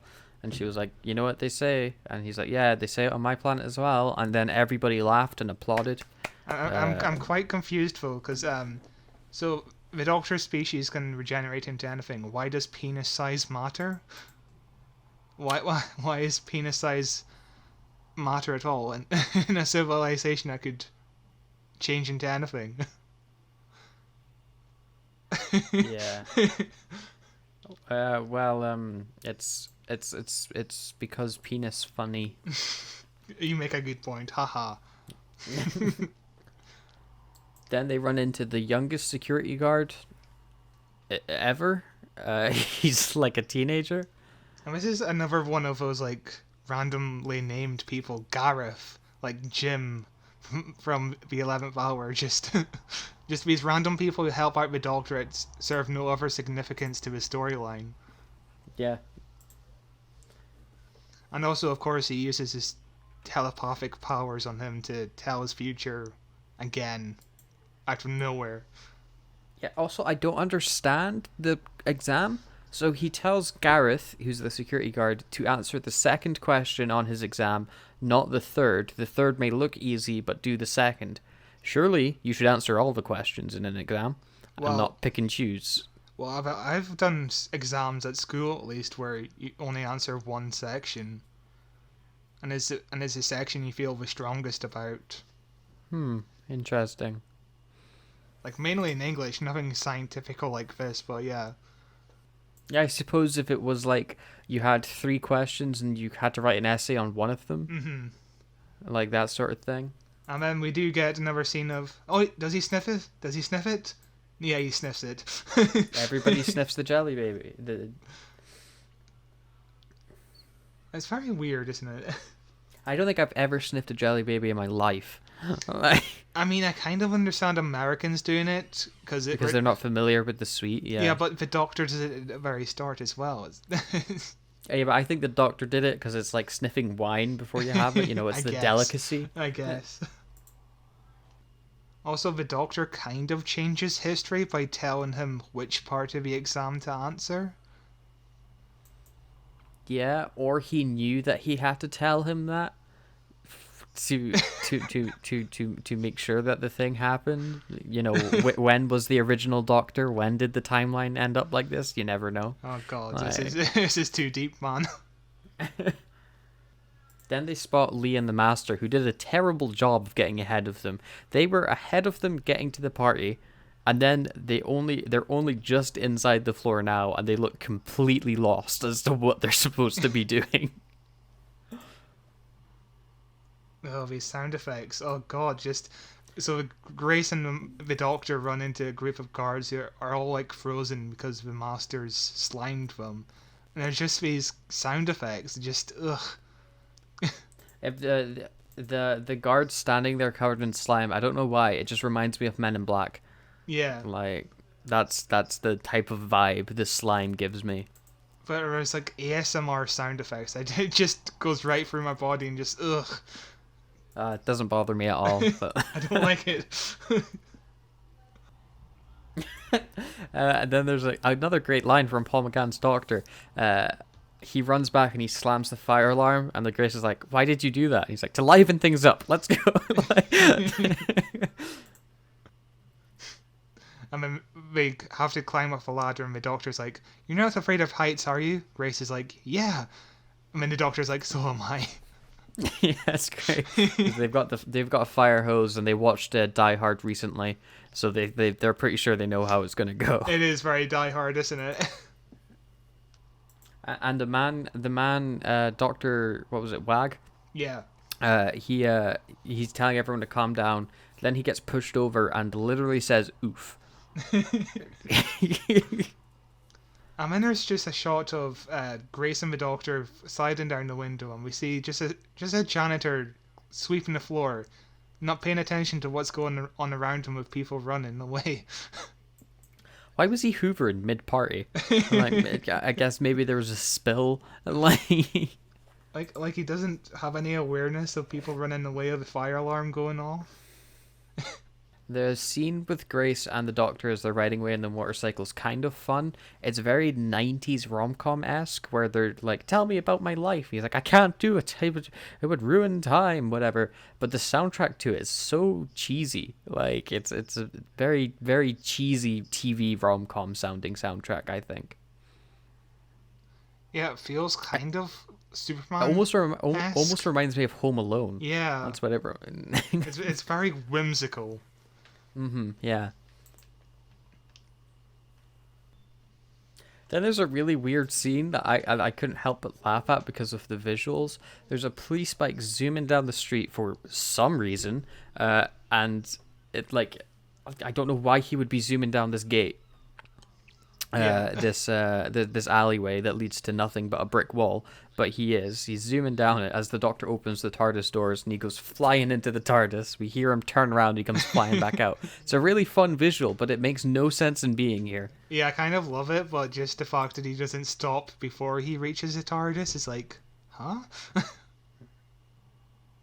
Also, Grace is so nonchalant about it. Yeah, she's like, "This is amazing," but not about the fact that it's bigger on the inside. Yeah. And she's like, "This looks pretty low tech, but it's bigger on the inside." It's bigger on the inside for you. She doesn't even acknowledge it. Okay, so she's somehow aware of the spatial displacement of the TARDIS? I Somehow? well, I like it's like based on scientific theories of teleportation, I would assume, but I enjoyed it because it let you know that Grace is smart. I You know, guess, yeah. it's like it's another thing with her character. You're like, oh, she's not an idiot. She will understand these things, and I guess that's why she's not super confused about the TARDIS being bigger on the inside. She's like, yep, that's what I would expect this to be like. But still, a little bit more amazement at the fact that this theory actually happens in reality. Yeah. You're looking at something that you thought was impossible. Yeah, this is someone who, like, just a few like short scenes ago was saying time travel is impossible and stuff for kids. Yeah. Like, but spatial transference, easy. Then there was something really cool, I think. I don't understand. The Doctor starts to close the Eye of Harmony, and then he's like, oh god, we might have been too late. And he pulls like a lever thing, and the whole roof of the TARDIS becomes like a projector for space, and I think that's such a cool design, and something they should maybe bring back.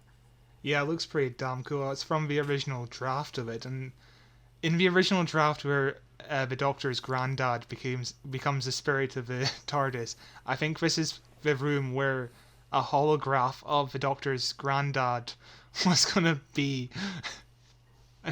So glad they didn't go with that. This is a much better idea. Then there's another really good shot. They get some really good shots in this TARDIS, which I think they manage because it's such a big set. They can really go around the place with the camera. They're not so cramped up. Where the Doctor's explaining some exposition jargon to him about to Grace about the eye opening and closing and it being too late and whatever. Where the camera goes between the power pillar, I guess is what you would call it, and has both the Doctor and Grace's face framed in the pillar, and it looks very cool. Yeah, it really does, and also, yeah, it does look very cool. There's some weird exposition about how the Doctor has to go back in time before the eye opens, but it's a time machine, so you can't change time inside of a time machine. You know what I mean? How?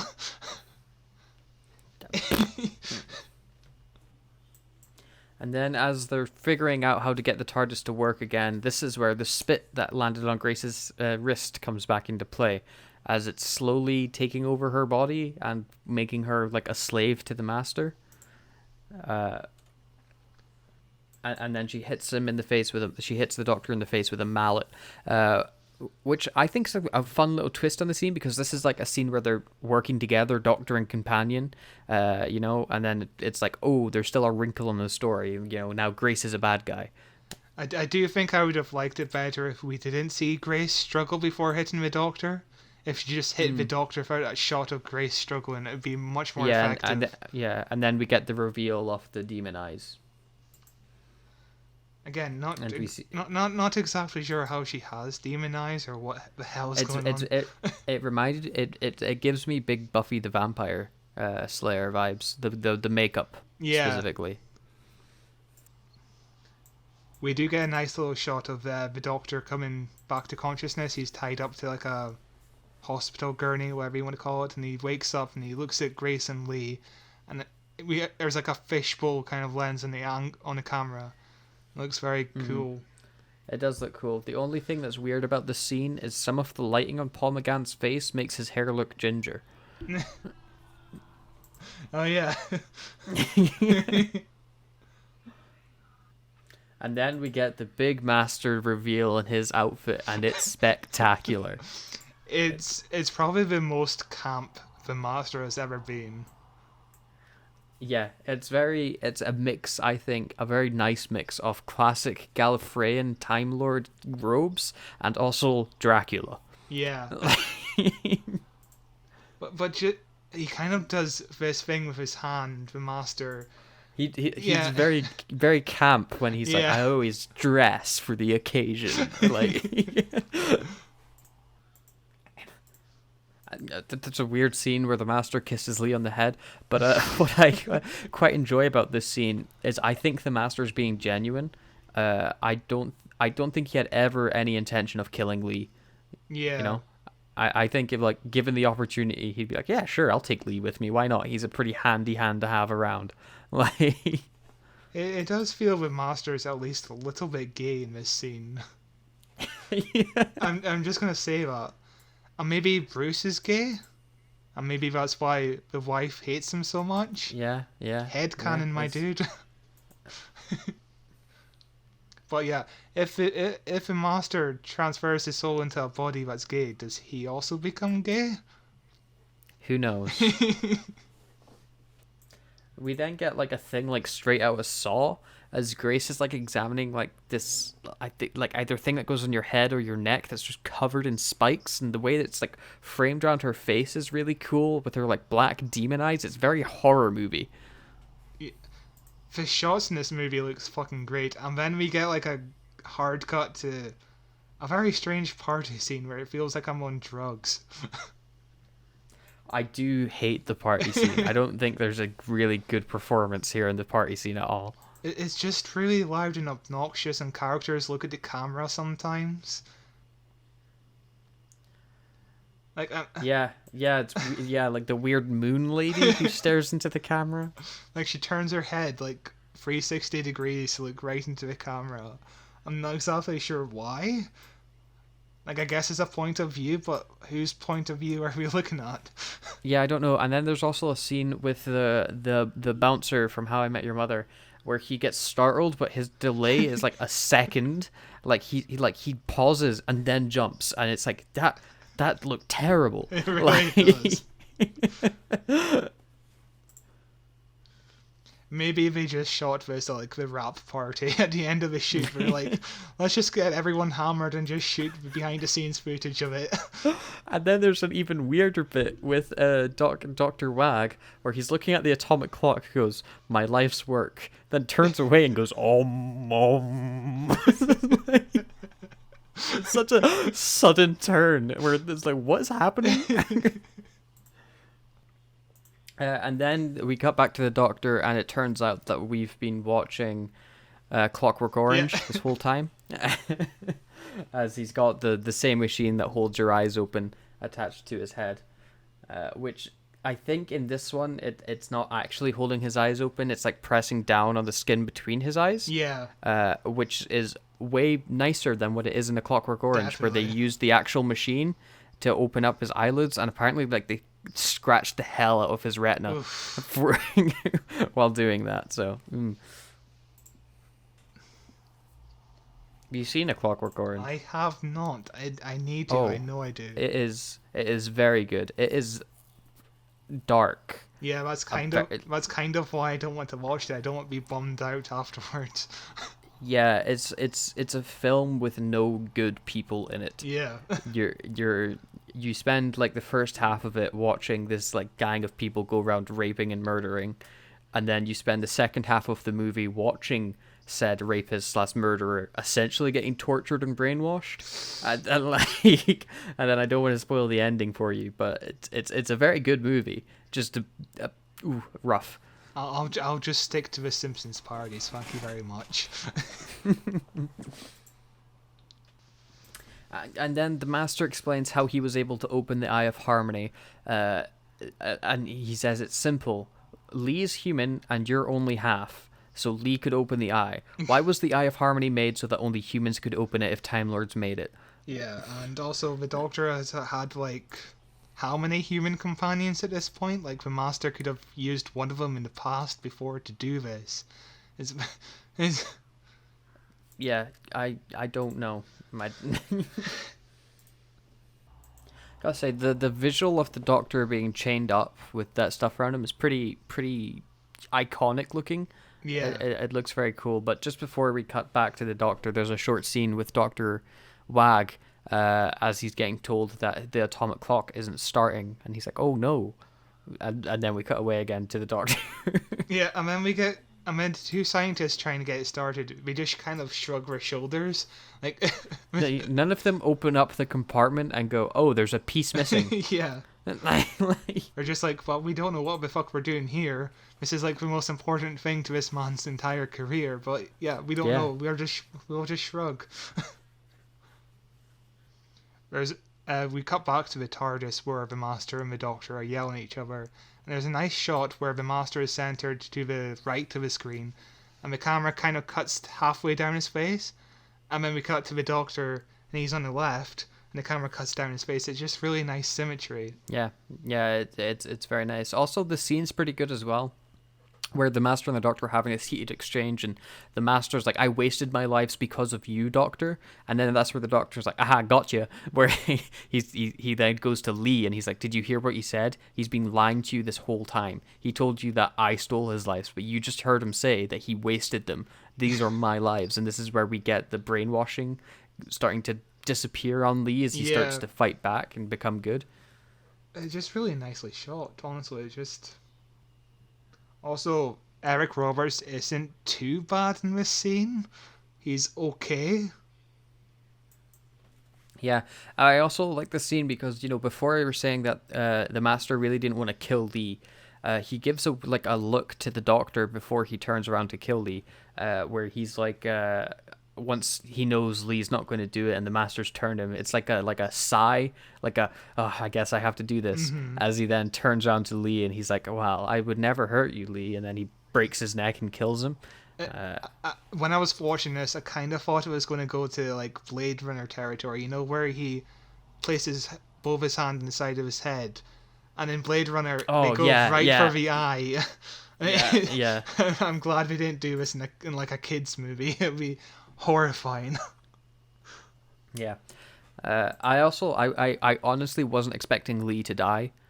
I was like, oh my god, Lee's dead. It added a whole new sense of tension for me, which they undercut later on. But yeah, I forgot it happened. I was like, oh, he's dead. And then I was like, oh wait, he comes back at the end, so there's no tension here. So never mind, it's okay. Yeah. There's also a lot of leaves in this TARDIS. Yeah, it needs a good spring clean. There's also, I guess, the Master was sucking the poison out of Grace to make her not possessed and back to being a human, so that he can use her to open the eyes. But it's just a bit weird. Yeah, he is kind of vampire-esque here. It's it's very sexual for no reason. Mm-hmm. Oh, my stream has frozen. But just to explain what's going on while the stream catches up, after the eye starts opening, we see the Master do a full sprint as he's like, "Oh god, I've got to get up these stairs! I've got to get up these stairs!"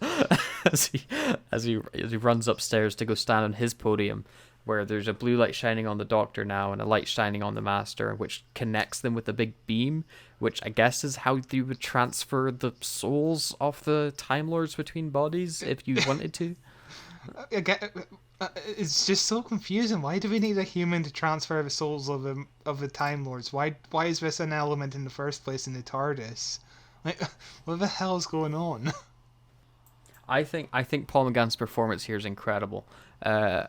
He's chained up and he's shouting as loud as he can with so much passion and fear, where he's essentially sacrificing himself to save everyone else again for the umpteenth time the Doctor's done that, where he's telling Grace to go and turn off the machine, reroute the power to the TARDIS, whatever. Which the Grace is like, "It'll kill you." He's like, "It'll kill everyone if you don't do it. Go." It's very, very good. It's also very real shouting. It's not like stage shouting. You can hear his voice kind of starting to lose for a second there. Mm-hmm, yeah, and he's spitting like mental, and because his eyes are being held open, there's tears running down his face, and his eyes look red and sore, and it's very, very good. Well done. And then a bunch of lightning hits the TARDIS, and we cut to a very obvious stock footage of lightning. Yeah, it's pretty great. And then there's this really fun scene as the Master's taking over the Doctor's body, where we're flashing back through scenes of the film, and I just wish it also flashed through scenes of the TV show. Yeah. But they probably couldn't because of the BBC and rights and things like that, but I think it would have been so cool. I would have presumed the BBC would have been like, yeah, sure, use as much footage as you can. Yeah, maybe they just didn't think about it, but it would have been very, very cool to have that another connection where you're flashing through iconic moments in Doctor Who's history. But I guess then you'd have to take loads of tapes over from UK to America on a plane, because there was not really internet back then, so it's harder to transfer footage. Mm-hmm, yeah. And there's this really, really weird thing. So, like, there's all this dramatic music, the Doctor's screaming, Grace is running underneath the console of the TARDIS and to try and reroute the cables, and she's so confused at what she's doing. And then we cut to a close-up of plastic Richard Nixon as the bodyguard from How I Met Your Mother screams into the camera 30 seconds. Yeah, really. It's so displaced, isn't it? And then there's a pretty bad looking digital effect of the Master's face beginning to warp into Paul McGann's. It is not aged very good. It doesn't look too bad for like 1996 TV budget. It's fine. And then the Master kind of shakes his head back and forth violently, and there's like a yah kind of sound effect. Yeah, the sound effect's not good, but I like that visual effect better, because as he's shaking his head back, he turns into Paul McGann every now and then. Yeah. I think that getting that shot takes forever, because you have to have both actors in that costume shake their head and then speed it up and mush them together. But the sound effect of yah is not great. It just sounds like it's something taken from like the Three Stooges or something. It's very out of place. Then there's a terrible line from Grace where she's fixing the cables and she goes, "I thought surgery was difficult." And I'm like, shut up, please. And then also Big Ben is now in San Francisco, I think. Is that what the shot is? Was it? Let me see.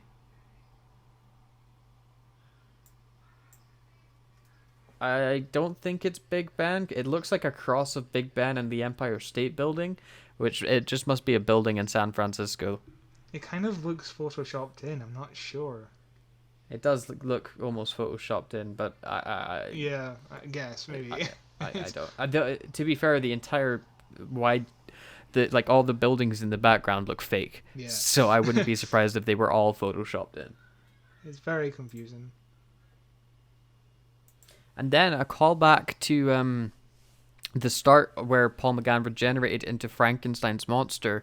The Master now is starting to say, "I'm alive, I'm alive, I'm alive," which is, I think, a pretty fun callback to that scene and tying in that film even more. Yeah, but he somehow knows Frankenstein was playing at the time. It's more connection for the audience. He's not actively going, "This will tie back to when the Doctor regenerated." But also we cut to like the news broadcast, and the woman is like, "That's all the time we have." She's wrapping up the broadcast when it's New Year's Eve. Yeah, I guess. Like, and then it's a very weird way to end the news, but we also see Dr. Wag go, "One?" And it's like, why are you doing that? You're such a weird man. But right as the clocks strike midnight, time like reverses in on itself, I guess, is how it's like you would like fold it over onto itself to loop back. If you think of time like a fabric, and then you bend it. It's just, it kind of breaks my brain. It's just like, okay, but also the time inside of the TARDIS reverses itself as well. Sure, it's the way that I would see it is you're creating a paradox so that the TARDIS goes, "Oh wait, hang on, let's just reset and solve that." So you're creating a self-solving paradox sort of thing. It's just really, it's really confusing and just bonkers. It's a pretty convoluted way of doing it, but I don't think it's unjustifiable. And it's also very much like the ending of, which Superman is it, where he flies around the Earth and it's like he reverses Superman time and saves Lois. 2?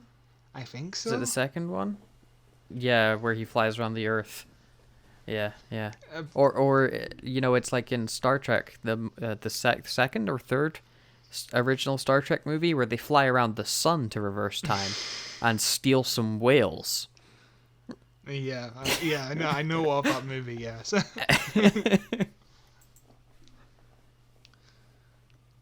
Anytime they reverse time is just like, it really lowers the stakes for like future episodes. Yeah.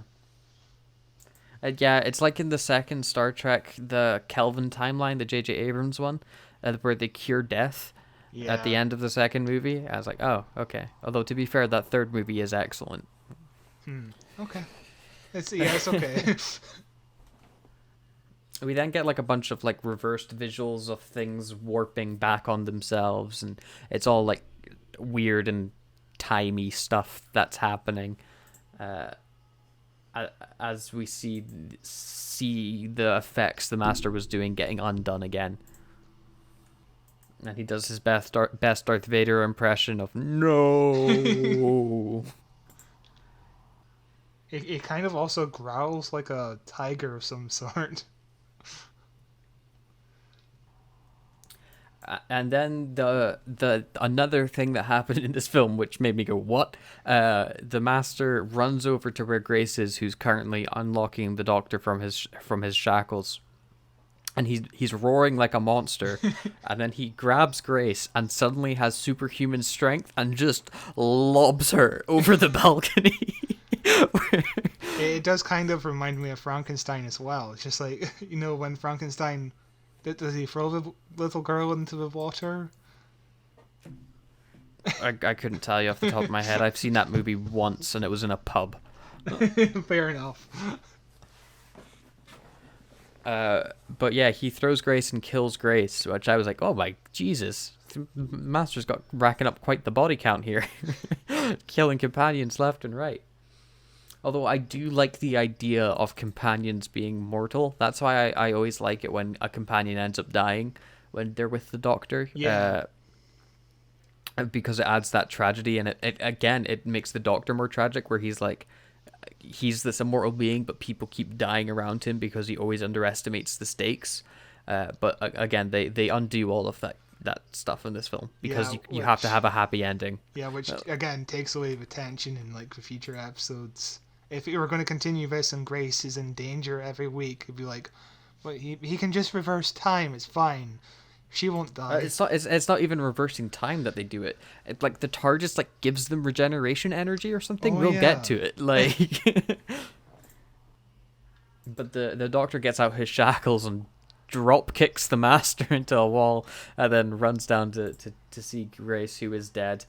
And the Master used his teleportation ability, which he had, to appear behind the Doctor. He was saving that one in his back pocket for a rainy day. And then he violently knocks the Doctor onto the ground and kicks him about 3 different times. Looks very painful. It does look painful, although it's like the action scene does kind of devolve into just kicking. I'm just very confused about the Master's voice at this point of the movie. Yeah, he's got a really deep demon voice, which it's very strange. But he's trying to shove the Doctor into the Eye of Harmony, and the Doctor's like, "You keep killing people," and the Master's like, "Yes, I love it." Then, very Dracula-esque, the Master flies across the room. And completely biffs up his landing. He's also, it like even sounds like Dracula right now. His hands are out and he's going, ah! And he also has a cloak on. It's just, very Dracula-esque. Yeah, and light defeats him. The shining light in his eye. He's like, ah! But the Doctor blinds him with the light, which causes him to lose his direction, I guess, and grab onto a pole. He's about to get sucked into the Eye of Harmony. And it's also a very it reminds me of the last of the Time Lords when John Sim is about to die and the Doctor is begging him to regenerate. Here the Doctor is like, give me your hand, and the Master is like, never. Then he lets go and kills himself. Yeah, I love when the Doctor, despite everything the Master's done, always goes, please stay living. I want to save you, Yeah. It's that, again, the tragic relationship between the two of them being childhood friends and then drifting apart and becoming evil and good. And I love it. Just the noises the Master makes as he's getting sucked through the portal. Yeah. But the Master's sucked into the Eye of Harmony, and he's dead again. Again, for like the millionth time at this point in the show's history. Yeah, the Master can't die. It's interesting, don't you think? If you did this with any other character, it would lose all meaning and dramatic tension. Yet every time they do it with the Master, I basically fall for it. Except Classic Who, or like in Classic Who, I get it, it's par for the course, where you're like, oh, they've been defeated. In this film, also because it's not canon, but in New Who, they've killed the Master like what 3-4 times already. yeah, definitely. It's just every time I the fall Master for it. appears, he dies somehow. Yeah, and I always fall for it. I'm like, oh god, Master's dead now, not coming back. or when the Master turns into the side of good, like Missy. And then suddenly she's now Sacha Darwin and he's evil again. No explanation. Yeah. Although I like the fan theory with that the Sacha Darwin's Master is an older Master, or like a younger Master. Sorry, so he's like a 5th or 6th incarnation of the Master, whereas Missy and John Sim are like say like the 12th and 13th.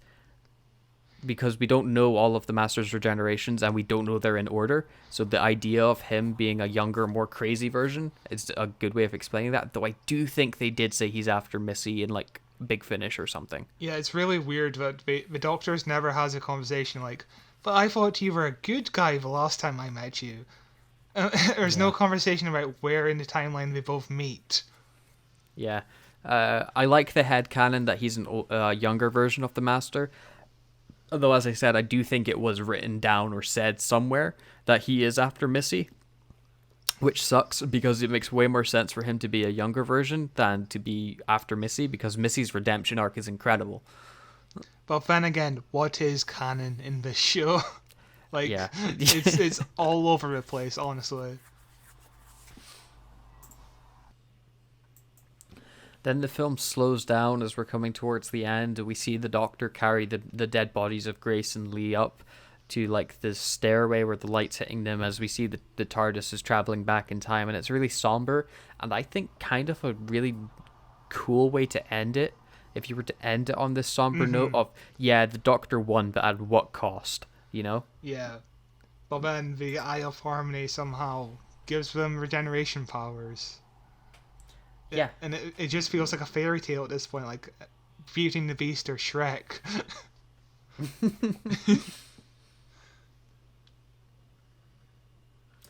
Again, though, to give the scene some praise, the cinematography here is incredible. It really is is. so pretty. Also, a thing that I found pretty interesting here, the regeneration powers that the Eye of Harmony gives them look exactly like how regeneration looks like nowadays. Yeah. It's that golden dust thing. It's very interesting, yeah. It's very weird going back to this movie, because I used to think it was more of a classic Who kind of feeling, but everything here just feels like modern Who. I just wonder... It has very modern Who feel to it. Like, I wonder if... I've never heard Russell T Davies actually say that he took a lot of inspirations from this, because he definitely did, but he never mentions it.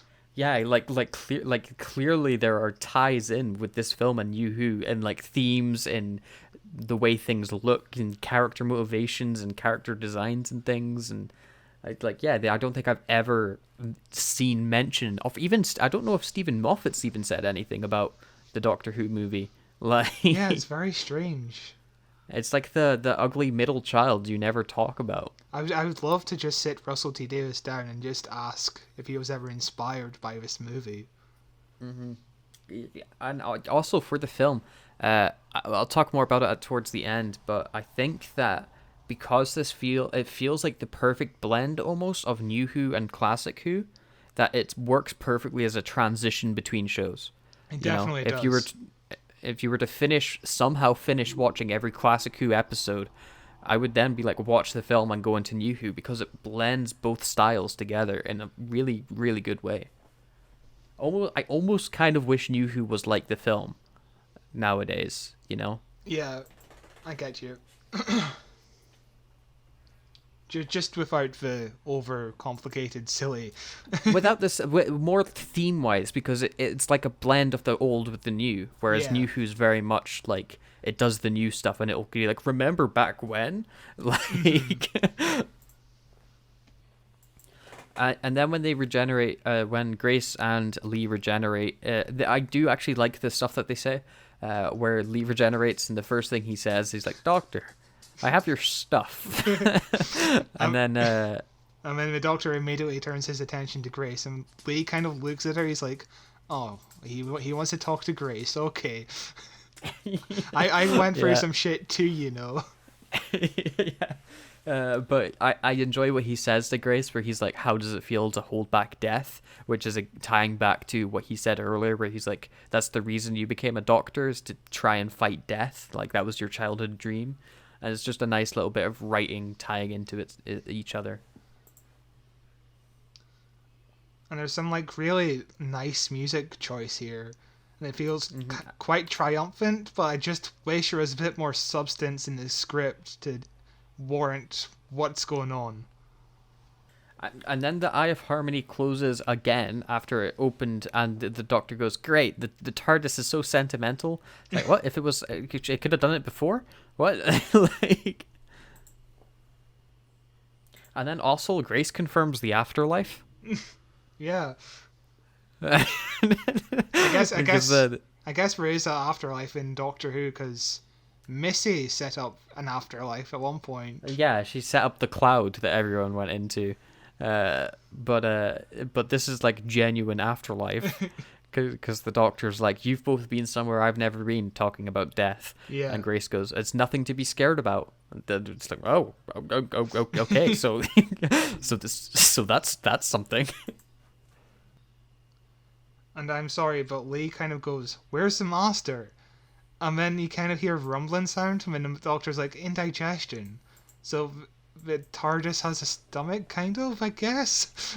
I guess, or like the master's getting burnt up in the fuel tank, and that's considered like the stomach of the TARDIS.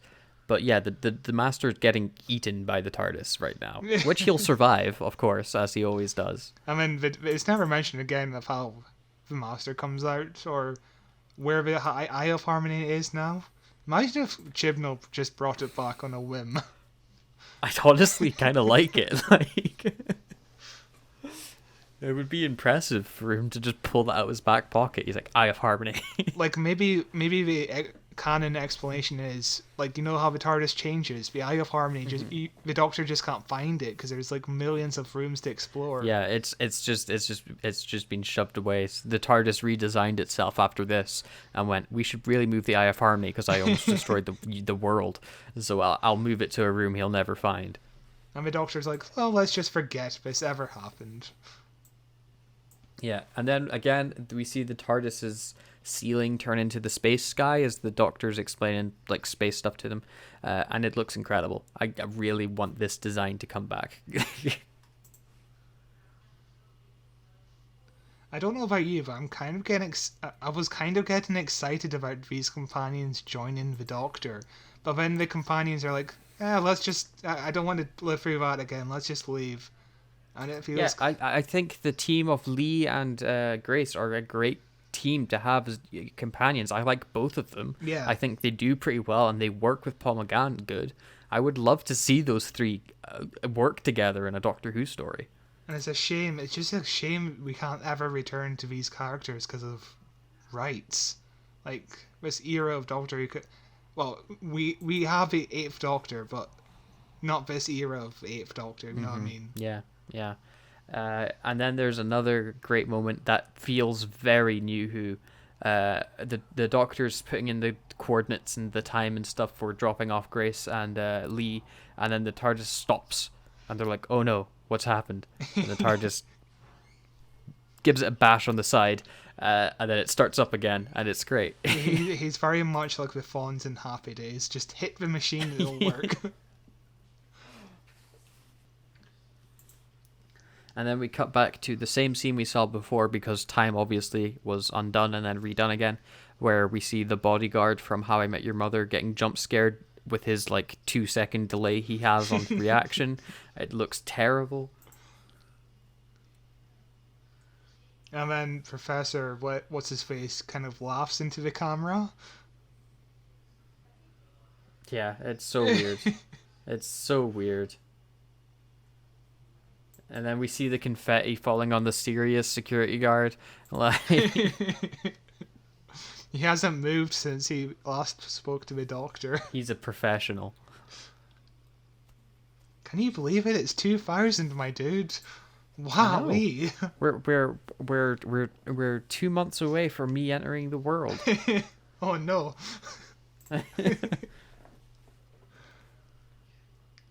I mean, Gareth, the security guy, gets a kiss in the cheek from a girl. Yeah, it's a pretty cute wee scene. We see his little sly smirk as he's like, and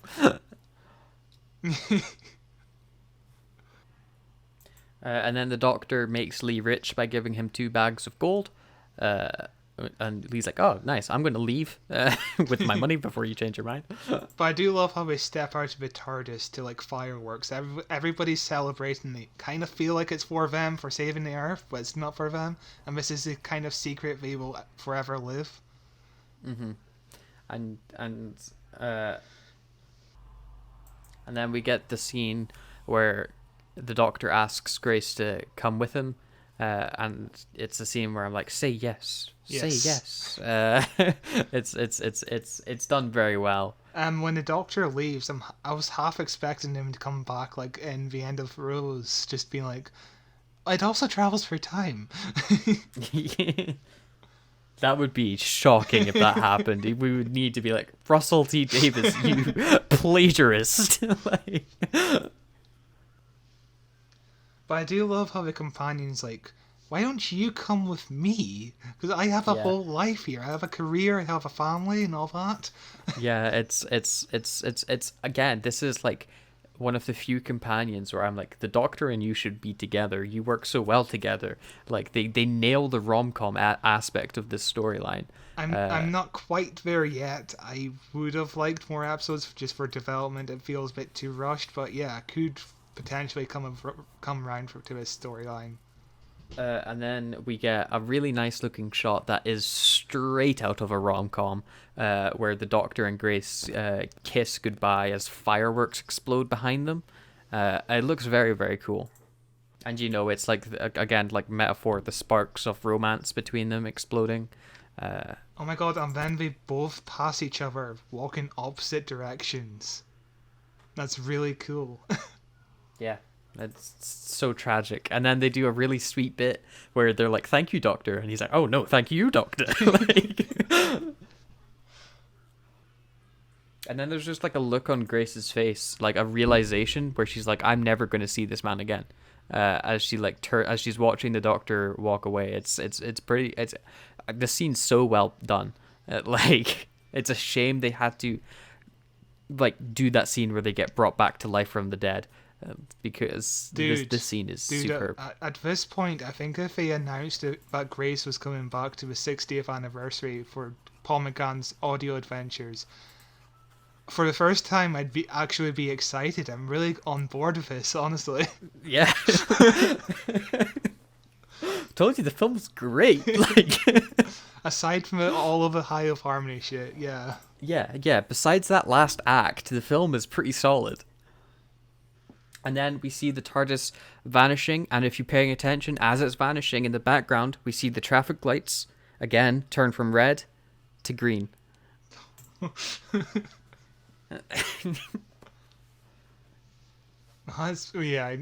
yes. Dear God, I am actually on board for this movie now. There was so much thought put into tiny little details, and yet they got some glaring problems with the story. And then we see the Doctor working on the TARDIS as the same song that was playing before at the start of the movie, the one that repeats time, starts is playing, and it starts repeating again. Yeah, I just love how he sits back in his chair, because that's where he started in the film. Yeah, and he's got his cup of tea again, which he never got to have before this adventure. And he picks back up reading the book. He's like, okay, that's done. Back to what I was doing, reading a book and having some tea. Yep. Okay, I'm definitely on board with this now. Yeah. And the only weird thing is, as the record goes, time, the Doctor goes, oh no, not again. And then there's like a ba-dong sound effect. Like, it's a weird note to end the film on, but... and then we cut to the incredible theme song, and that's the end of the movie. So, Scott, what are your feelings on the film? Having watched it for the second time most recently, but I think you're like third time overall? Yeah, probably like my 4th or 5th time overall, actually. Because I remember seeing this in 2007, not knowing what the hell was going on. Because I saw it as part of a marathon of other classic Doctor Who, and I was like, this feels weird, but I had no idea about the series being cancelled when it moved to America, so it makes more sense now than it did back then. I always remember this being really bad and just really shitty, because that's kind of a reputation it holds on the internet these days. But yeah, aside from some really bad scripting issues, I would say it's a solid like 7 out of 10. It's really damn good. It's well directed. The cast is phenomenal, apart from... I'm still not sure about Eric Roberts. He's a bit iffy, but... And you can definitely see there's a lot more influence on modern Who. It's very interesting to just go back and see every little influence. But yeah, if anyone listening hasn't seen it in a while, definitely go back and watch it. You might be surprised. Yeah, I second pretty much everything you say. This rewatch we did for the podcast would be my third time seeing it. I saw it once when I was super young and like didn't take anything in and barely remembered anything that happened. And so when I watched it most recently before the podcast, I was so surprised by it because, again, like my vision of the movie had been skewed by internet culture and the internet's opinion of it, which is that it's a terrible movie with cheesy effects and bad writing and bad performances. But I ended up loving Paul McGann as the Doctor, really enjoying Grace and Lee as companions, the Master. Sure, he's there too. And like the film, I think, is genuinely really, really, really good if you take it for what it is, which is a pretty cheesy sci-fi rom-com. And it's wonderful. And like, honestly, I feel like this is a film that I could watch at almost any point in the day, any day of the week. Because just watching it again through now for the podcast, it's only like been a week or two since my last watching of it, and like I was still entertained, I was still loving it, and even picking up on new things like the traffic lights going on and the colors and the cinematography in this alone is incredible. I just cannot big up this film enough, and for me, I think it's like an 8 out of 10. Like I really, really, really enjoyed this film and want more and more stuff with Paul McGann as the Doctor because it was incredible. Also, I think most people forget this is a pilot, and most pilots are very much like this. They have a lot of issues, but if this went to series, I'm sure a lot of those issues could have been fixed and we would have gotten an excellent series. And yeah, I honestly think it would have gone to series if it was funded more by the BBC.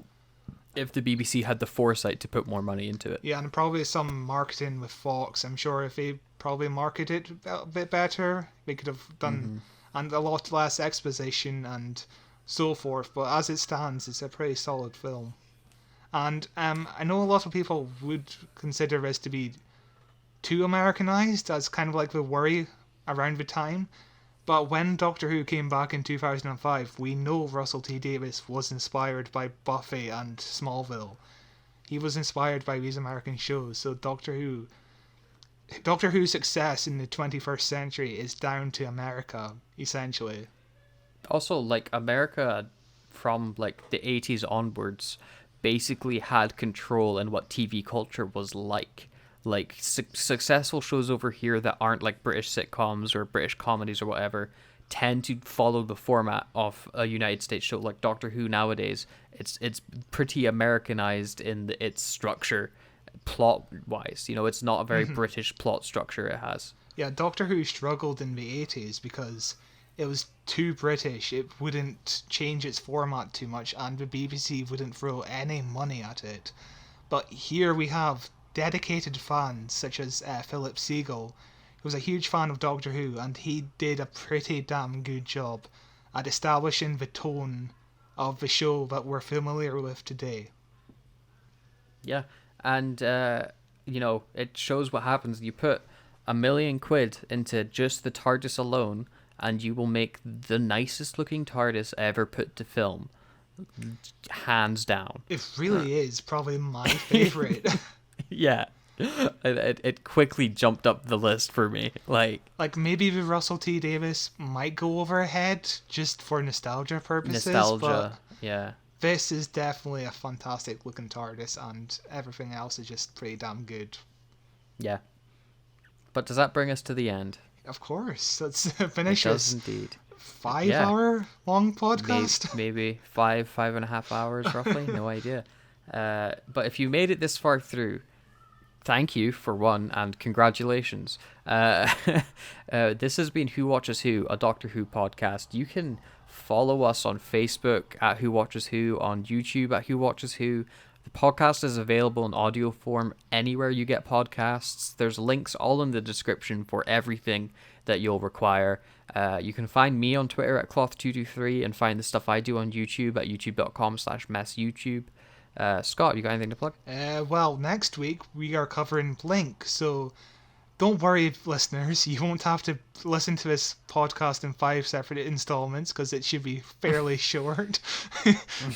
But yeah, if you have any opinions, just questions to send us, be sure to email us at whowatcheswhopod@gmail.com, and we'll answer any questions you have or just any emails at the end of the month in our monthly news podcast. Yeah, either email us or even leave a comment on the YouTube. That's another way of getting our attention. Emailing preferred, but yeah, comment if you want. It'll help the algorithm, I suppose. I think that's everything. Yeah, next week is Blink, so I'm looking nice forward to that. Finally, a short one. Fantastic episode that is. But I can't wait. Yes. See you next week. Bye. Goodbye.